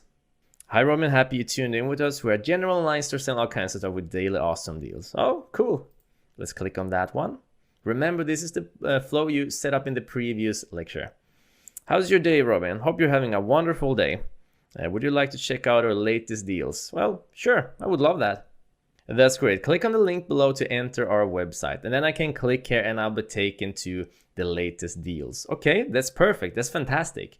So remember, we set it up every time. So if I write something like, "Okay, that's nice," then it's going to be triggering the default reply once again. There we go. So let's try out the different options. Let's try out the visit us, and we get taken straight into our shop. That's just absolutely awesome. So it's working perfectly. And then finally, we want to use contact us. There we go. A text below is a notification from R&J SaleBot. And now notice this one we're getting from the bot because it's notifying us that someone wants to reach us. Now, in this case, it's actually me wanting to reach myself, but the bot would text us this and tell us about someone else who wanted to reach us. And all we would need to do is click on check it in the live chat. So this text, the customer will not be seeing. This part, including you check it in live chat, only we will be seeing. And then they get to see this. I'll contact the human to get in touch with you shortly. You can expect a reply within 24 hours. Simply write your question below, and then they can write whatever. So perfect, everything is working just fine, and we have a nice default reply set up. Now what we want to do is we want to go back. We want to change this one from every time to once every 24 hours. And now when it's set for 24 hours, we just created our default reply. Good job, guys. Now it's your turn. Follow along the steps in the video, create your default reply, and make sure that it makes sense for your business. And then I'll see you in the next lecture. See you there. Now in this video, I'm gonna show you how to create an automated welcome message to anyone that's interacting with your posts, with your Facebook page, or with your bot in anyhow. Now, in order to access that, go into your Manage Chat account, log in, go to Automation, click on the Automation tab, and then click on Welcome Message. Now in here, you can choose to basically go with anything. You can just type in a text by clicking the text button and write something like, hey and welcome to this site, we're about this and these are our values and this is our goal, etc. Or you can simply just send them to a page for your products or services, or you can send them with a link to a blog post or maybe to a recipe, or whatever your business is all around, how you would like to welcome your subscribers, it's totally up to you. I will show you a way that we are doing this. Now, the first thing is we are clicking the text here to add in some text. Now, a welcome message can look like this. Hey, and then we use the brackets to collect their first name. Welcome to us. Feel free to contact us in any way as down below. And then we can put in some smileys, emojis, something like that, a pointing finger that's pointing to this bottom, because in here you can put in some different types of ways they can contact you, and that is exactly what I'm going to show you right now.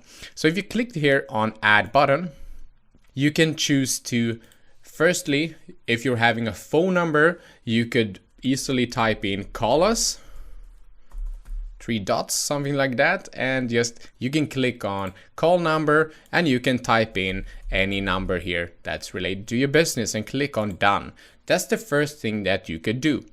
The second thing is to click on add button, and maybe you can send them to your website. Visit our store, for example. If you're having a store, visit my blog, visit our blog, visit whatever you would like them to go to. You can type that in there. And then also open website. If you click there, you take the URL from your website or from the location where you would like them to go, and you paste that in and click on done.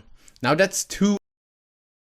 The third option could be, if you click on add button, you can take this send message button.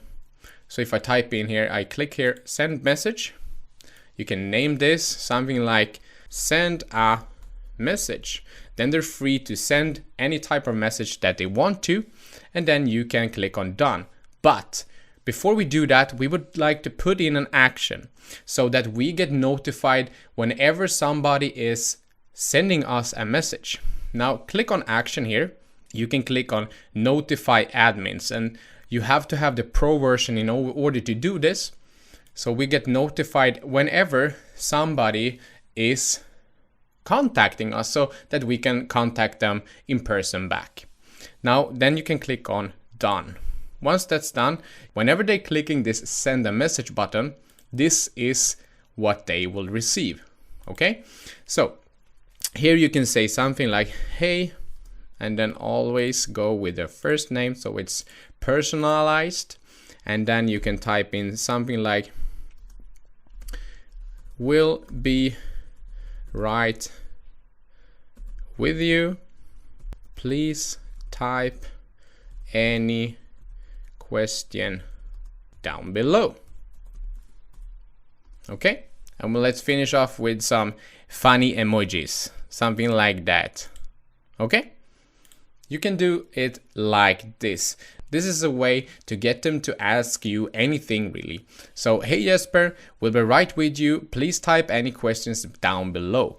Okay, so this is the direct message whenever they are going for this button, send a message. Now, if I click back here, we can just type in here, send a message button, reply. Okay. Now, if you don't want this to trigger directly, you could put in something called a delay. So if I click here and I drag this just in front or above the message and I drop this, after 3 seconds, this will trigger. So have you ever been with that when dots is ticking, like dot, dot, dot, dot, dot, dot, when it looks like somebody is writing, okay? So this is a really cool feature, and I will show you how it looks. Now, let's go back to send message here.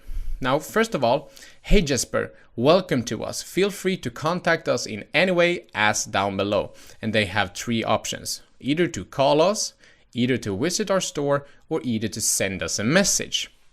Cool, right? Now these messages, you can basically customize them just the way you want to, but always have a goal in mind when doing this, because you would like to push them either to your website, either to a blog, either to a link to somewhere, wherever your goal might be. So push them there, or just getting personal with them as soon as possible once they've clicked on send a message, because you would like to connect and maybe collect those leads, which is really, really important for your business. Now, if we click here on enable, first of all, and then on publish, we're gonna go ahead and look in preview. If you click on preview here, how this message will look. Now, if I go back to Facebook, this would trigger somehow. Okay, cool, it triggered. So, hey Jesper, welcome to us. Feel free to contact us in any way as down below. Okay, so if I click on call us, then they will call that number. Now, that is not our number, so I'm not gonna click that button. But then visit our store, if I click on visit our store, let's see what triggers. And they will come to our store. So if I click on send a message, and you can see that is on the delay on here, going, they're writing something. And you can see here, hey Jesper, we'll be right with you. Please type any questions down below. Now the subscriber can type anything in here and we'll be right with them. And we will be notified as well in our ManyChat account for this and by email, which is an awesome feature by ManyChat. Now, maybe you recognize that something was popping up here. A text below is a notification from R&J Supercell bot. Jesper Selin just did something you wanted to know about. This is a notification. This is nothing that our customer will see. And because I am Jesper and I am in the R&J Super Sale as well, this pops up for me, but the customer won't see this. Now, this is a way that you can customize your welcome message, rewatch this video, be creative and have a lot of fun. Now it's your turn to automate your welcome message. Good luck. In this video, we're going to talk about keywords. Now, keywords that can trigger certain conversations with your bot. Now, if somebody's typing in a certain keyword, for example, start, you can trigger the conversation, or you can trigger an action like they're going to subscribe to your bot. Now, let me show you what I mean. Go into your ManyChat account, click on automation on left-hand side. Go down to keywords. Now we already have 2 rules preset here, which ManyChat and Facebook have created for us. Now these 2 you cannot change. Now, first of all, it says start or subscribe. So when anybody is talking to your bot and they're writing either start or subscribe, this will trigger the bot to subscribe that person. Now, if they were to write in stop or unsubscribe, that will trigger the bot to unsubscribe the person. Now, these 2 messages we can change. We can change the reply on this. We cannot change the action, we cannot change the rules, but we can change the reply to make them more personally if we'd like to. And I highly suggest you to do this on the unsubscribe, because we don't want people to unsubscribe from us. We would like to have them in our little bot area. We would like to have them on our list. We would like to communicate to them, build a relationship, and eventually sell stuff to them, right? Because we would like to make money, build a sustainable business. So if you click here on unsubscribe from bot and then click on edit flow in the top right corner, you can see that it's already automated. Now, this is the first message saying, hey, you successfully unsubscribed from our list, and you can click here on unsubscribe. And these are 2 other messages. Now we're gonna customize this just to trigger them to stay on our list. And this is one way you can go about this. Okay, I will show you what I mean. Now we can take this off and write something like hey, and then use the brackets to make it more personally, to use their name. Hey, first of all, you can write something like will make sure to not send you any more deals. Okay? This is basically a scarcity tactic to keep them on our list. Now, we'll make sure to not send you any more deals. Now, do you want to miss out on deals? I certainly don't want to miss out on deals. So I would probably just type in, hey, don't unsubscribe me, etc. So in order to do this, you will type in some scarcity thing with, like they're gonna miss out some things here. Now you could have this unsubscribe button down here, but I will remove this and I will show you what we'll do with it later on. So in order to just take this off, just click on it and click on delete. Now we have no buttons, so it's not possible for them to just click on unsubscribe there. Now we can put a little delay on here. So if I take this button, I drag it on beneath here and I drop it, then this will be a 3-second delay for them to really reconsider if they would like to unsubscribe or not. And then we're gonna put in one more text underneath here and write something like, are you sure that you'd like to unsubscribe from our latest and hottest deals? Question mark. Okay, let me just fix this one. All right, so are you sure that you would like to unsubscribe from our latest and hottest deals? This one gonna trigger after 3 seconds once they've considered a little bit.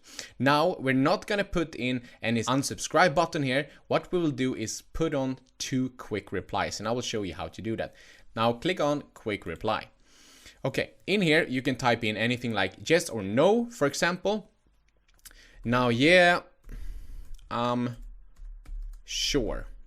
Okay, either way, yeah, I'm sure to unsubscribe, or you can type in no, I want deals, something like that. Okay, now if I click on this button, yeah, I'm sure to unsubscribe, now click there and scroll down and you can click on the plus icon on actions. Now this one would unsubscribe from bot, so click there. Now you know what this button will do. And the other one, of course, no, I want more deals. That would trigger if I go down to action. This one would trigger the action of subscribe to bot, so they stay subscribed. Now that is done.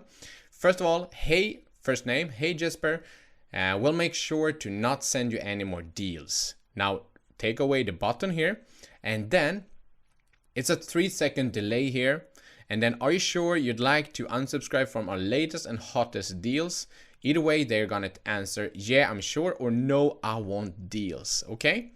Now we can go to this button over here. Successfully unsubscribed. If they click on, yeah, I want to unsubscribe, they will get this message. Yeah, you have successfully unsubscribed. Use start to subscribe again, and also turn on subscription. And make sure if you click into this, that this action is triggered, subscribe to bot. Okay, make sure of that. And then the other answer, great, the next post is coming soon, stay tuned. Okay, here you can just go in and customize this here the way you want to. And here we can write something like, hey, the next hot deal is coming to you soon, stay tuned. Well, that is it. And then we take off this text and we'll go with some emojis here.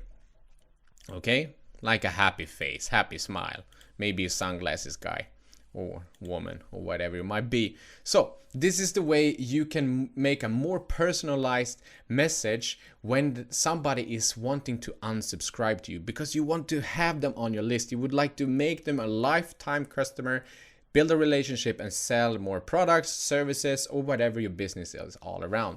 And then we can click on publish. Now, if I click on preview here, let's see how it turned out.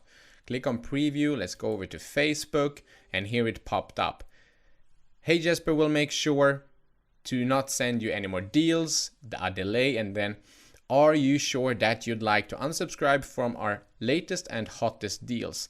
Oh my god, I really are gonna miss out on things here, right? Okay, so yeah, I'm sure I don't want more deals. No, I want deals, definitely. I want deals. So if I click here, I will stay subscribed to the list, okay? Which is really, really handy. Now, if we go back here, you could basically, if you go over to keywords once again, you can put in new keywords. So let's say that you would like to put in something new, okay?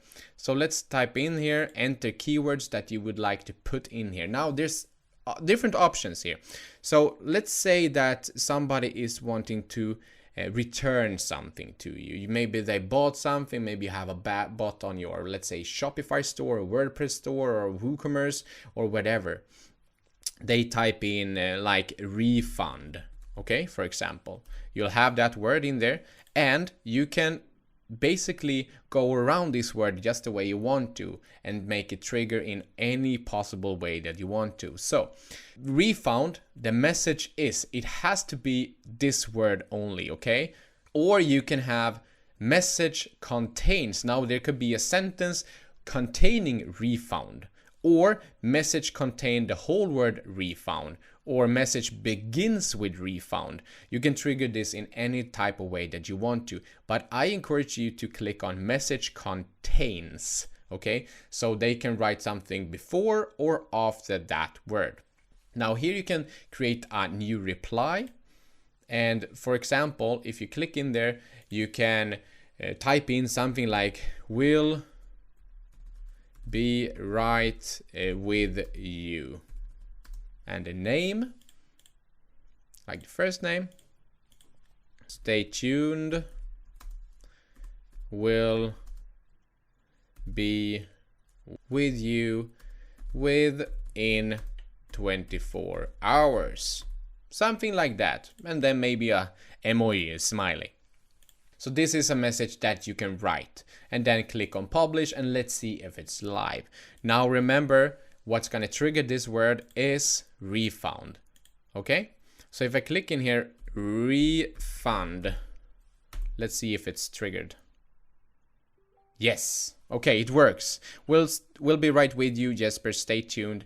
Will be with you within 24 hours. So this is basically, if you go into keywords once again on the left hand side here and click on the plus here, then you can trigger certain keywords. So if anybody is wanting any deals, refunds, maybe they would like to go to your seminar, maybe they would like to know a recipe, maybe you're having like, I don't know, whatever your business is all around, you can put in a bunch of keywords here and then use message contains instead of it has to be just that. So message contain is really powerful because they can write a whole sentence and just keep one word which is containing that keyword for you, and you will trigger a conversation with them. And you can build that conversation by just clicking in here and then build out the entire conversation, a new flow basically. So if you click on edit flow, you can start building here with delays, text, images, gallery, whatever you'd like to. So this is a really powerful way to trigger certain keywords to get an action or to get a conversation started automatically. So use this really handy tool. Go into keywords and play around. I would encourage you to start personalize this unsubscribe from bot a little bit more. So put some scarcity in there so they're feeling like they're missing out on something. Now it's your turn. Play around, have fun. Good luck.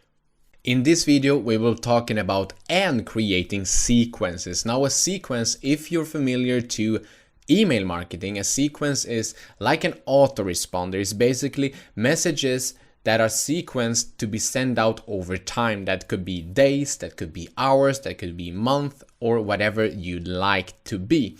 Now, in order to set this up, you would like to log into your ManyChat account and go down to automation, go down all the way to sequences, and in here, we already have one preset by ManyChat. Now we're gonna create our new one by clicking on new sequence up in the top right corner. Click here. Now, before we start, I just want you to imagine what type of sequence would you like to create. Now, are you sending out a lot of content to your subscribers, or are you planning to? Are you sending them to a webinar? Are you sending out some deals like on your products or services? Or what can you really create and sequence about? Well, we're gonna do one, and it's gonna called daily deals. Now pause this video if you would like to follow along on the screen, and then daily deals and click on create. Now you can click this button to create more messages, and I will show you how. So click this button, you can see that one appear here. Now we're gonna send out 3 different sequences.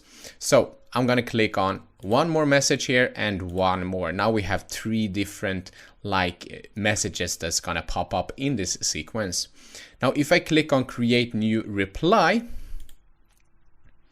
then in here, I can name this like the daily deal, and this will be the panda deal. So panda deal. And that is because we're selling like this panda kind of plushy toy. And then you would like to have a message in here, an auto message that's gonna get sent out on one day after. Now, in here, you can write something like, hey, then the name of the subscriber. Hi, first name. As a subscriber, you'll have a great deal coming to you. Type in the code SALE once you picked the right panda for you. So this is one way you can go about it. I'm just gonna copy all this text because this text is what we're gonna use for the next deal as well, or for the next message. So just make a smiley here, or 2, or maybe 3 smileys, and just say this one, which is really good. Okay, so on the right hand side, you can see here, hey Jesper, as a subscriber, you'll have a great deal coming to you. Type in the code SALE once you pick the right panda for you. And then we can type in click the button down below. And then that finger smiley, where is it? Here we are. Cool. Okay, and you can add this button by simply clicking on this. Maybe you would like to just go into this panda, go into toys, make sure that you're sending them directly to the product or service or page that you would like to. Now I'm going to copy this one. I'm going to go back, panda deal. We can mention this button, panda deal, and then click on open website. And in here, we're going to send them the link and click on done. Now that is done. Now that is one automated message already finished, which is awesome. Now I'm just gonna copy this one more time. So we're gonna use all this text and then click on publish. Now we have our first message done. If you click here on daily deals, as you can see my arrow is pointing at, click on daily deals, you can see that it's set after 1 day. Now we can activate this campaign. So click on activate. And then you can set another scheduled post. Now, if you would like this to trigger after 2 days after they've subscribed, or 3 days, etc., you can do that. You can also set this by time. So times between, and these are basically the location time that you are within. So this may or may not be the location for your subscribers, but you can put any time in here if you like to. We're gonna put it on any time. And then you can also put here any day, or if you see like your email campaigns or your messages campaign before, maybe they didn't work on Sundays, Saturdays, or Fridays, maybe you can take that off. You can customize this just the way you'd like. Okay, so we're gonna have it any day and just save and update schedule. The next one that we're gonna send out is gonna get triggered in 3 days. And now we're gonna create sequence message number 2. Click in here. And then this one will be rings deal. Okay, and we're gonna paste that message in, and we're just gonna customize this a little bit. Hi, first name, as a subscriber, you'll get the deal coming to you, code 6. Okay, so in here, once you pick the right ring, for you, click the button down below. And this button is what we're gonna add. So click over to rings over here, and we're gonna take that URL. I hope this doesn't go too quickly for you. If it does, then speed this video down or rewatch it, but this is really helpful information here. So if you click on add button here, you can just paste in like ring deals, or ring deal is good, and then open website, put your link in there directly to that deal, to that seminar, to the webinar, or whatever it might be that you would like to drive your traffic to, and click on done. And don't forget to click on publish. Oh, this goes really smooth, right? And then go over to daily deals, to your campaign, and we're gonna pick this one, the schedule, after 5 days. So they will get another deal after 5 days, okay? Which is really handy. Now 5 days, we're gonna save and update schedule. Click on the side and make this activate also. So now it's activated, both of them. And create new reply for the third message. And we're gonna type in here, we're just gonna paste that in, just like that. And for this is not the rings deals. This is the pet supplies deal. Okay, so we know which campaign or message this is basically. Now we would like to add that button as well here.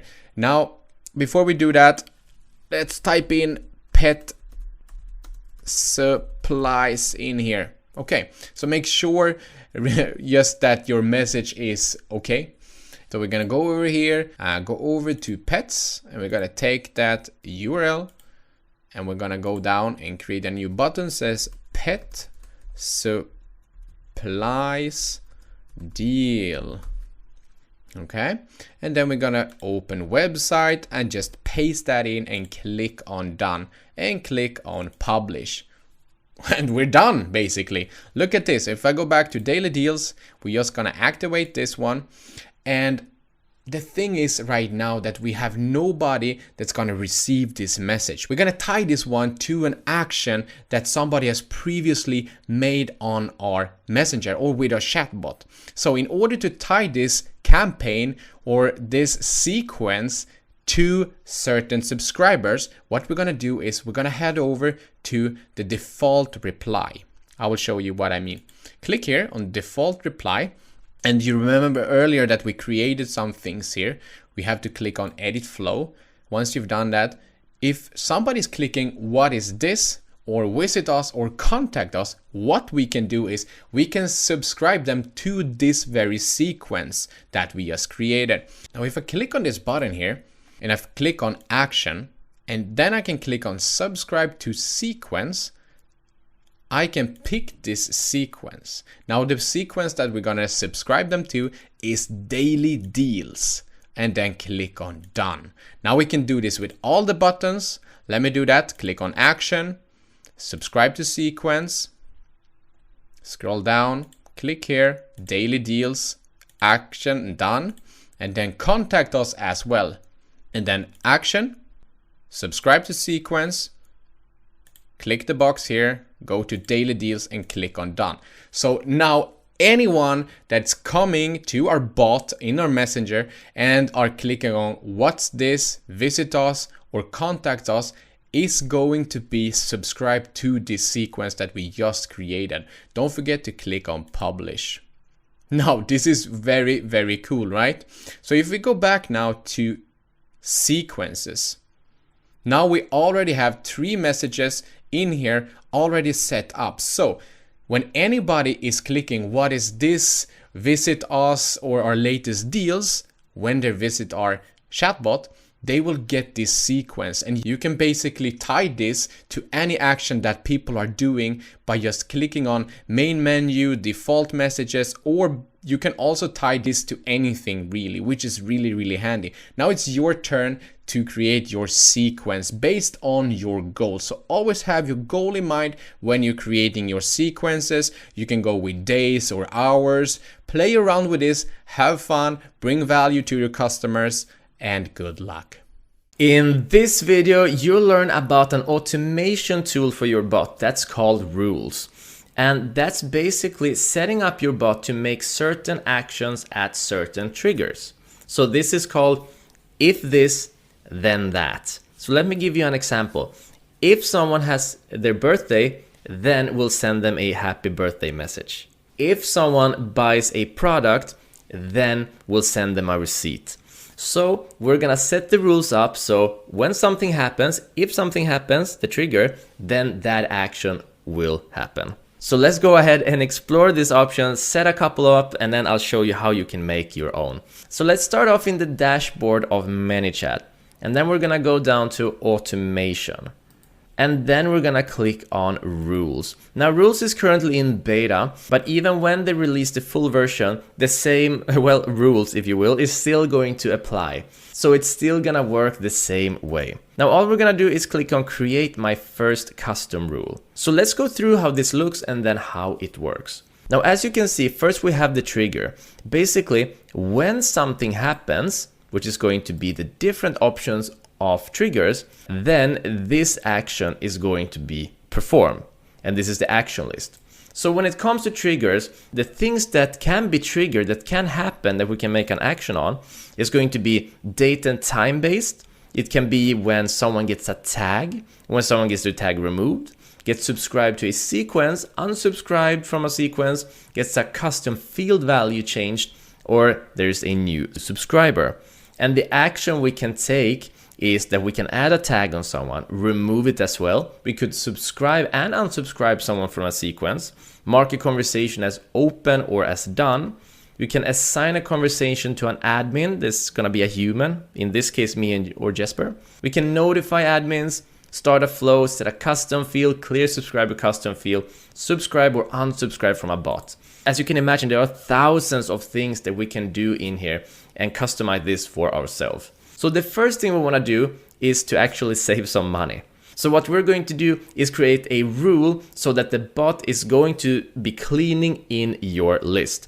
We're going to make a rule so that the bot will remove people who haven't been active for the past 60 days. And the reason is simple. If they're not active, we don't have any use of them. But if they are still subscribed, they're costing us money. Remember, the more subscribers we have, the more the monthly fee is for ManyChat. So let's go ahead and do that. So let's click on trigger because we want it to be triggered when people haven't been active for 60 days. And then we're gonna select date and time based trigger. And we want it to be triggered after 60 days of not having seen the person. So let's change the days to 60 days. There we go. Now there are more options. There are hours or minutes when you want to make a certain rule as well. But for this example, it's 60 days. And then after, and then we're gonna go ahead with last seen. Now I want you to know that later on in the course, we're gonna go to something called custom fields and we can add our own fields in here as well. But these are the 3 default fields. More about this later. And then we're gonna click on last seen. And then there's something called field time when it's gonna be triggered at, but we're not gonna use any certain trigger here, just use the field time, meaning when it was last noticed. And then if we want this event to happen every year or not, and we don't want this to happen every year, this is great for birthday wishes, for example. Perfect. And then we can set up a condition, for example, if we only want this to happen to people with a certain tag, to only men, to only women, for people who opted in through a certain way, etc. But we want this to happen to everyone. So now this trigger is gonna go off 60 days after the person has been last seen. And then it's the action. What do we want to happen then when people haven't been seen for 60 days? Well, we want them to become unsubscribed. Okay, so if we scroll down, there we have unsubscribe from bot. There we go. So now when the bot notices that people haven't been last seen for 60 days, they're going to be unsubscribed. They're not gonna be subscribers anymore. Then we're gonna save this draft, okay, and activate it. So now it's saved, it's all done. We can also give it a name by clicking up here, and we can call it unsubscribe after 60 days. There we go. So that's our first rule. Awesome. And it's gonna save us some money as well. So let's go back to rules. And let's set up a couple of more rules. I can show you a few examples on how this can be used. So all we need to do now is click on the plus here, plus custom rule.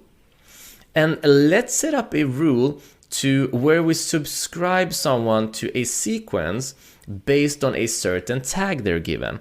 Now remember, you can tag someone through an option they choose from the default reply, from the main menu, from, for example, a broadcast, which we're gonna go through later.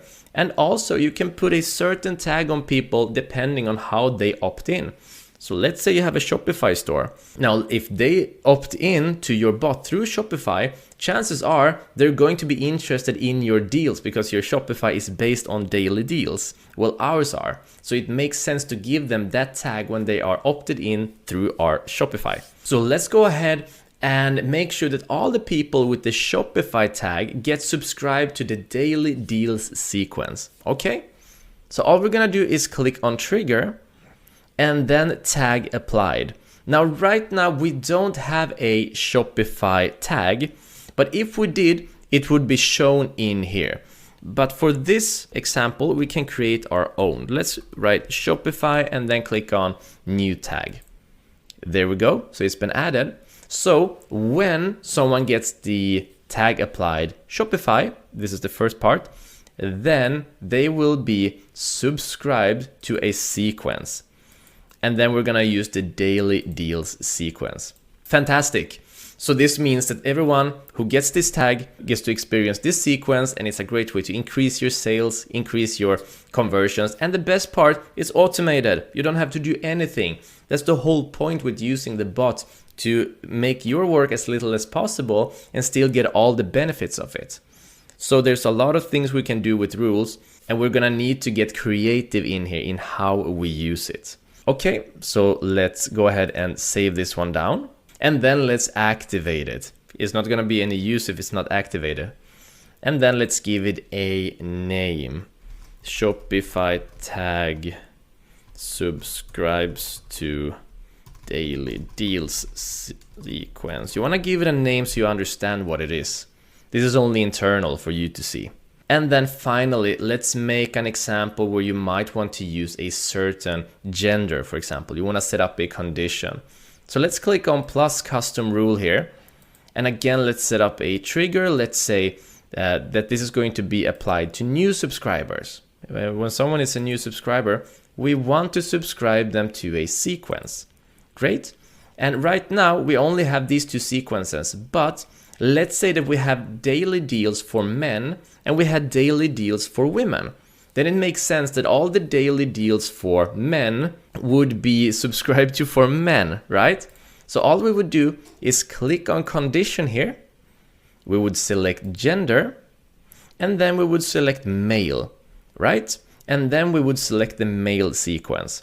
And then we would make a new rule, do the same thing, new subscribers, select female, and then select the women's daily deals. So super effective thing we can be doing. And then finally, if you want more triggers than just a single, you can add that one in here simply by clicking on trigger.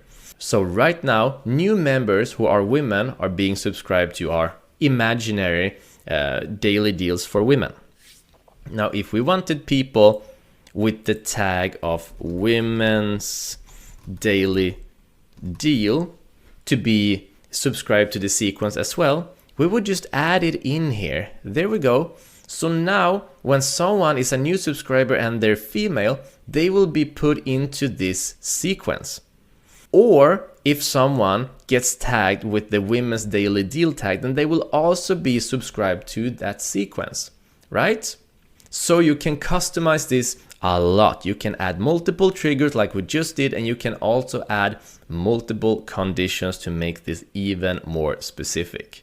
Okay guys, so now we have set up a couple of rules. That was quick, it's easy, and it's all automated. Now get creative with this. Start off by making the first one where you unsubscribe people after 60 days because it's gonna save you money. And then think, what are the needs in your business, and start automating as many things as possible. That's why we're using this bot. Okay, awesome. Now it's your turn. Go ahead and do this and I'll see you in the next lecture. In this video, you'll learn how to use the flow builder in ManyChat. But before we go ahead and check that out, what is a flow? Well, if you've been following along the course, you will have created several flows already.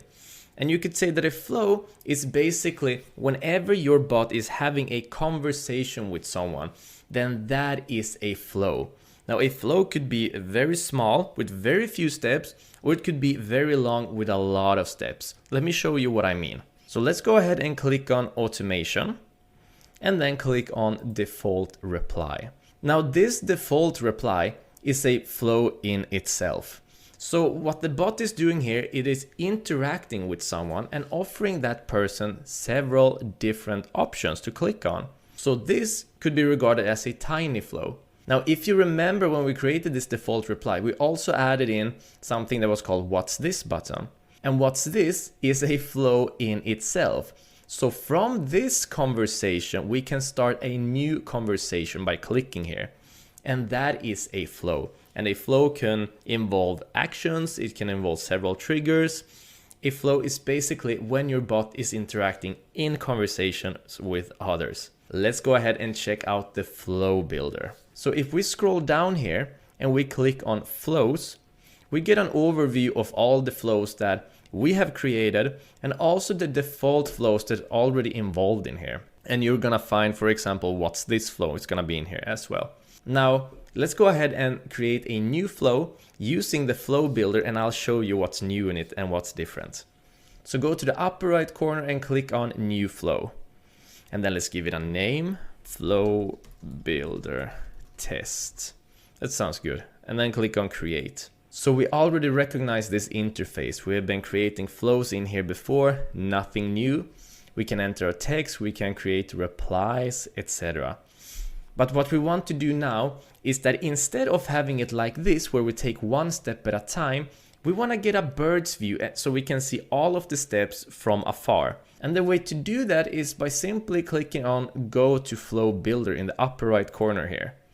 Now this is going to show this box, but if I go to the left and click out here, you can see that I can edit this box. And if I scroll out, you're probably noticing by now that we're getting a bird's view of the entire thing. We haven't built anything yet, but this is how we can start editing, moving, dragging and dropping things and building a flow. And since we can see it from afar, it's so much easier to understand what's happening and how to edit things. So let's go ahead and actually build a flow in here and I'll show you the different features. So first off, let's write something. Hi and welcome. And then we're gonna add their name. Let's check out the flow builder's features, shall we? Would you like to see what it can do? And now let's go ahead and add a little delay, and that is down here. You can either grab it and put it down here, or you can simply click on it and it will appear at the lowest part. And we can change it to 2 seconds delay time, and then it's gonna show these 3 dots showing it like someone is typing. And the reason we're doing this is because it makes the bot seem more human. It just makes a better feeling during the conversation. So I recommend that you add these in where they feel appropriate. And then we're gonna add in another text. I'm gonna drag it this time, there. And then I'm gonna write, would you like to know more? And in here, I'm gonna give them 2 options. Either yes to see more or no to cancel out the conversation. So what I'm gonna do is click on quick reply, and we have done this before, this is nothing new. And then I'm gonna write yes please as 1, and I'm just gonna click this away, we're not gonna use these yet. And then another one that's called no thanks, I'm good. Okay. So now we have 2 different replies in here. So this is where the benefits of the flow builder starts to come in. So what we're gonna do, if we look to the right in here, this is the entire conversation going on. Now if I click on the plus or I scroll with my mouse wheel, I can zoom in. What I'm gonna do is I'm gonna connect these two different things. So let's start off with the yes please. If I click on this box, you can see that I get this arrow that's attached. And if I click on this arrow somewhere completely randomly in the space, I'm gonna get this list. And we're gonna go through all of these features, but not yet. We're gonna keep this simple, one step at a time. And then let's click on send message, okay? And then we're gonna create a new conversation in here. And then we're gonna have the no thanks, I'm good. Click on that one as well and click on it here and then click on send message. There we go. So if we have a little look at what we have done right now, we have created our first conversation, right? And we have given them two different options. Would you like to know more? Yes, please. That's gonna take them to this conversation. Or no thanks, I'm good. It's gonna take them to this conversation. We haven't actually done anything with the conversations yet, but this is where the true builder comes in, because you get this bird's view of what is going on and what the different options do. Now, before you proceed from here, I recommend that you start renaming things so that you know what they are and how they work. So let's click in on this one and let's click up above here where it says send message. And we're gonna call this hi and welcome. So we know what it is, it's the beginning. And then for this one, I'm gonna call it yes, please. And then I prefer to write it like this. I'm gonna do a dash mark and write reply because it's easier for me when I have the bird's view to see what it actually is when there are a lot of things going on. There we go. And I'm gonna do the same thing with this one, but I'm gonna write no thanks, I'm good, dash reply. So let's go ahead and actually work on these conversations. Since the no thanks is gonna be the shortest, we're just gonna go ahead and start with that one. And then we're gonna build out the yes please. So let's click on it here. Whenever you click on any of the blocks, you get to edit them. So I'm gonna click on this no thanks, I'm good. And then I'm gonna write, okay, sorry to hear that. And then their first name. And then I'm gonna write, I hope you have a fantastic day. Talk to you some other time. And then let's add some emojis because that's charming. Let's add in this and this, and then a smiley. There we go. A bit more personal. Okay, so now we have ended the conversation. As we can see, this is a dead end, right? Nothing more going on here. However, this conversation where they said, yes, please, we actually want to make something out of that. So all I'm going to do now, since we're finished with this block, I'm going to click on this block. Okay, and now I get to edit this block. This is super easy, the interface to be using. And then let's write, that's awesome. Let me show you some of the features. And then add a smiley. There we go. So let's go through all of these different features one by one and start building a conversation from there. Okay, so you get to learn what all of these do, at least the most important ones. So the first one you already know, it's a text. If I click on it, we get to write some more text. So I'm gonna do that right now. And I'm gonna write, would you like to see ... And then I'm gonna click on quick reply, because this quick reply is gonna allow them to interact with us once again. And as they are interacting with us, I get to show off these different features. So let's click on quick reply. And then let's write an image and then card, gallery, list. Okay, there we go. So these are the different features that we're going to be connecting to something, so I can show you what we can actually do with these. They're super useful.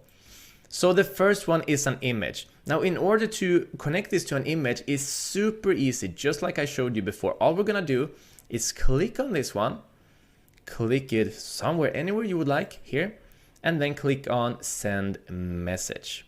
Okay. In this video, we'll take the next step in the flow builder and learn about its different actions and tools. Now, if we have a look at all of that we've created here and we zoom out a little bit, to be honest, I mean, it's beautiful, but it's also a mess.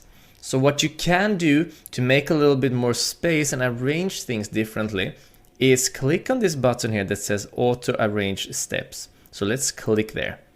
And you see it's gonna arrange things for you and make a bit more space. You may not agree with everything it does, but you can just click it and drag it and drop it wherever you want to keep it.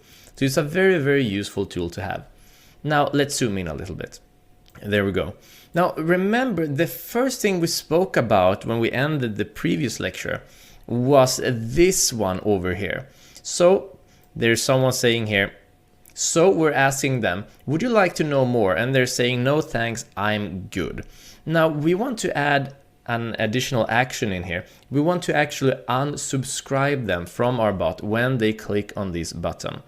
So we're gonna go ahead and do that by using this button in here. So all we're gonna do is click on it, and then we're gonna select perform actions.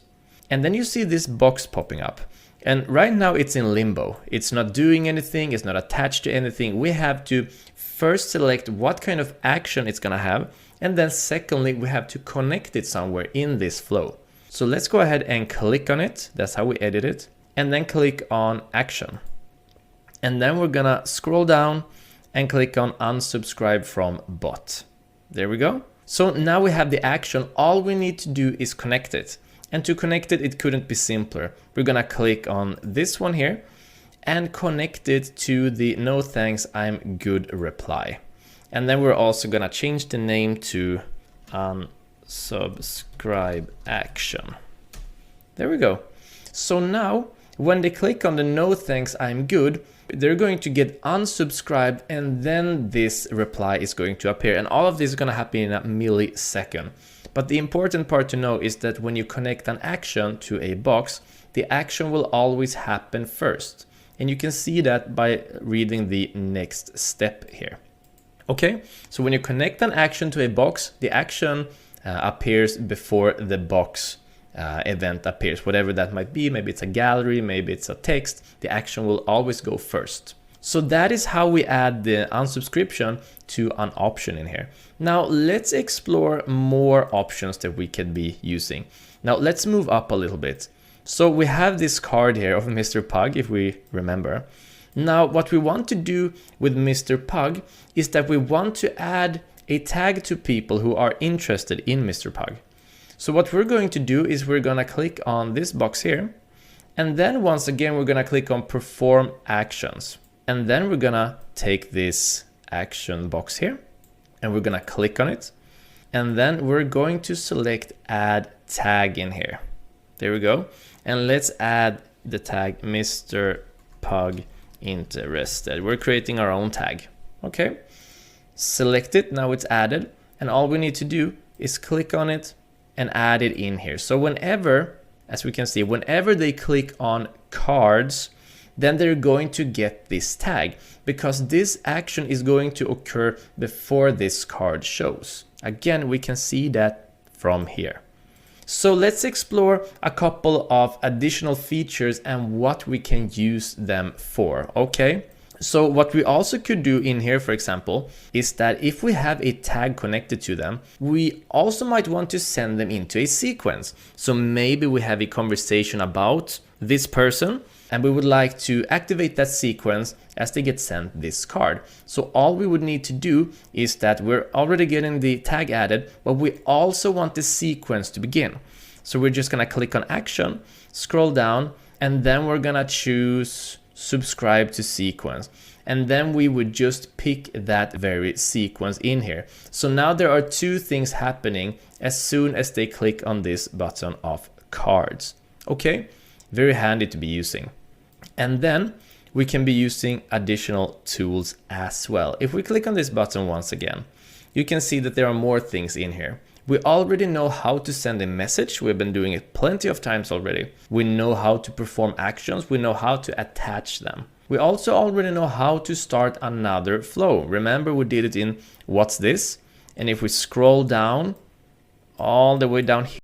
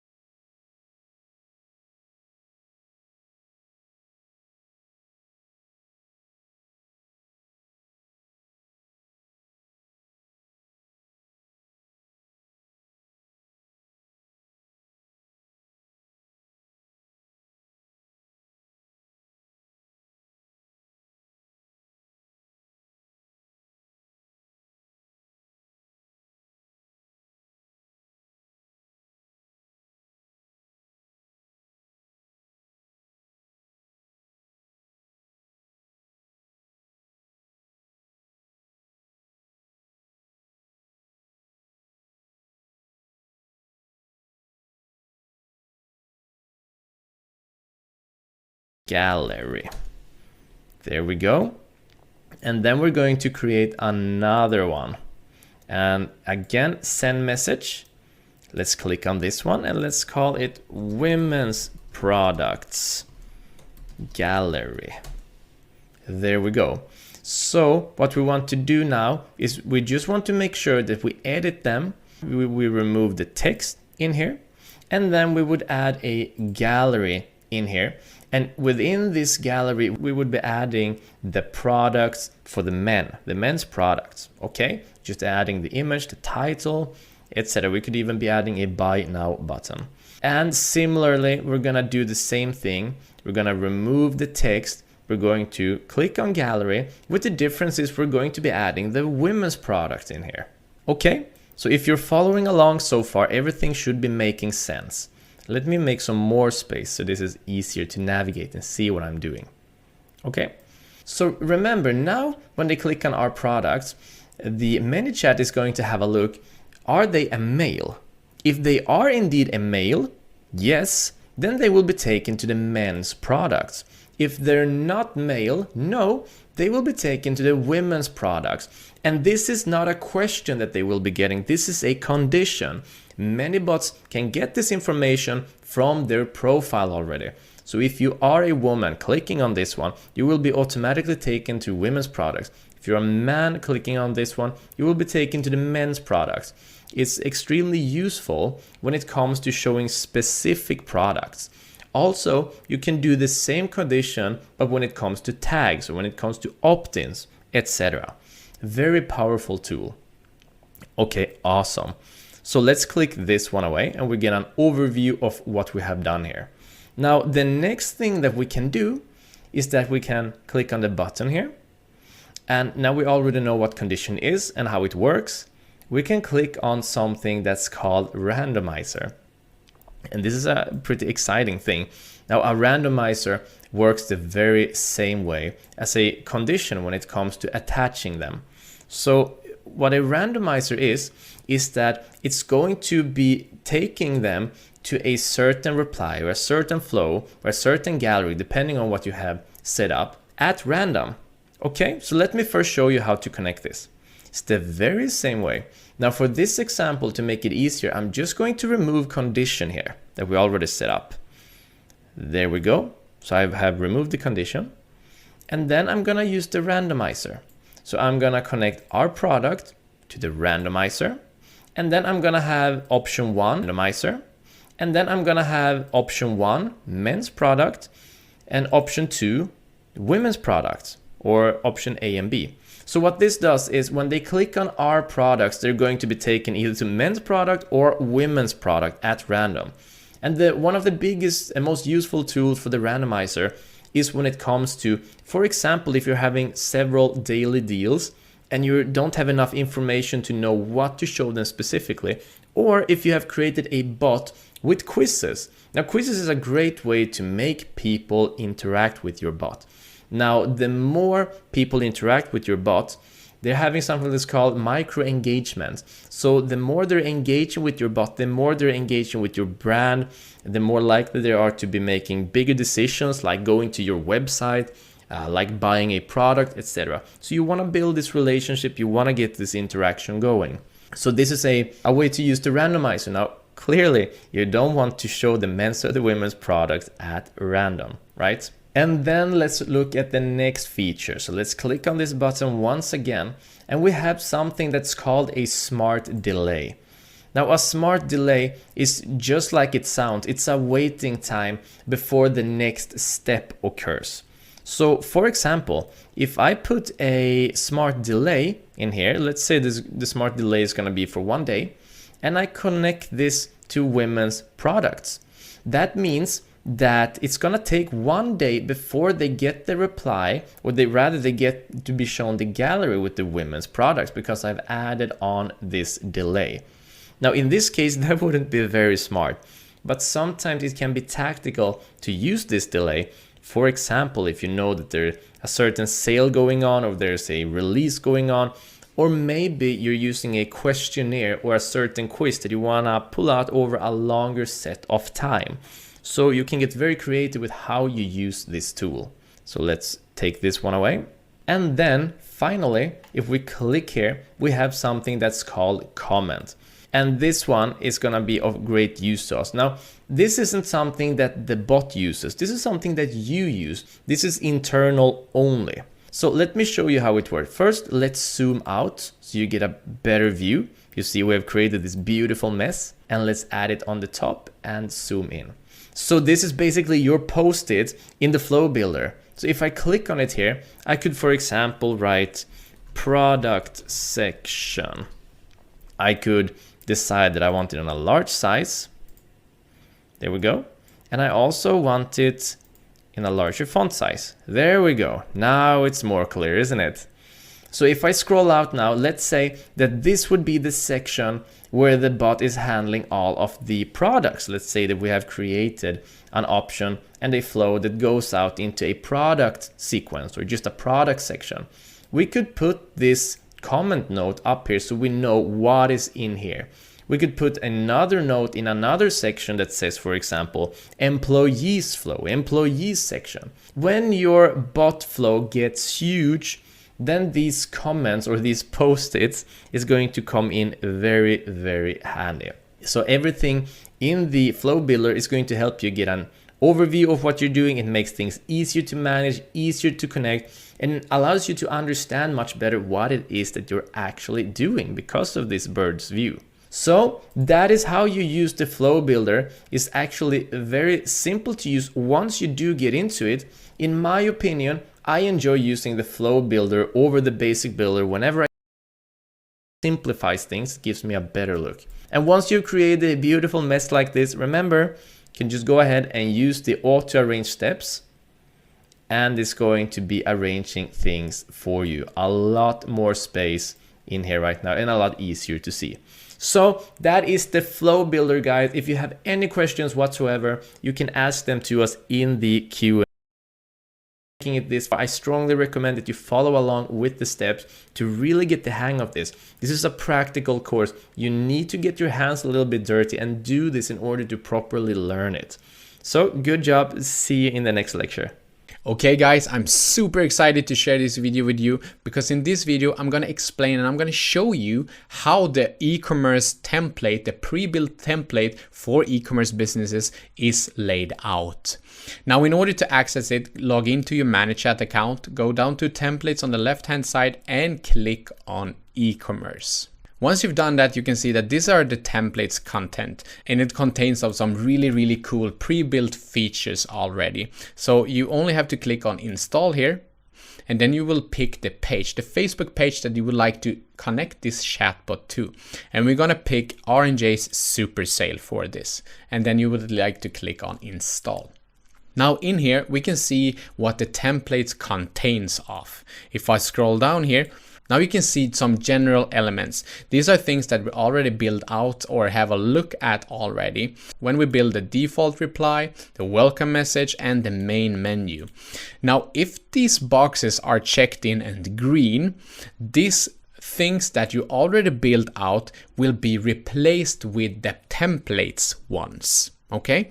But if you're unchecking these boxes, then your reply, your default reply, your welcome message, and your main menu will be in this template instead.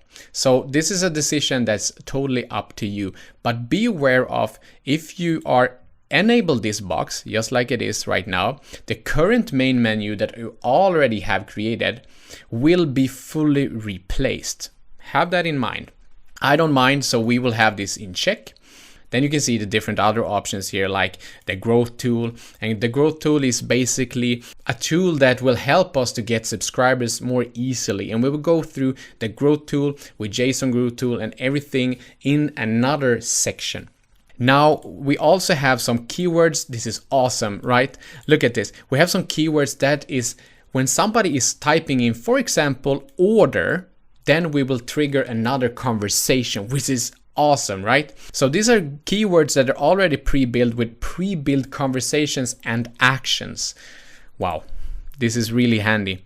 And then we have 12 different flows, 12 different conversations basically, which we can modify just the way you want to. So let's install it and have a check. All right, now your e-commerce template is already installed, and in order to access it and to modify it, go to the left side here under flows and click on flows. And then we can see the folder here, which says ManyChat e-commerce template. If I click on this folder and I click on this folder, you can see all the features laid out for us here. Now we have to go in and modify it just the way we want to have it after our web store basically. Now here's a smaller navigation menu here, which is really handy to like divide this up. All the kinds of features. Now, if you click on opt-in messages here, if somebody's opting into a sequence or they're opting into maybe an offer or something like that, you can go in here to the growth tool and you can modify this just the way you want to. Now, if I go back here, we can go over to keywords, we can go over to sequences and modify them, but we would like to start with a welcome message. What are they gonna see once they've interacted with our bot or they're starting to chat with our bot? What is the first thing that you would like to trigger to welcome them? If they are maybe following your page or something like that. So click into welcome message here and click on welcome message. Now we're in the flow builder. So let me take this away and let me scroll into this welcome message. Now, this is the starting step. The first thing that we'll see is hello, first name. We'll welcome you in our page and we'll offer you a great variety of fashion bags and fashion related content. Now, if this is accurate, you can have it just the way you want to, but if you'd like to modify this, you need to click on this box and you click on edit flow. So you're able to go in, let me click that up once again. Now you're able to modify this. Now you can type in anything here really. So we're offering, for example, the latest and hottest deals online. Okay, now we have modified this message. And you can see that there's a button here that says learn more. you can see that there's having learn more, shop now. If I scroll down, you have in shop now, you can modify this text, discover more than 100 different brands in our store. Now, if that's true, you can have it just the way you want to, or you can just have it go to the latest deals by clicking the button. Something like that. So start modifying your welcome message really here. And then they're having the options to either message us or call us. Now, if I click here on the screen right here, you can see that they have already tied this up to another flow. So once they click on learn more, they will be sent to another flow. If I click on this, open this flow, you can go in and you can modify this next flow. So if they're clicking about us store, then they will be sent into this floor. So you need to go in and modify this flow as well. So it's quite a few steps to take here, but remember, ManyChat has been really kind and built out these kind of steps for us. The only thing we really need to do is to go and modify them after our store, and it's automated so we can make more sales and skyrocket our e-commerce business, which is awesome, right? Yes. Okay, so let's go back to flows here. And let's go into keywords, for example. Click on keywords. Keywords is basically when they're talking to your chatbot and they're typing in, for example, all products or products all, something like that. Then if I click into this conversation will get triggered, which is really, really awesome. So based on what keywords, based on what words they're typing on their computer to your chatbot, they will get sent to another conversation, which is already automated. So they will communicate with your chatbot. If I go to flow here, you can see the entire flow if they're clicking on all products or if they're typing in products all or all products. So in here, you can see that this conversation is saying, please select the category, and then you have women and then you have men. Once they've clicked on men, they will perform an action. They will be added a tag on them. So the tag of they're interested in women clothes or women products, etc. Now you can go in here, if you click on add tag, you can modify the tag, of course, or you can put another action on them, maybe subscribe them to a sequence or notify an admin or whatever action you would like to put in here, you can do that. Now the next thing, after they added this tag, they will be sent this message where they can basically click on fashion bags, backpacks, leather bags, and also you can see all these kind of buttons. You would like to type in your URL here. So if you click on visit website, you can see that this is manychat.com. So you would like to put in your URL of your store or the site rather. So for this one, if I click back here to the fashion bags URL. So if you're having a store, let's say that the store name is R&J Super Sale / fashion bags, then put in that URL in here. Now, if you would like them to maybe buy at the first site, you can basically take away this open website. If I click here, this is a really cool feature. You can add a buy button. If I click here on add buy button, you can see that I have to connect my Stripe account. So if you're having an e-commerce store and you would like to add in the buy button here, which is really, really cool, you can basically go to your Stripe account and just connect it to your ManyChat account. So, I mean, look at this. This is a really, really cool way to start making and building your bot with the help of ManyChat. Let's go back to keywords here. You can also put them into different sequences here. So I encourage you, if you're having an e-commerce store, you're feeling pretty lost and you're like, I don't really understand how to structure out my chatbots, go into templates here, go to eCommerce. And this is a pre-built version. You can go into it, modify it just the way you want to after your store and after the kind of products that you're selling. And remember, you can like edit everything in here. So ManyChat, thank you for this feature, and go now and download this. It is your turn. Good luck now. Okay guys, in this video I'm going to show you how to create a template and how to share it with your colleagues, clients, and maybe friends.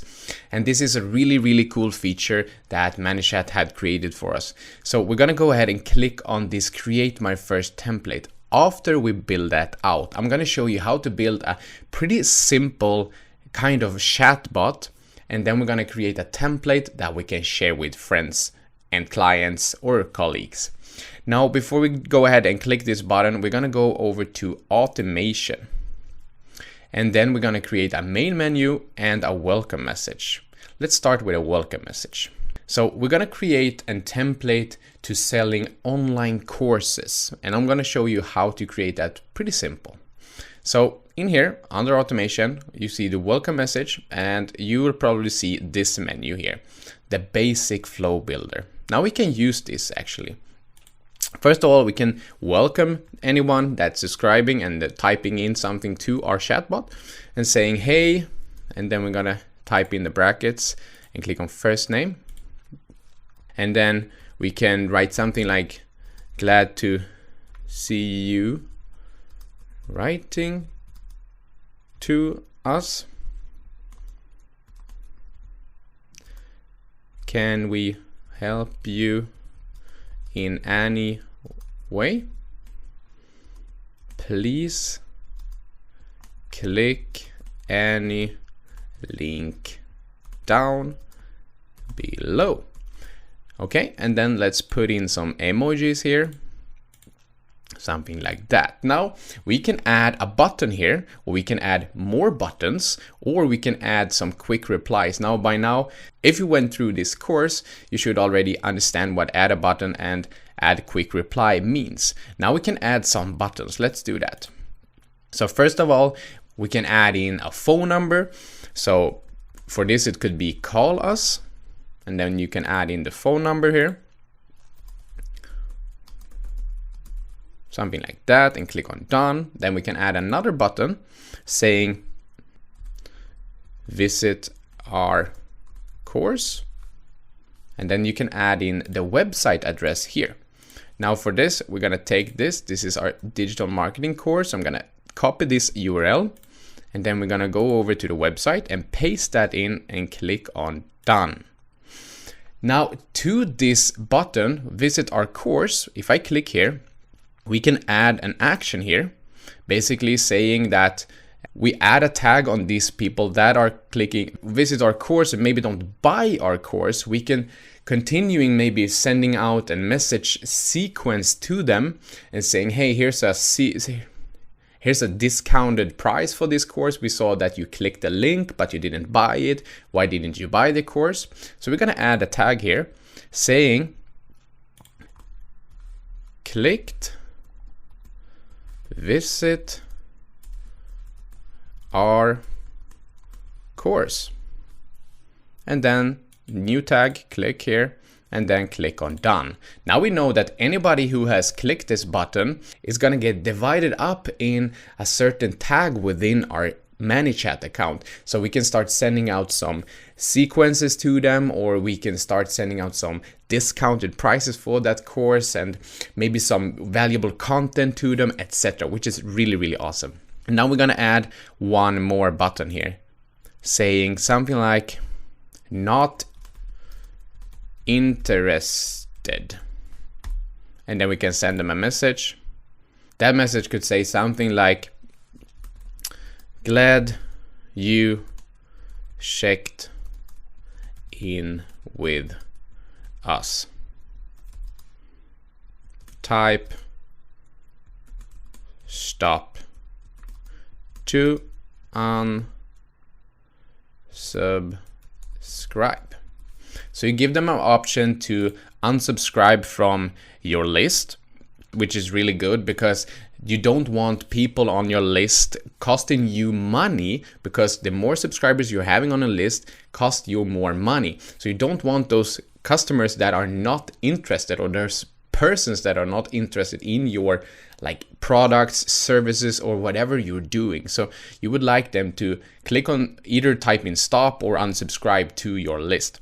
So once that's done, we have the welcome message here So we have some buttons here that they can click. This is already pre-installed, so I'm gonna just take this away to not confuse you. This is just pre-installed things that we've gone through the course, so don't bother about this. Now we can see that the welcome message says hi and the first name. Glad to see you writing to us. Can we help you in any way? Please click any link down below.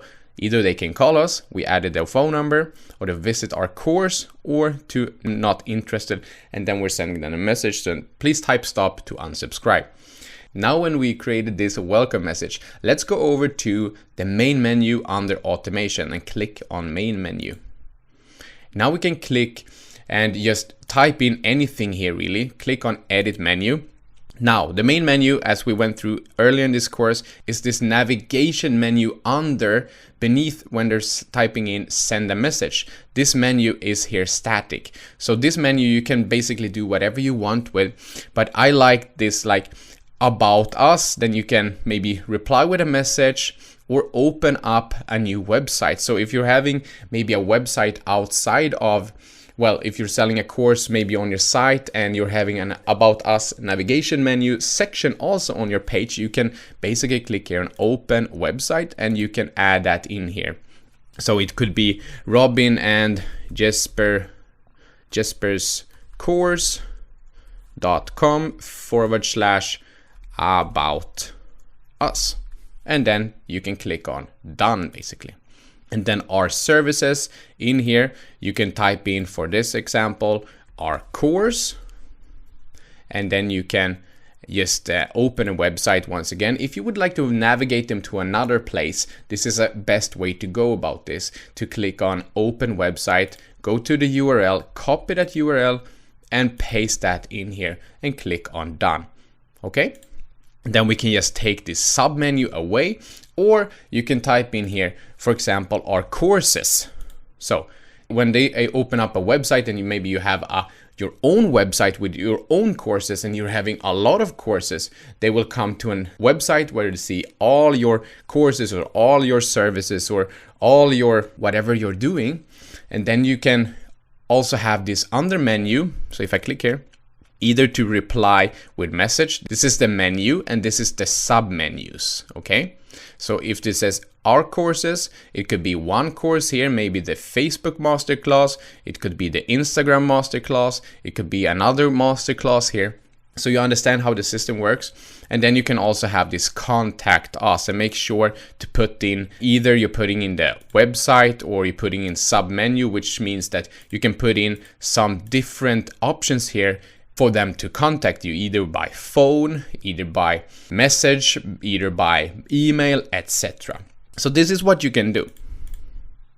Let's delete this once for now. Let's delete this once for now as well.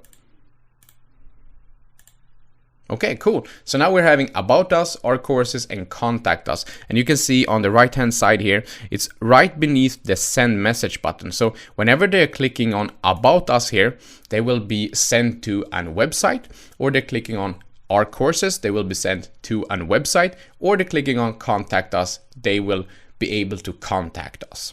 Now we can click on update menu. So remember to tie this one to like a website, for example. So we're gonna do that as well. Robin and Jesper.com/contact us. And then we can click on done and then click on update menu. Okay, now we created a welcome message and the main menu. Now we're gonna go down and we're gonna go into templates. And we're gonna go ahead and click this button, create my first template. If I click here, then I have to pick any page here. And if you were to use some type of growth tool, which we'll go through in the next section, which is really, really cool, you need to have the pro version in order to install this template on this page, because some features is just pro features, so you have to have a pro account in order to access those features. And this account, we're gonna do a basic bot, so we don't have to bother about that. So I'm gonna go ahead with this Messenger Marketing and Chatbot Masterclass Facebook page, and this is a free version, so I'm gonna click on Use Page. And then to the fun stuff. In here, we're gonna pick what we would like to have in our chatbot template. So for this, you remember that we created our welcome message, we're gonna pick that, and we created a main menu, we're gonna pick that. Now, if you're having default reply and you're using the growth tool and you created some awesome growth tools, and you also have some keywords that would like to get triggered, also you can use them. And remember that we have the stop keyword. So when anybody is typing in stop, they will get unsubscribed. So we're gonna click here, and then we're gonna click this also start or subscribe. So if anybody is typing in start or subscribe, they will become a subscriber to our list, which is awesome. If you're scrolling down, and maybe you have created a sequence, like automated messages that's going out to your audience or to a certain group of people with a certain tag, etc., you can click your sequence here as well. And your flows. If you created a certain flow, a certain communication, conversation with people that's taking a certain action or clicking a button or so on within your bot, you can click that flow here as well. But we're satisfied with only having these two keywords, and then we're satisfied with the main menu and the welcome message. Then we're gonna click on next step once you've done. And then once again, you're gonna click on next step. In here, you're gonna name your template. So for this, it would be course selling template. This is great to have everything organized so you know exactly what kind of template that this is. Now, in order, if you're gonna send this to a colleague, to a friend, or to a client, it's really, really important to put in the correct name for this. Now, your subscribers won't be able to see this, of course, because this is within your managed account, but this is good for you to keep everything organized. And then you can upload a template avatar, meaning a picture of your template, basically. So I'm gonna click the plus here, and then I'm gonna scroll down, and we're gonna add in this course image, and then you can just resize this just the way you want to, like there, for example, and then I'm gonna click done. Awesome. And now we're gonna click on create that template. Super excited, and click on there. Great, awesome. Look at this. It's already successful and created, and basically this is the link that you would like to share with your colleagues, clients, or friends, or anybody that you would like to share this really, really great template with. So the only thing you really need to do in order to share this one, you click on copy here. Now it's copied. You open up a new tab.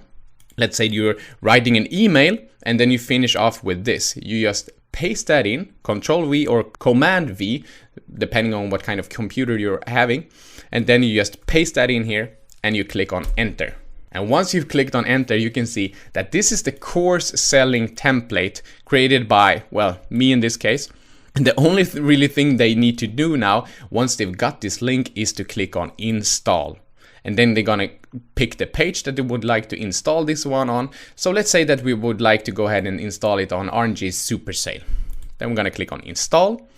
And then they have the option, just like we went through in earlier videos, to either have their welcome message if they already created one, or their menu if they already created one. And if they would like to keep theirs, they just uncheck these boxes. But if they would like to keep your welcome message and your main menu, and remember, they can modify this as well.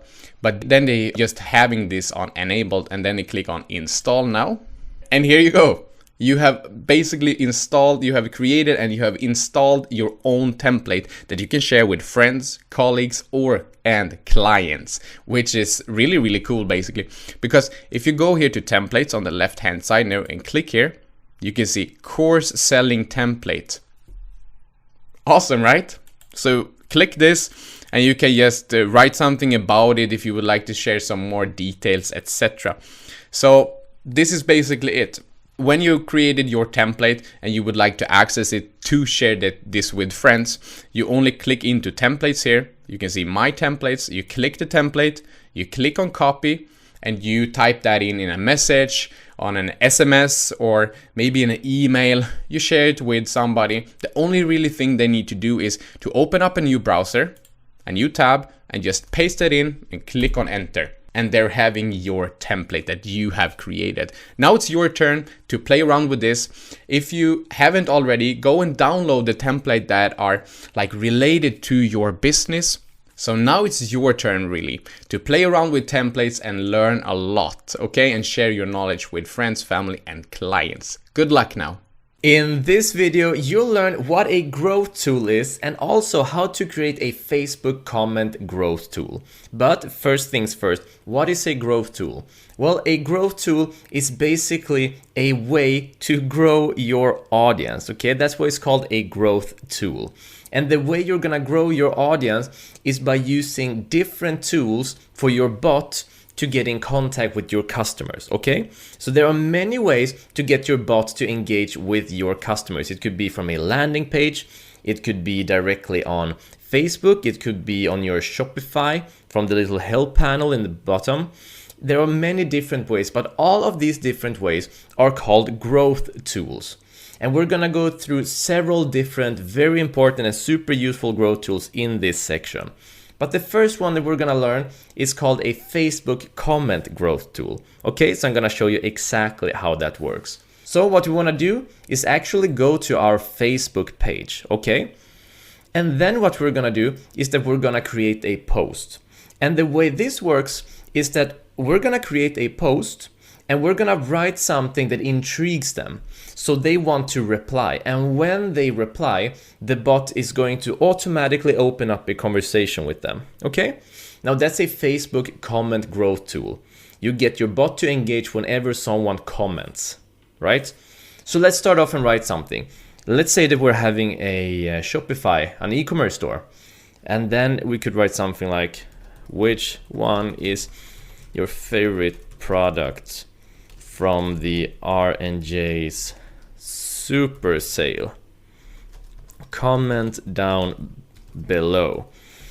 And then we can also write, for example, we'll reply you with our favorite. And then let's add in some nice smiley here as well. Let's go with this one. There we go. Looking much better already. And then we're gonna post this, we're gonna publish it. And then let's scroll down.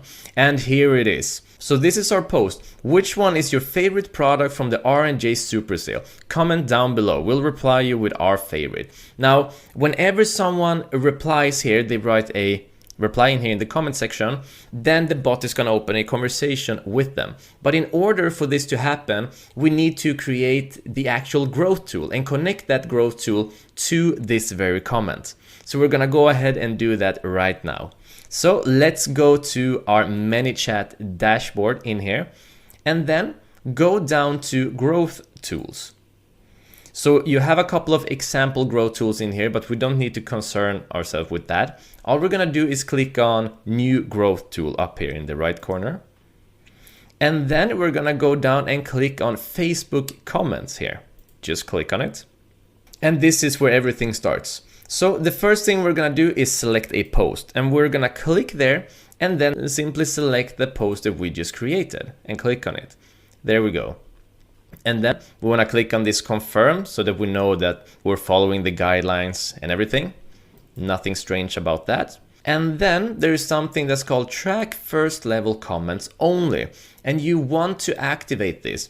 And this means that the bot is going to open a conversation with everyone that replies to the post. But it is not going to open a conversation with someone who replies to a reply.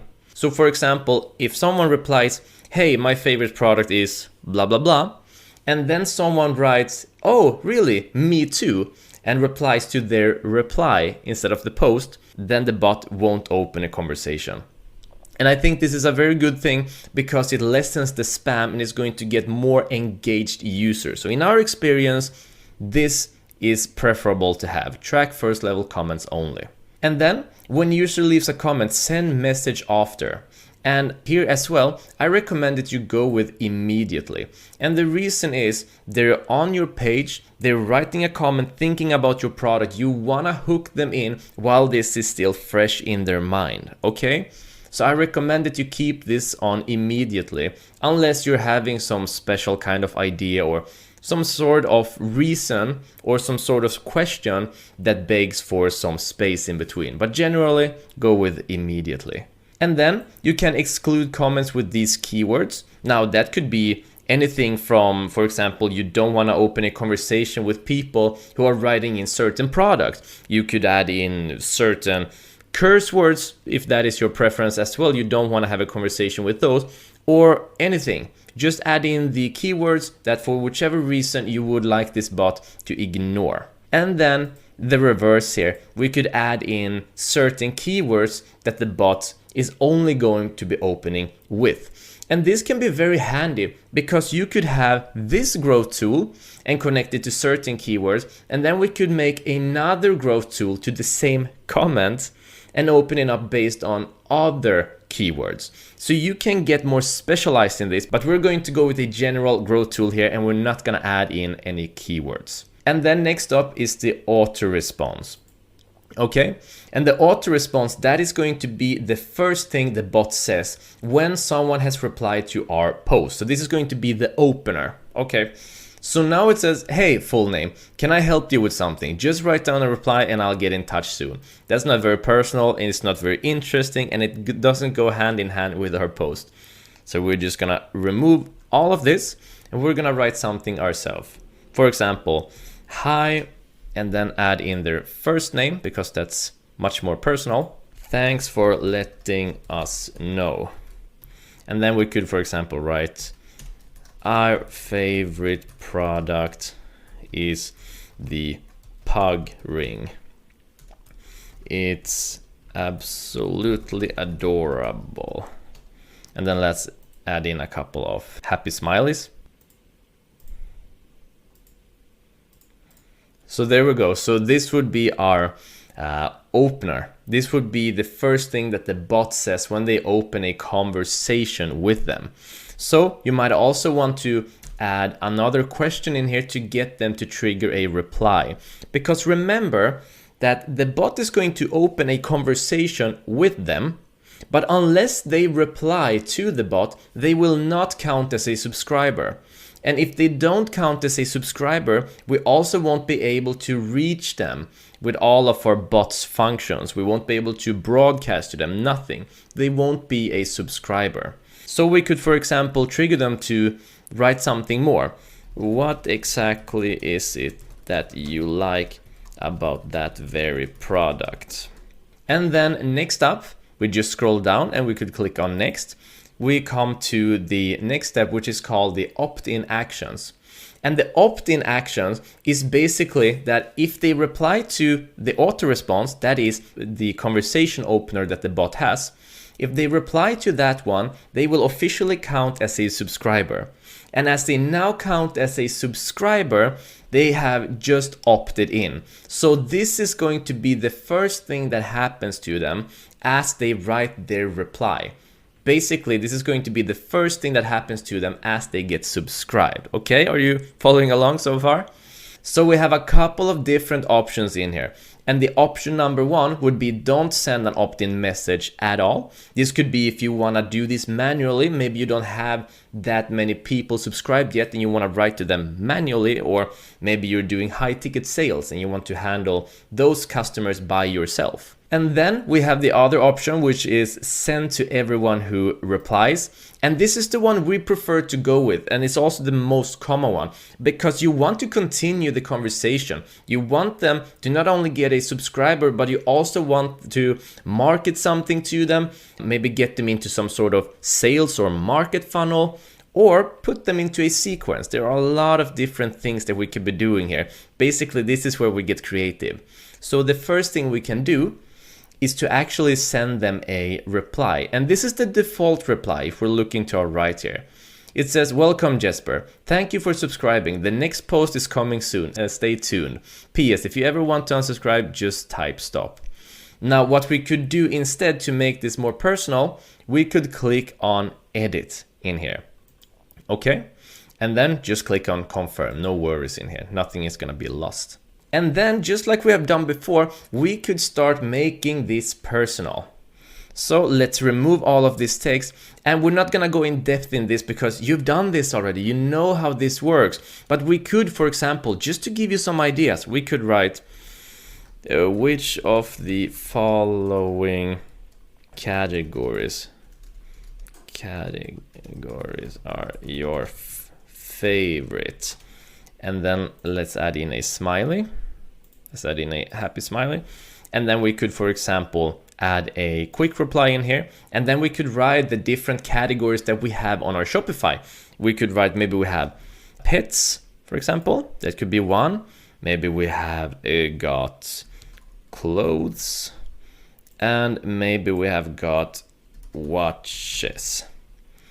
And then they're able to click one of these, and then you'll start adding more and more replies that's eventually gonna end up either to the bot linking them to that very sales page with pet products, with clothes products or watches, or maybe you're gonna program your bot to show them products directly with a buy now button. So there's a lot of things we can do in here, and we can also, of course, as you already know how to, use the flow builder and make this into a beautiful long flow where they get exactly what they're looking for. That's the power of this tool, and that's the power of getting people subscribed and then showing them what they want to be seen, what they're interested in. This is why chatbots are so amazing. But let's get back. All we need to do is click on Growth Tool 26. We haven't given it a name yet. Let's just click there to get back. Okay, so now we're back here. Everything is in order. Nothing here has changed. Auto response is still the same. And we are working in the opt-in actions. Here we are. So this would be the send to everyone who replies, and we were just working on that reply, and we would just click on edit, and we can customize it to whichever way we want. Then we can also enter them into a sequence. Now this could be any form of sequence that you have prepared specifically for this very opt-in, or you could choose not to use a sequence at all, or you could choose to remove the opt-in message and only use a sequence. So this is going to depend completely on how you decide to use the sales funnel, if you will, to use your bot to talk to your customers and to lead them to where you want them to go. This is where creativity plays such a big role, okay? And then we have the final option, which is send only to users who reply with a keyword. And like I spoke about earlier, you can make several growth tools for the same comment here. And then you want them to trigger at certain keywords. So you'll put them into certain sequences. For example, you can get super specific with this. And those are the different options. But for now, we're gonna choose send to everyone who replies. And then we're gonna click up here to rename this one. And we're just going to call this one, let's call it Shopify Facebook comment growth tool. There we go. And then I'm gonna click on save. Now I recommend when you put in the name, you wanna put in somewhere, either in the very beginning or just somewhere exactly what it is. So this would be a Facebook comment growth tool, and we're specifically aiming towards driving people for our Shopify in this example. So put that in the name so you know what everything is in the list. Okay, so now it's been saved. We're gonna click this one on active. There we go. And now we're gonna try it out. Okay, so let's go back to our page here. And now let's write a comment in here. So let's reply to the post, and the bot should be starting a conversation with me. Okay, so I'm gonna write something here, and I also need to change the user to myself because it's not gonna reply if I use the RNJ super sale to write a comment. And I'm gonna write something like, I love the clothes that you guys are selling. And then post it. And now we should have a conversation popping up any second. And there we go, here it is. So the bot has replied to us, we know that everything is working, and if we have plugged in and made an opt-in, all I would need to do is comment something in here like, I love those clothes because of how they feel. And if I write this back, then the bot would reply to us. Now, we didn't actually save the opt-in that we did, so the bot isn't going to reply anything. But if you make your own opt-in, meaning your own flow in there, then it's going to reply back, and by now we're already subscribed. So this is how it works to make a Facebook comment growth tool. I hope you've been following along here. It's actually super easy once you get into it. If you follow along with the rest of the course, we're going to dig into the next growth tool and go through a bunch of them. They're super handy, and I do believe the chatbots are the future of marketing. And if we want to become good marketers, we need to learn how to grow our audience. There's no better way than using the growth tools. So guys, just follow along with the videos, and I'll see you in the next lecture. In this video, you'll learn how to create a landing page growth tool. Now, what that is basically a page that's going to be driving traffic to your chatbot. Now, the beautiful thing with ManyChat is that they allow you to create a landing page using their own system. So let's go ahead and do that right away. Start off in your ManyChat dashboard, and then we're gonna go down and click on Growth Tools. And then let's click on New Growth Tool. And then we're gonna go and click on Landing Page. Now, the beautiful thing with being able to create a landing page in ManyChat means that you can create a page even if you don't have a website. It also means that if you do have a website or a Shopify store, for example, you can create a landing page very quickly in order to drive traffic to your chatbot. So this is a very handy feature to have. So the first thing we want to do is rename this. Let's call this Landing Page Growth Tool. All right. And the first thing we see here is that it is in the initial state. The initial state is the way that the page looks like when it's presented to someone, meaning it's going to be looking like this when someone is entering your landing page. And you can change any of this. You can simply click on this. You can change the text to whatever you'd like. You can click on this description text. Any of these parts can be changed. Now let's go through how to edit this one by one, and then I'll give you some suggestions on how you can use this. So first up, we can decide if we want to use text and media or simply use a media background. For now, we're gonna go with text and media, and I'll show you the difference in a little bit between these two. And then we can check if we want to use a description or not, simply by clicking on this one. For example, if you're having a competition, you want to have a description to the competition. If not, if you just want to funnel them very simply using a headline, then you want to remove this. And then we have a button type. For example, if we just want to send them to Messenger, we're going to keep this one here, and it's going to have this button. But if we want to use a checkbox, for example, we have a landing page where we're offering them a PDF file, or we're offering them a video, or whatever it might be, we might want to use a checkbox, because if they click here now, they're going to be getting some downloadable material, right? And then they're going to need to check this one to be sent to Messenger. So then the chatbot function becomes secondary. And then when we go down, we can change the colors here as well. We have the background color, the headline color, the bottom background. Any of these can be changed depending on how you want to customize it. And then we can also change the checkbox size from large to medium. We can make it small, but we're gonna keep it large. We can also change the checkbox skin. Right now it's light, but we could be making it dark. Let's go with light still. And then the media type, if we want to use an image or if we want to use a video. So let me show you what I was talking about earlier when I was talking about this, the page template to be text and media or just media. So if I upload an image down here by just clicking here, and then let's say I'm going to upload this picture for our digital marketing course. Now we see that the picture gets to be on top here on the landing page. But if I scroll up and I change this to media background, it's gonna cover the entire background here, okay?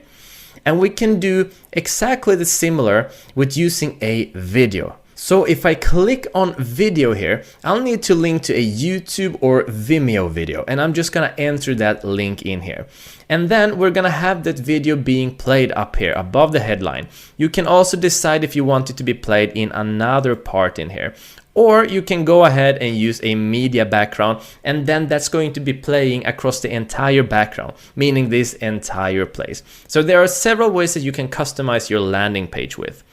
Okay, and then let's go to submitted states. So this is what it's going to be looking like when they have clicked the previous button, meaning the one that says send me insights. Then they're going to be taken to this page, okay? So let's make some edits in here as well. So the first one we can change here is what we want to happen after they have clicked on the button. Either we could show them a new message, for example, thank you for reading our thank you message, or you could say thank you for entering the contest, thank you for downloading our video course, thank you for downloading our whatever it might be. Or we could simply redirect them instantly to a URL. Just enter that link in here, and as soon as they click on the button, they will be taken there. Okay? And then again, we can decide if we want to show a description or not. We can change and customize the colors of this. Now this green isn't very pretty, I don't think, so I would want to change that one. And then again, we can decide on the media type. Do we want to have a video in the background on top? Do we want to have an image, for example? Or do you want to go as same as initial? And I recommend going with same as initial generally, depending of course on what you're doing. Remember, the sky is the limit here. And then next off, we have the opt-in actions, meaning what's going to happen once they are taken to your chatbot. Now, of course, if you're creating this landing page, chances are you want them to go to your chatbot. So what's going to happen once they enter the chat with your chatbot? Now, this is currently the opt-in message that it says right here. If I want to change that message, all I'm going to do is click on edit, and we can go to the flow builder and we can build out a completely different type of flow. And what you also might want to do in this flow is make sure that it is inviting for them to reply, because they need to reply to you in order to be added as a subscriber. And then make sure that they're added to some sort of sequence. Okay, that's either going to have something to do with your landing page. If it was a contest, for example, you could take them straight to the contest questions. And then finally, we have the setup. And in the setup, we have our landing page URL. Basically, if I click on here and I open link in new tab, I'm taken directly to the landing page. Now, we haven't made it very pretty yet, but I'm sure you will. So this is the way it's going to look like, and this is the link that you will be sending out to other people. And here we can also add the Facebook pixel in order for the pixel to be tracking people entering this link. And if you don't know what a Facebook pixel is, then don't worry about it, because later on in this course, we're going to go through everything about Facebook pixel, what it is, how to install it, how to find the ID, how to use it. So if you don't know what it is, then just leave this and we're gonna go through all of that later on. Okay, so now for some landing page suggestions. What you could do here, for example, like we were talking about earlier, we could make a contest. So if you go ahead and make a contest, what you want to do is when they have opted in to the contest, you could ask a couple of questions. And when they answer correctly on one of those questions, they'll be taken to the contest itself. Subscribe to a contest sequence or get a contest tag. That is one thing you could do. You could also, for example, send them through a couple of suggestions or a couple of questions and find out what they are interested in or what they're looking for. Create a sequence for it so that they get offers customized to their needs and customized to their interest. When it comes to the landing page and when it comes to growth tools overall, the sky is the limit. So let your creativity flow. But one of the very popular ones here is using a contest, for example, a quiz contest. Is very popular and very interesting for customers. So this is how you create a landing page growth tool. Remember, all you need to do is be in the dashboard, click on growth tools, go ahead and click on landing page for your growth tool, and then you're all ready to create your landing page. Okay guys, see you in the next lecture. In this video, you'll learn how to create a Messenger ref growth tool. And this is a super easy growth tool to use. What we're gonna do is that we're gonna create a link so that when people click on that link, they'll be taken directly to our bot. It's super easy and it's very versatile. You can use it in many different ways. I'm gonna show you two very effective ways of using it. So let's get started.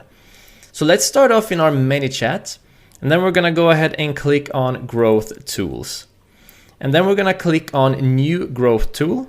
And then we're gonna click on Messenger Ref URL, okay?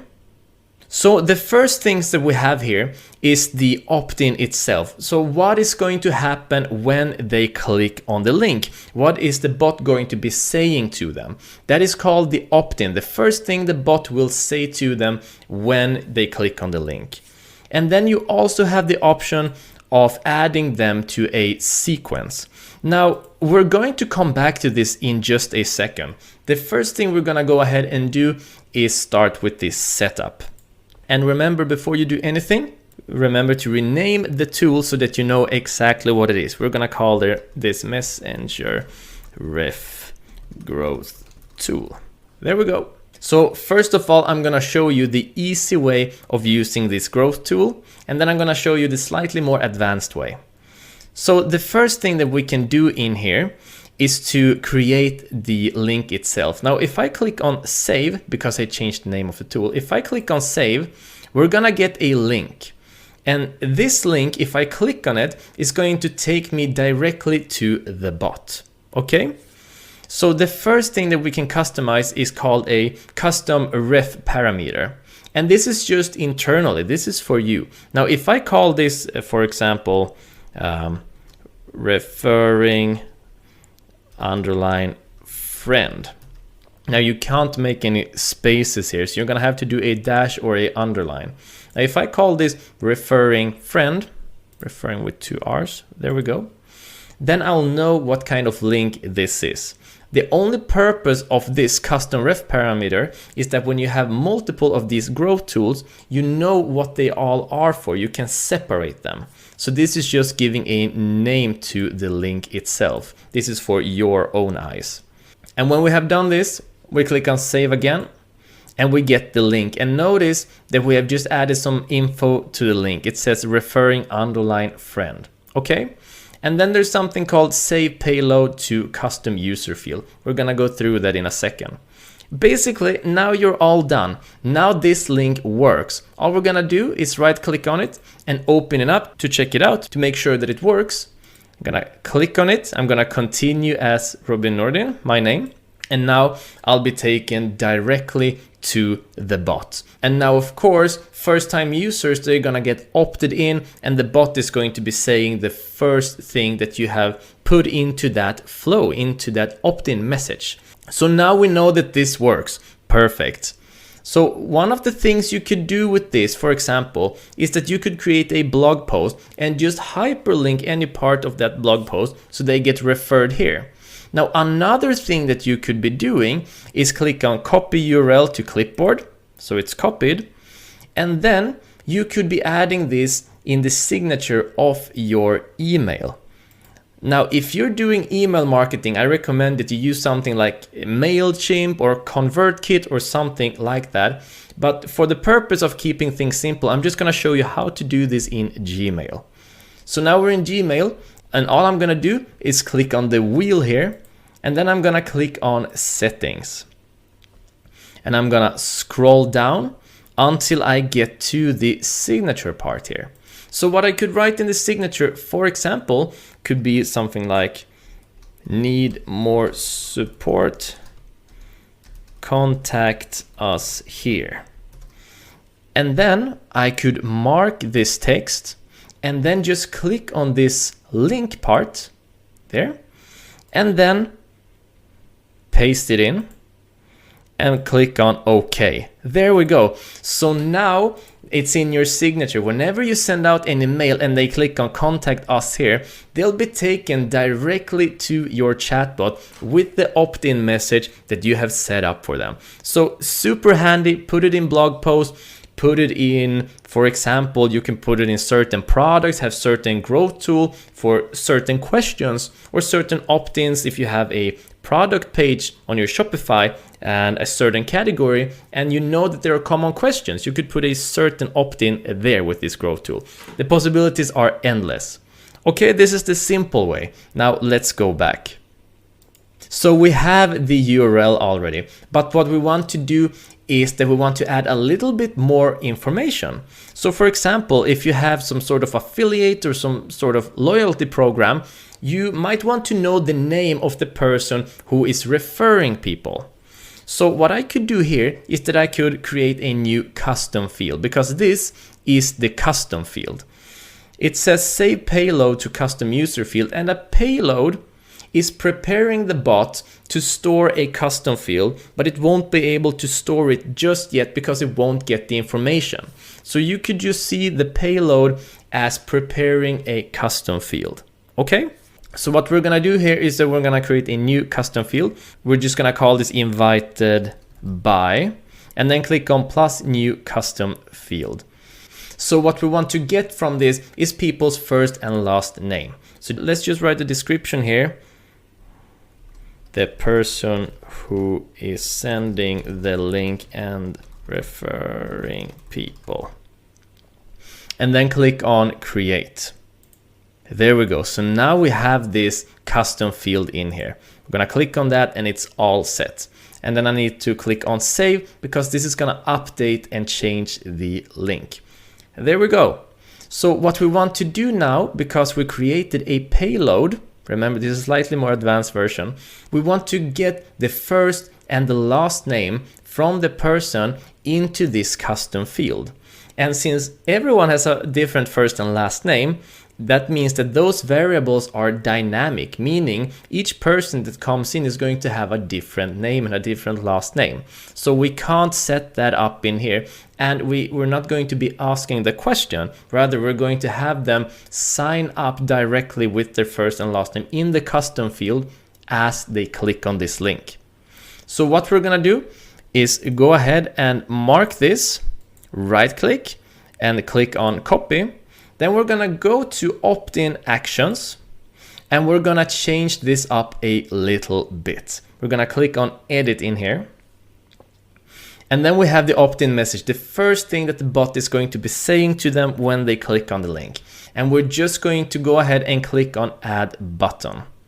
Now for this example, since if they are on Facebook, there's no reason at all to be referring them to the Facebook chat because they're already on Facebook. So let's say that they are on your website, on your Shopify site, etc.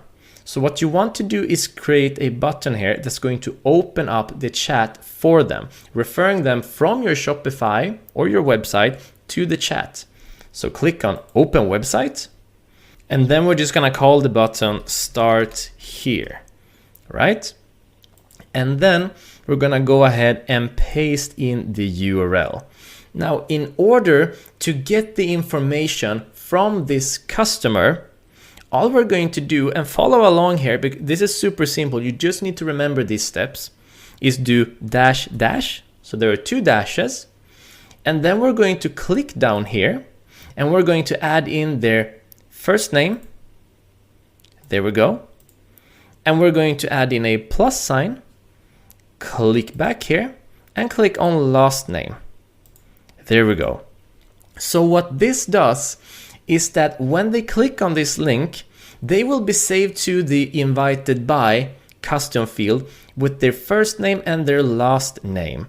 And this is all possible because once they enter the chat on your Shopify, for example, they are already on Facebook. They have to log into Facebook. So we know their first and last name.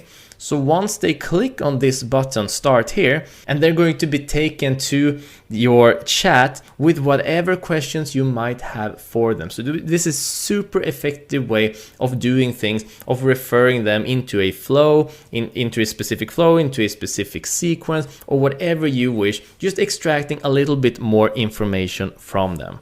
And then we're just gonna click on done, and then we just click on publish here. And then go back. And then everything is set up. we have our link, we have our custom reference parameter so we know which it is, and we have set up our payload, and we have also customized it so we're gonna get the information from the customer. Okay, now you know exactly how the Messenger Ref URL growth tool works. Now it's your turn. All you need to do is go ahead to Growth Tool, Widgets, click on Messenger Ref URL, and all you really need to do is give it a name, and then you have the link ready and can use it from there. Put it in your signature, put it in your blog, just hyperlink it and use it. So I'll see you in the next lecture. In this video, you'll learn how to create a Messenger QR code. So first of all, what is a QR code? Now, a QR code is a piece of code with your logo that people can scan with their cell phone to get in direct touch with your bot.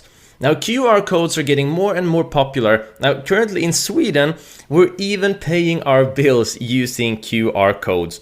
So this is a tool that's going to grow more and more and more, without a doubt. So let's get right into it.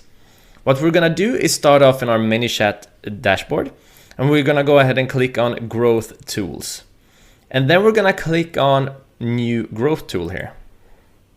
And then we're gonna go down and click on Facebook Messenger code. That is the QR code.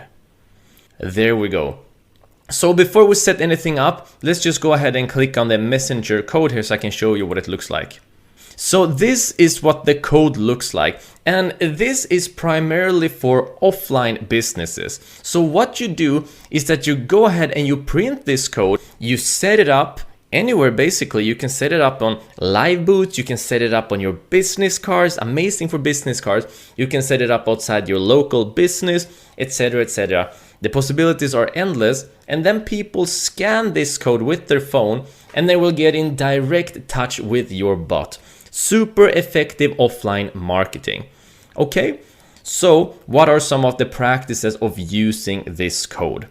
Well, what you could do, for example, is that if you have a local store or a physical shop and you want to get subscribers by offering them a discount, what you could do is go back to the opt-in actions. And remember, the opt-in is the first thing the bot is going to be saying to your customers once they scan this code and engage in a conversation with the bot. So what we could do is make sure that this opt-in is going to be offering a discount code for the customers. Okay? So all we would need to do is click on Edit here. And then we have the opt-in text in itself, and we might add a little bit more text, and we could write, for example, so I heard you were interested in a 10% discount. Is this correct? Question mark. And then we could add in a smiley, you know, to be a little bit charming. There we go. And then we could write in a quick reply, and we could add in, yes, please. Done. And then we're gonna add in no thanks. Okay, and now all we need to do is connect these replies. So for example, for the yes please, we would go ahead and make this send another message. So when they click on yes please, what's going to be happening is that they're going to be getting the code. So if you didn't follow what I did there, we've been going through this in the previous lectures, is I click on this part in the quick reply and I added in the send message by clicking on the send message. There we go.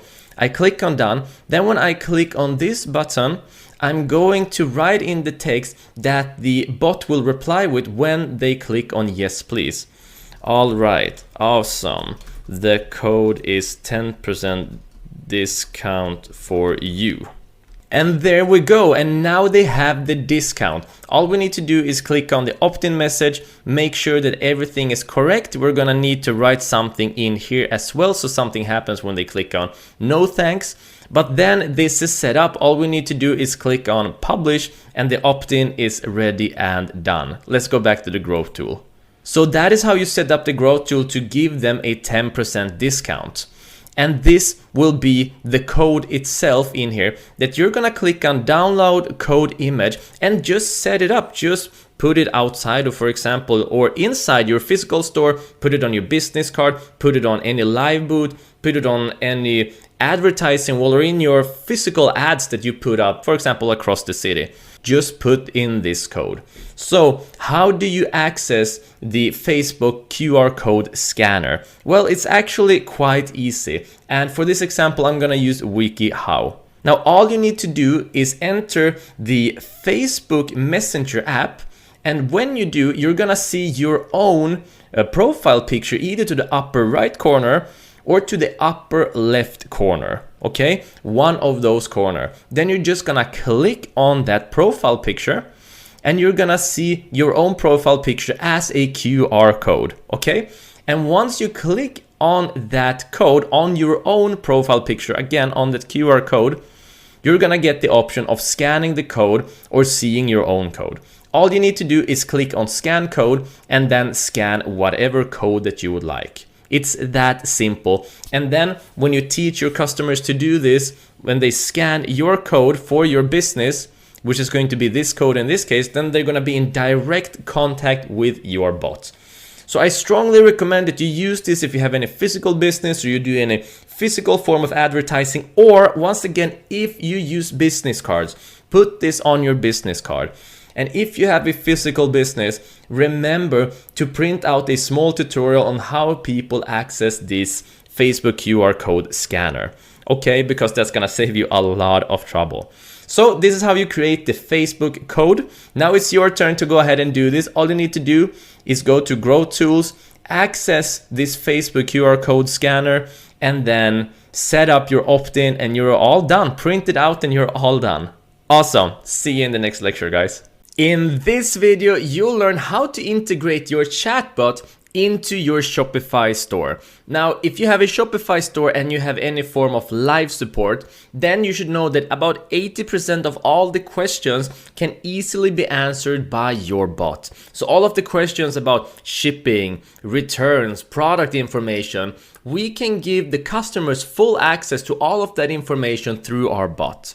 So what we want to do is in the lower right corner here, create a chat window for our customers to access. So let's go ahead and do that.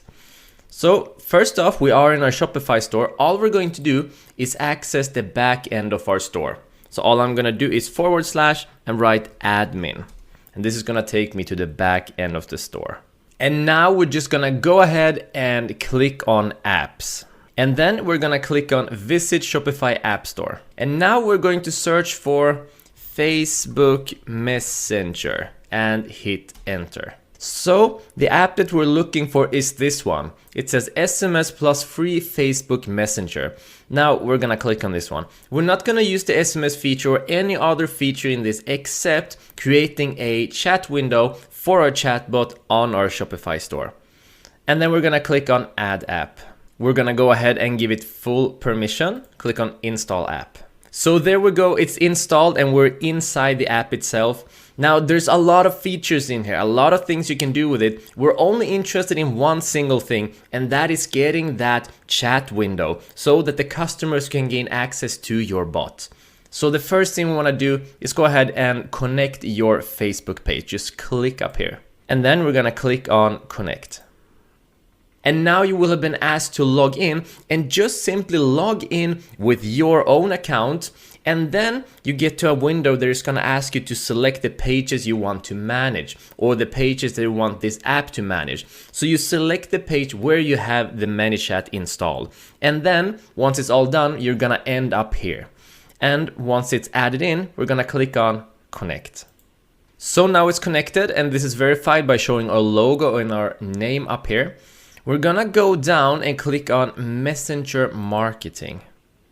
So by default, nothing is activated, and that is perfect because there are some chatbot features that comes with this app, but we don't want to touch any of that because it's going to interfere with ManyChat. So all we're gonna do is we're gonna go down and click on Growth Tools. And then we're gonna click on Customer Chat. Great. And then we're gonna go ahead and click on activate here. You see, this is the chat box to the right. This is exactly what we're looking for. So we're just gonna go ahead and click on activate. Perfect, so now it's activated. So whatever greeting that you want to have in the beginning, once they enter the front of your store, you could write that in here.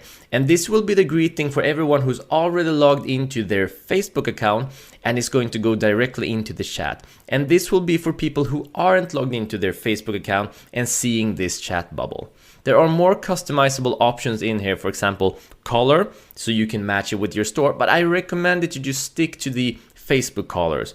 And you can also keep it minimized, but it is a great idea to leave this up to let people know that it is accessible. Otherwise, customers are going to miss it, and this is such an amazing feature. So we're just gonna go ahead and click on save. Now everything is saved. So let's go and check this out. We're just gonna click on the eye here next to online store, and then look into the lower right. So here it is. Now, by having this one on your website at all times, your customers can easily gain access to your chatbot. Now realize that your customers are gonna have a clean dialogue. Because I have been interacting with the chatbot before, there's a lot of text here, but it won't be for them. Now you could of course start making sequences, put tags on people who come from here, and start creating these sort of flows where they can ask about products, where you can answer questions about shipping, you can answer questions about returns. All of these really common questions where people usually don't bother to go and find on your site, put them in here and have the bot answer them. It's a super powerful tool, and you gain access directly to it from your Shopify website.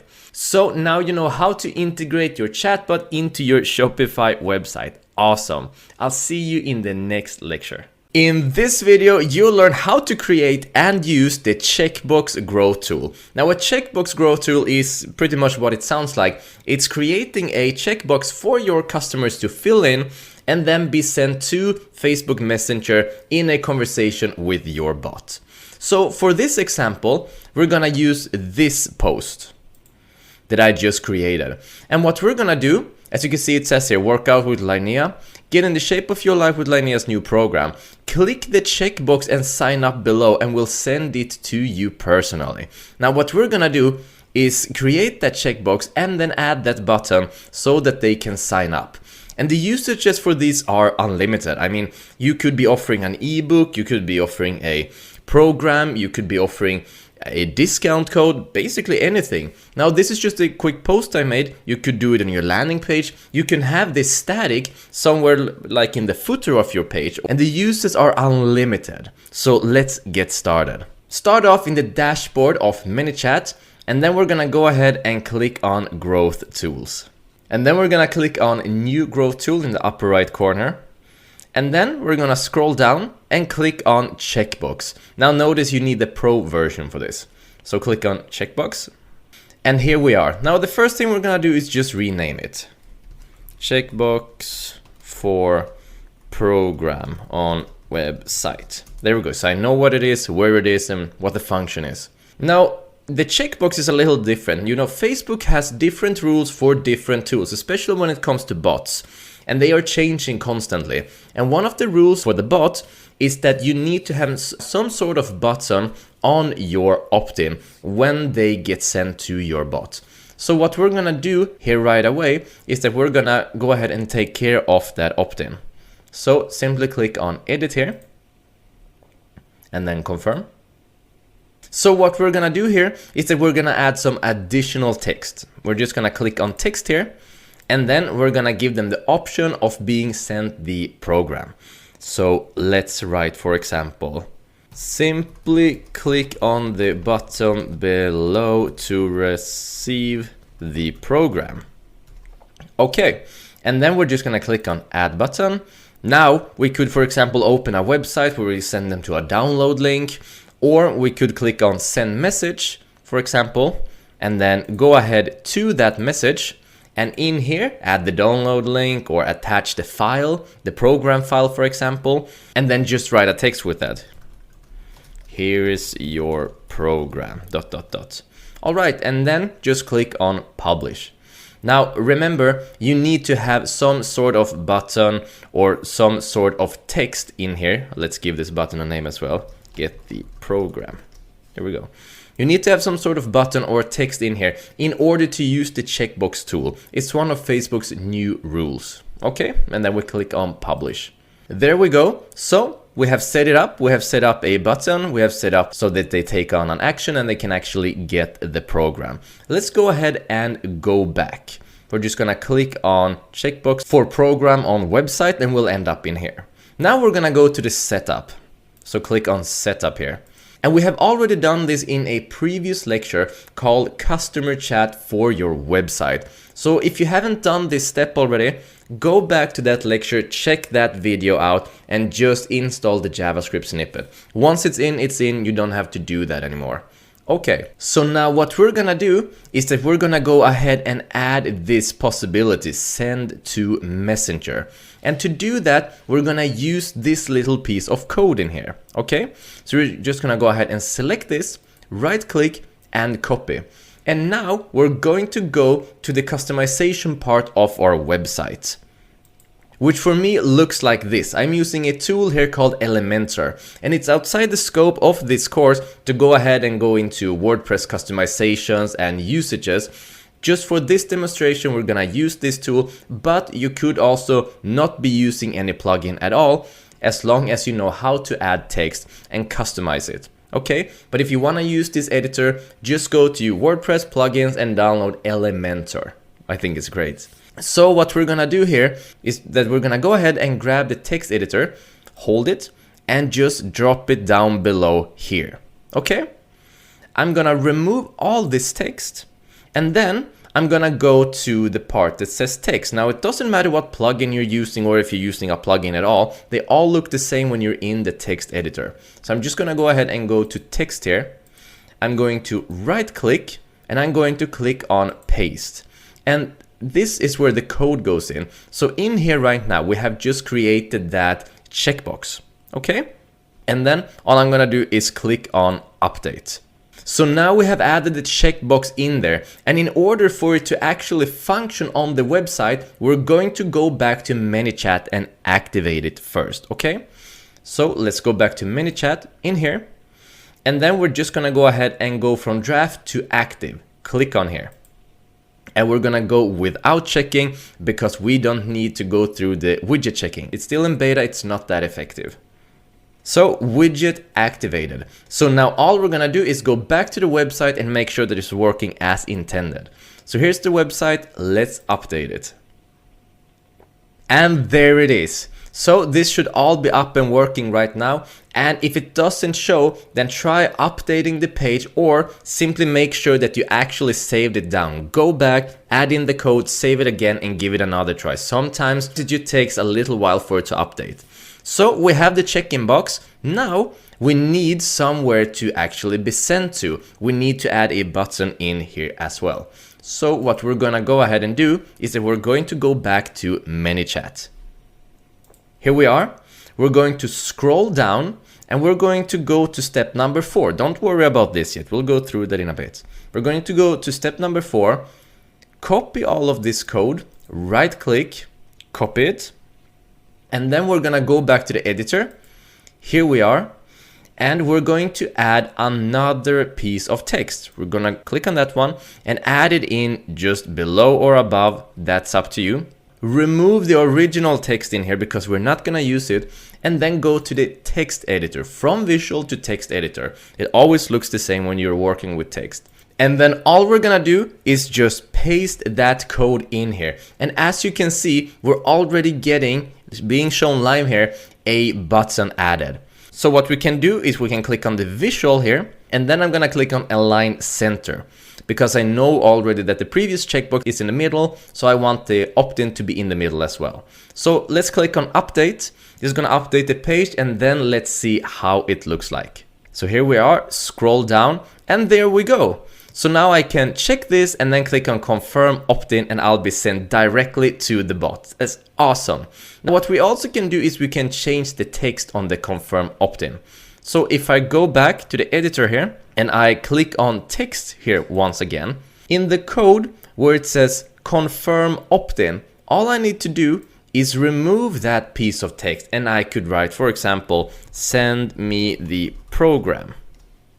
Okay, click on update. We can already see the new button in here, but still click on update, go to the website, scroll down, and we can see that it's working out. So the final thing we can do is we can go back to ManyChat and we can start editing the checkbox. For example, we can change the size, we can change the skin, how we want it to look, and also where we want it to be, to the left or to the center.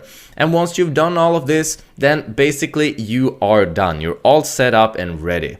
Now there are additional things you can do here, but because this is a beginner-friendly course, we're gonna keep it simple and we're just gonna stick with this. So now it's your turn to go ahead and do this. All you need to do is go to Growth Tools, go to Widgets, and then create your checkbox growth tool. Okay, make sure that you have a website, you have a program, you know how to use widget codes, and if not, don't worry, this is not an essential tool that you need to use. I just want you to know how to actually use it should you want this option.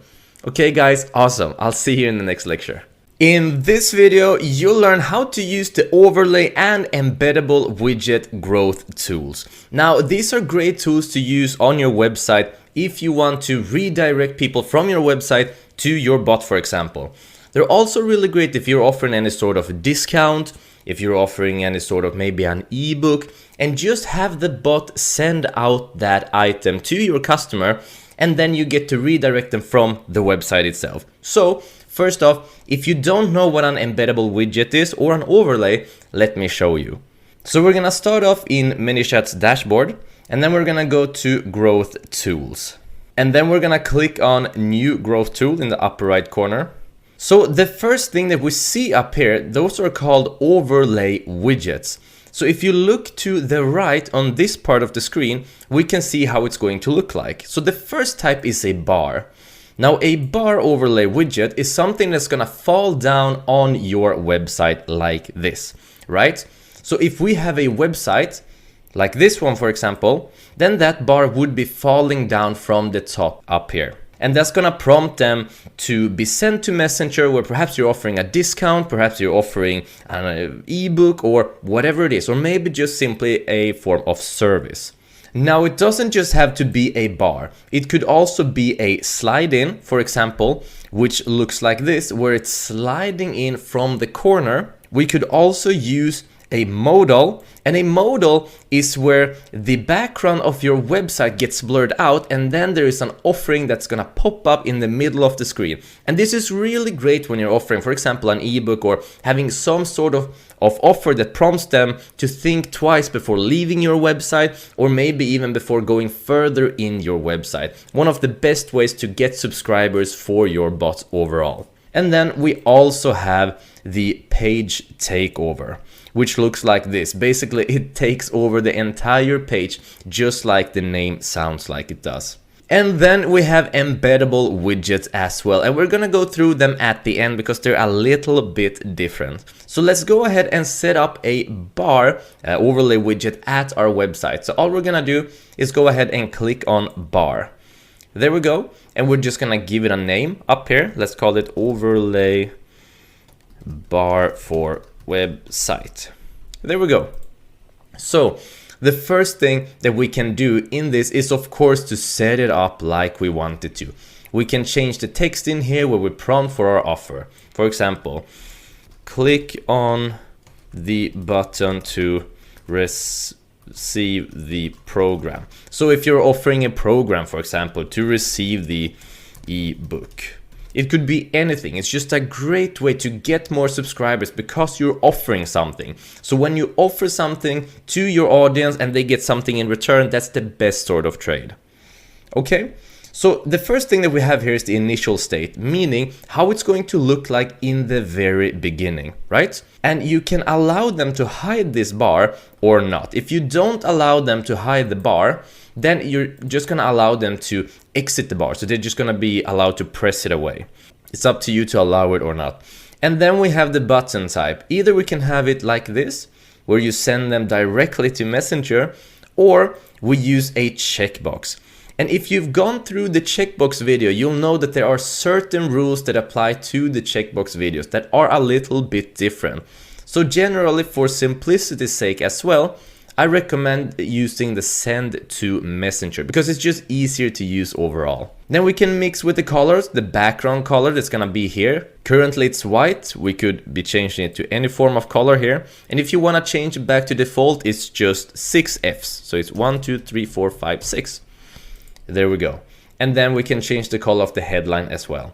So there's a lot of different customization, the button and the button text. Now note that you can change the text on the button to subscribe, for example, or to message me, to anything. This doesn't change the function of the button, it only changes the text on it. So depending on your offer, you might want to change the button accordingly. So for example, if you've written on the text subscribe to receive the ebook, it might make sense to have a button that says subscribe, just so you're going in and synchronize these two. And this one is very interesting. When do you want it to display? Meaning this bar that hangs over your website. So there are a couple of different options. The first option is when they have scrolled 30% of your site. Then this overlay is gonna pop in, right? You could also change it to appear immediately.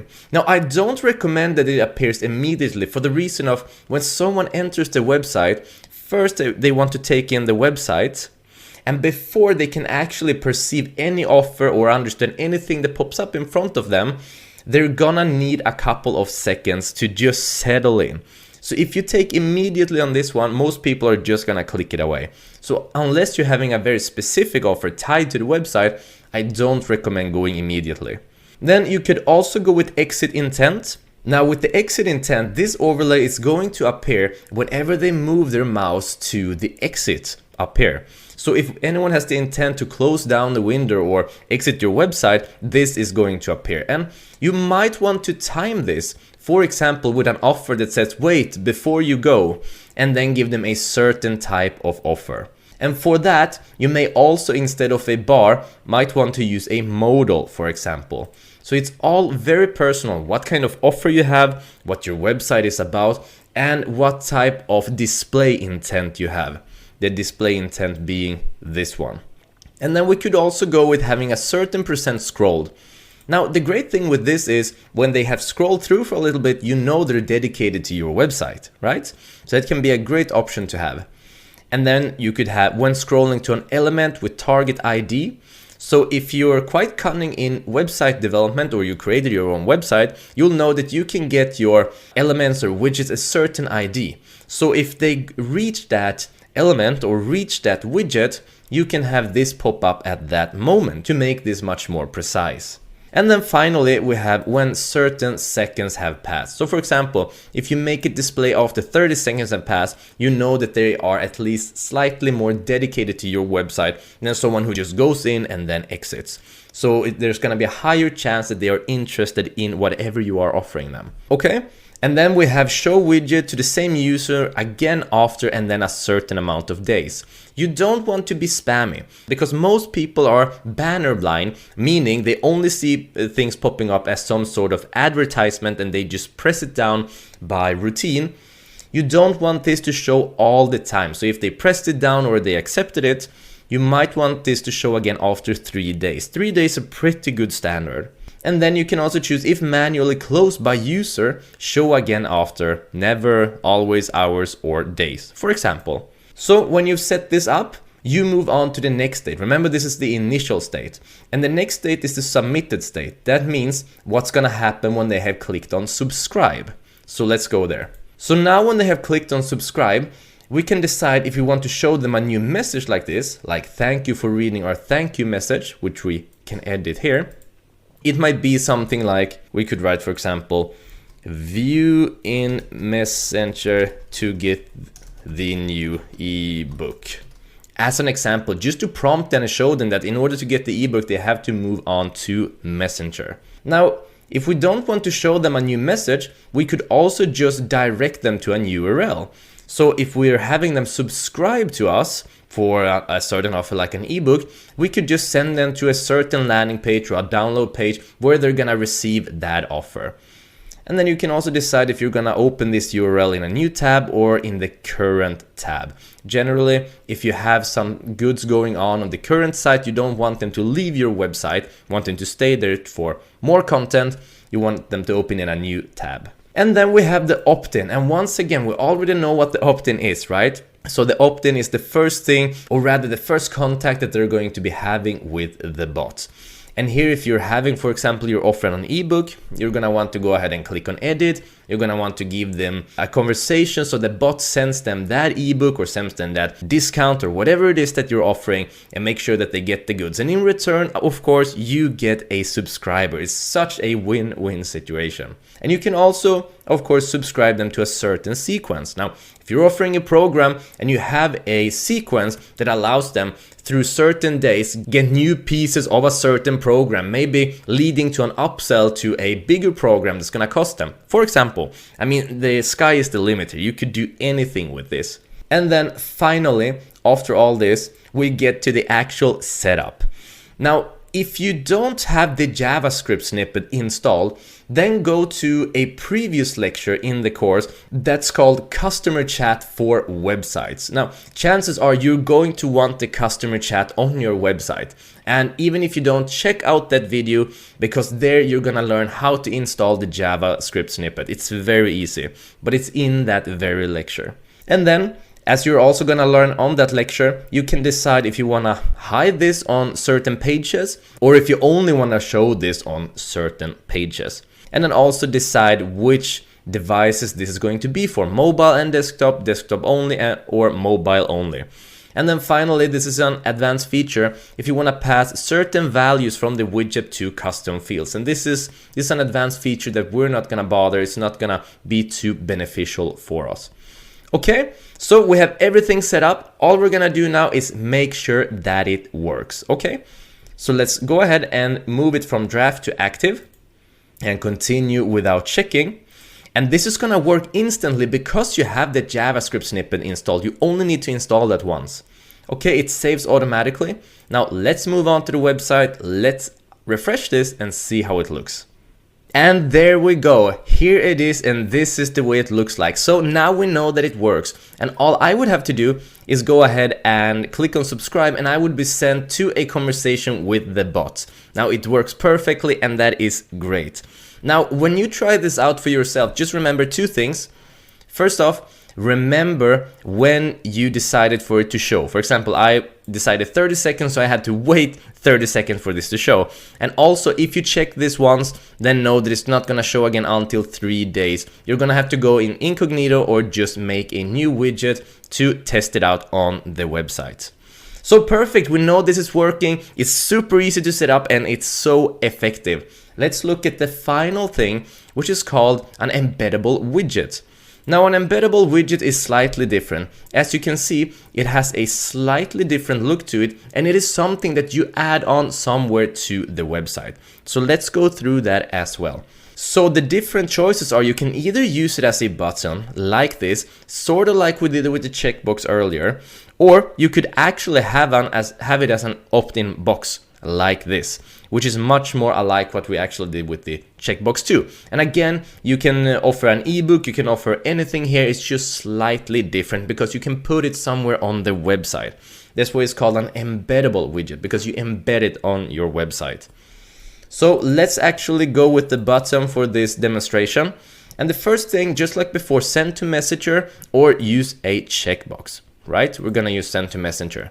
You can play with the background, the button size, what you want the text to be. For example, message me, get started in Messenger. It's just like before. And then we go to the submitted state. You can redirect them to a certain URL when they have subscribed to you. You could also change the colors of this. Now this green wasn't too pretty in my opinion. And then finally we have the opt-in, which is similar, just like before. Set your opt-in to go hand in hand with your goal. Give whatever the chatbot is offering to your customer. Now finally, the setup is different because you need the JavaScript snippet installed, but you also need this code. So just like we did in the checkbox video, if you haven't watched that one, go ahead and watch that one. I show you in more detail how to actually add in the code into a widget. We're just gonna go ahead and copy this, then go and add out a text widget, place it out there somewhere, and then paste it in, and you're gonna get this thing to appear on the website. And now it's that easy. Then you just activate it, save it down, and it's all working and functioning the way it should. Now, I strongly recommend that generally you use this instead of a checkbox, because a checkbox, you need to code it in automatically together with your widget to work. In here, you get a full widget to work. So you get a button that's gonna take you directly to the subscription with your bot. Whereas in the previews, you get to opt in and you need to code that together with some sort of button or something on your website, right? So this is definitely the easier option to go with. So that is it. So now you know how to use overlay widget, you know how to use embeddable widgets. It's all very simple and so effective. Remember, the sky is the limit here. As long as you have a plan and you know how to actually send your customers to your chatbot and for what reason they should be clicking on that subscribe button, sending them to Messenger, you will do great with this amazing futuristic market tool. So now it's your turn to do this. All you need to do is go ahead and click on Growth Tool, go to widgets, and then choose whichever either overlay widget or embeddable widget you're gonna have. Set it all up, then go to the website, check it out, make sure that it works. Okay guys, awesome job. See you in the next lecture.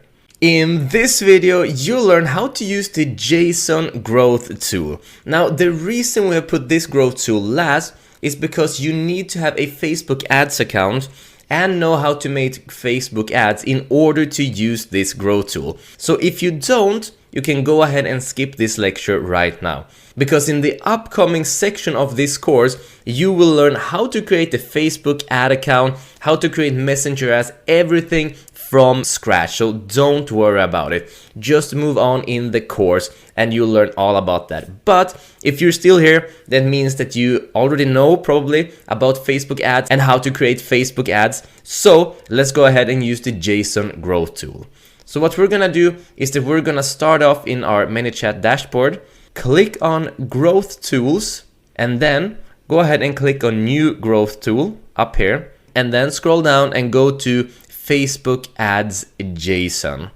So what is a JSON ad? Well, a JSON ad is basically making a Facebook ad, and then when people click on your ad, they will be sent directly to the opt-in message of your bot. Meaning your customers don't need to go ahead and click on any button that says send me to Messenger or anything like that. They will be sent instantly to your bot and to the opt-in message of your bot. That's what makes this so incredibly powerful. So all we're gonna do is go ahead and start off with creating our opt-in message. Now remember, in order to have the people become your subscriber, they need to actually interact with the bot. So make sure you add a button or write a text that has them reply in some way. But I recommend that you create a button just like in this example.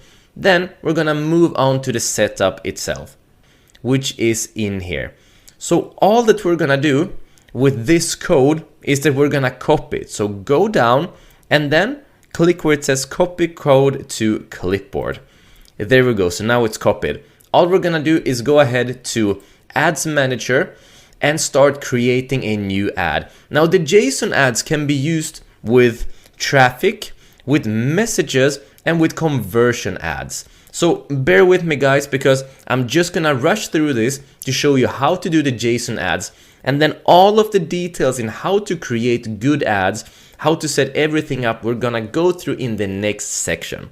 Okay, so bear with me here. We're gonna select traffic for this example, go down and then click on continue. Next up, we're gonna go ahead and click on Messenger here.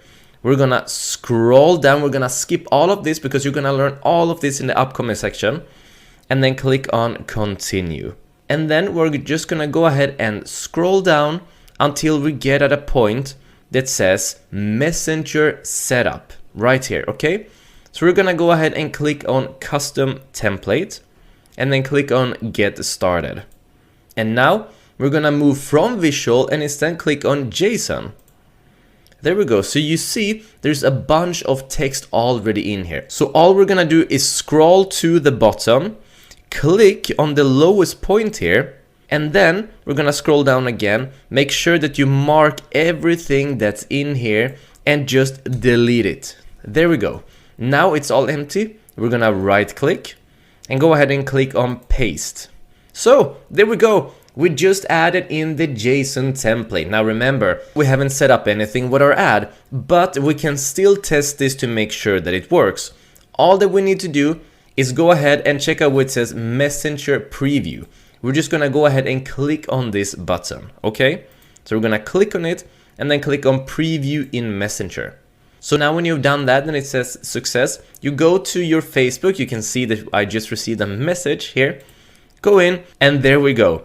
Welcome. Thank you for being interested in our product. This next post about it is coming soon. Stay tuned. So this is the opt-in that came with it, and this will be where you put in your own design opt-in for the purpose of your own JSON growth tool usage, right?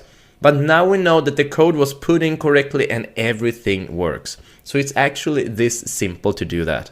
So remember, if you have no idea how Facebook ads work, don't worry about it. We're gonna go through that in the next section. But since you're still here, I assume that you do. So it's your turn to go ahead and use the JSON growth tool.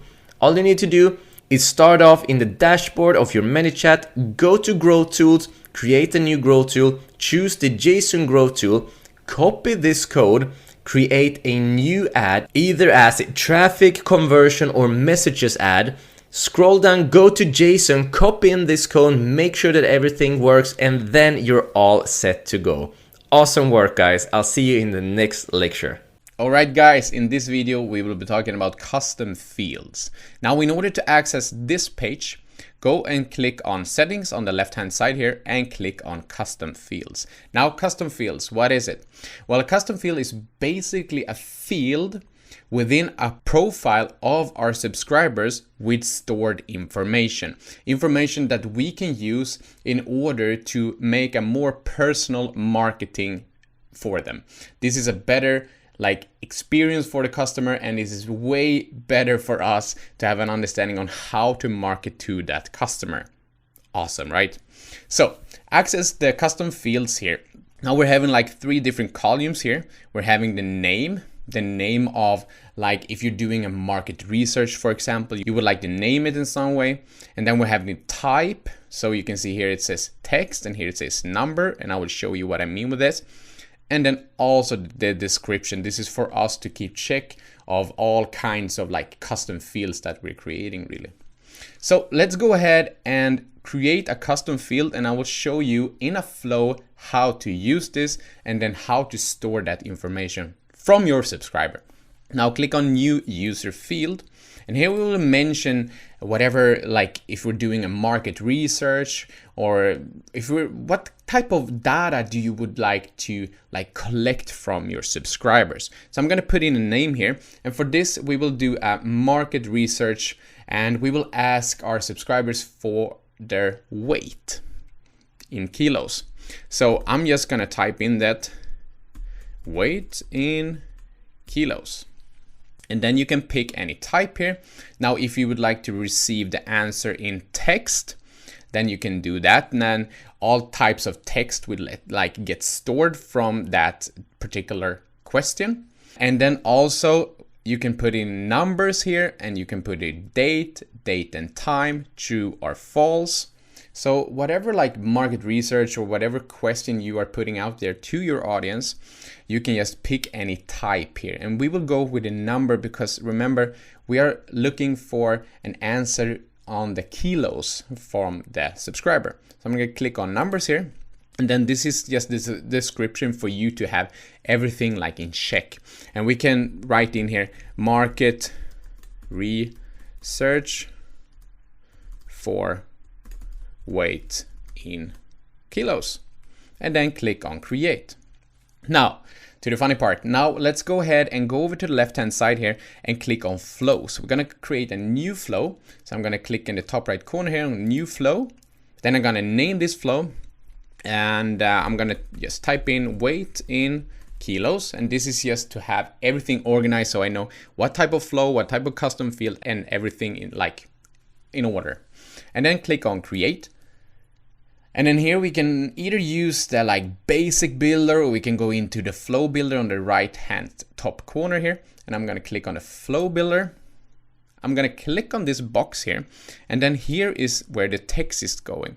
Now we're not going to use regular text. We're going to click on user input here. So I'm going to click on user input, and then I'm going to take this user input and put it above the regular text here. And then I'm going to delete the regular text, because we're going to just use user input to collect information from the subscriber. Now in here, I'm going to just type in the question, and the question is, what is your weight in kilos? Question mark. Now, maybe on the first date with your subscriber, you may not would like to just put out this question, hey, what is your weight? But if you're doing a market research and like your subscriber is really interested in your products or services, this is a great way to go about it. So what is your weight in kilos? Now we're having like the reply type. How do you want like to have your reply? Or is it in text? Is it in multiple choices? Is it in numbers? Or is it any other way here? You can see all kinds of reply types here. And remember, we went with numbers. So I'm going to click in numbers here. And then if they're answering the question with like text or email or any other type of replies that they may answer with, then this text will then appear for them.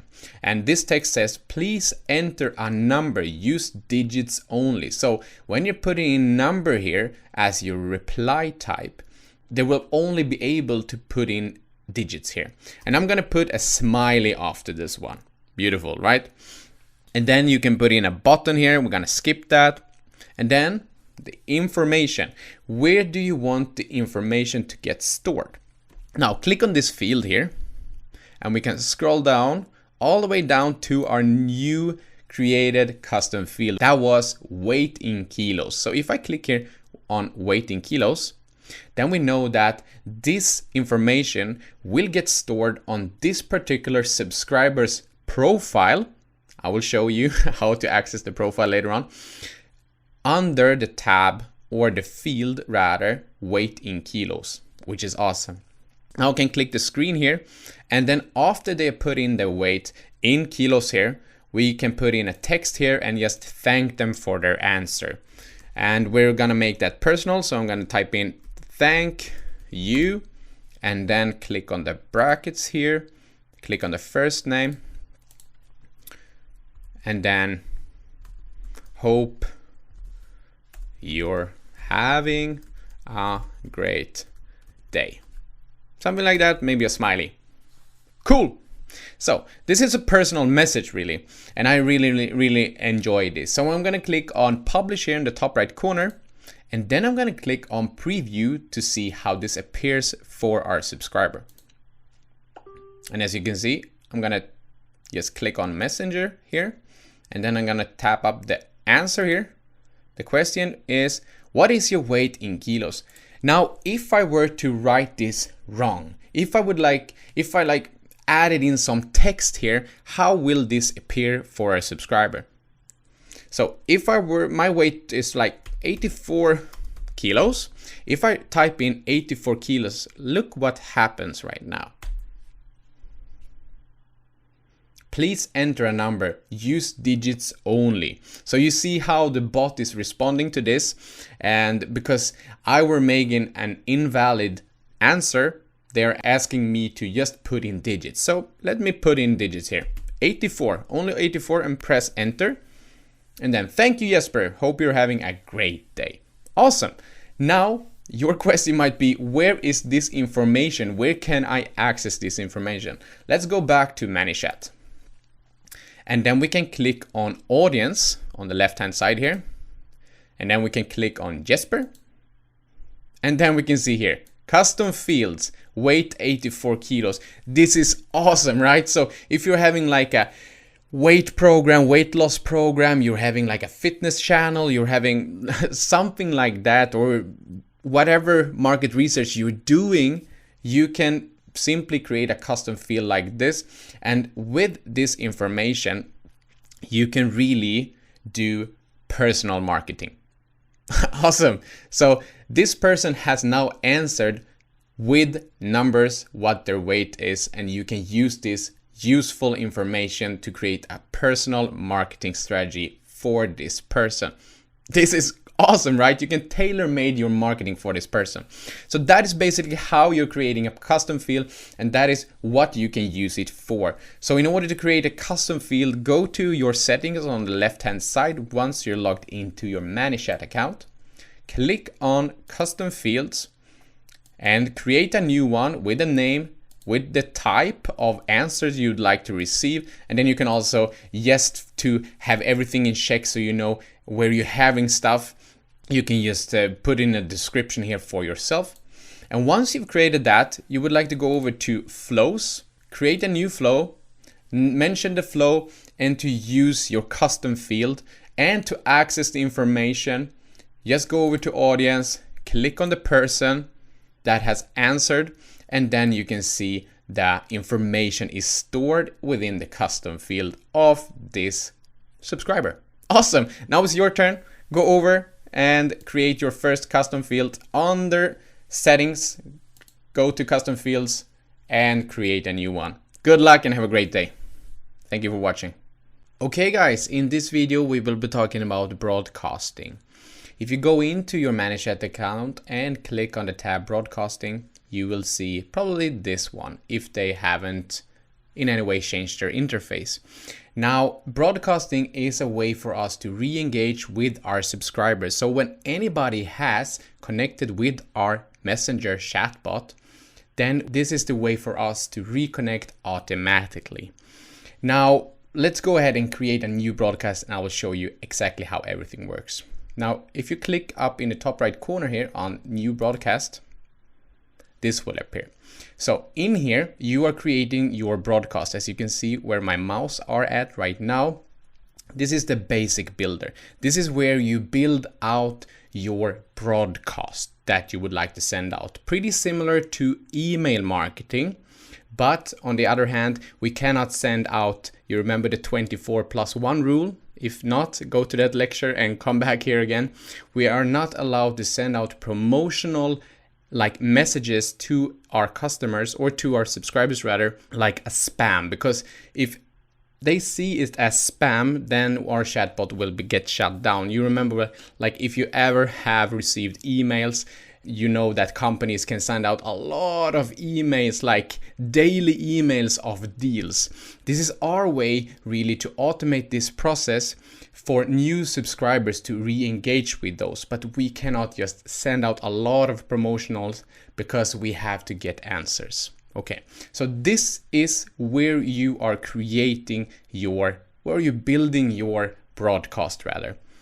You can do this here in the basic builder, or you can go over here to the right top corner and go to the flow builder. And we already went through this in detail in this course.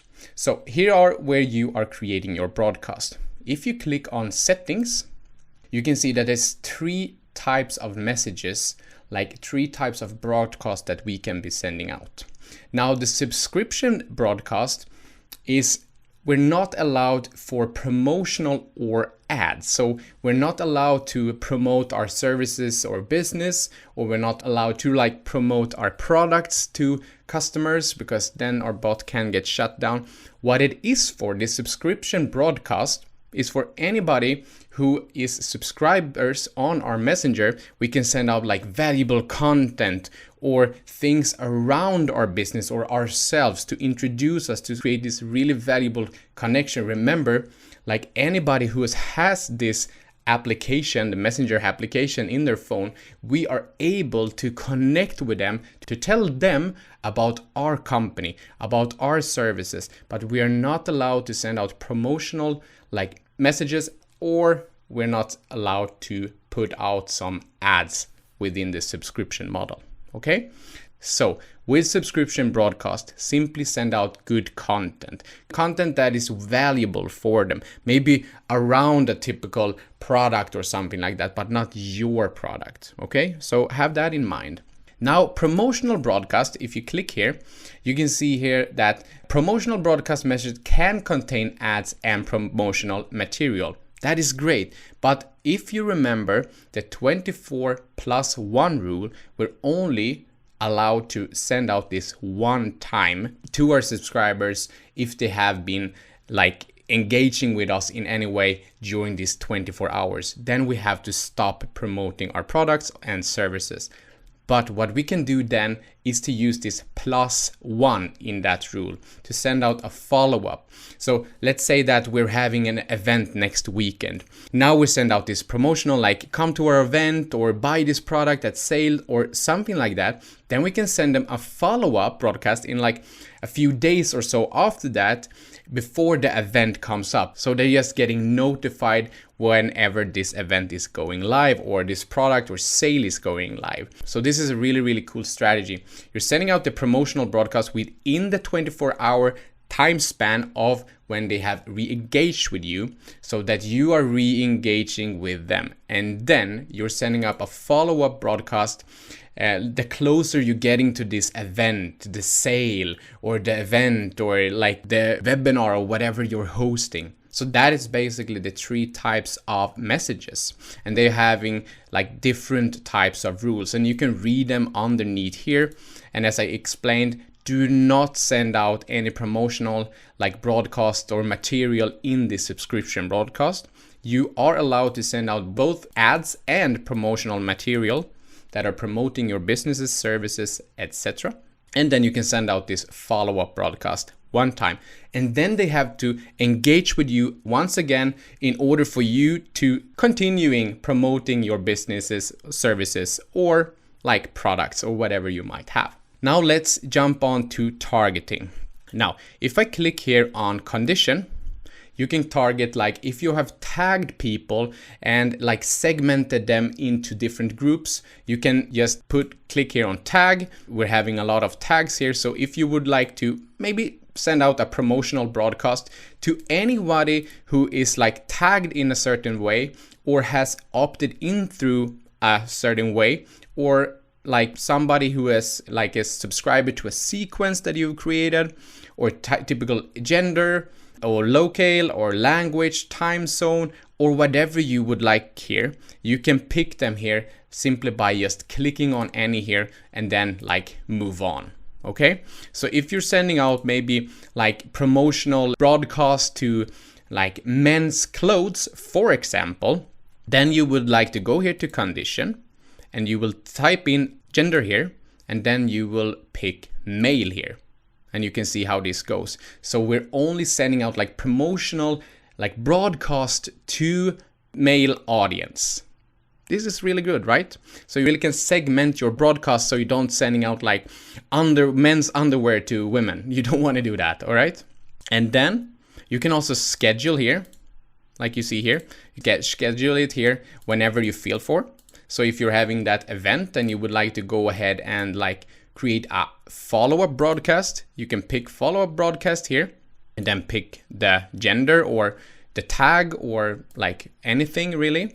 And then you can schedule it for any date here. So let's say that today is like the 8th January and you're having the event maybe on Saturday. You can schedule it maybe to send out this message like the 11th, which is a really, really cool thing to do. And then a really, really interesting thing here is the notification. How do you want it to appear for the subscriber? If I click on this scroll down here, we're having firstly a regular push. Like anybody who has this application on their phone downloaded, they will have a normal push, a regular push, which means that whenever you're receiving a message from family or friends, it's getting a sound. And that is exactly what this is.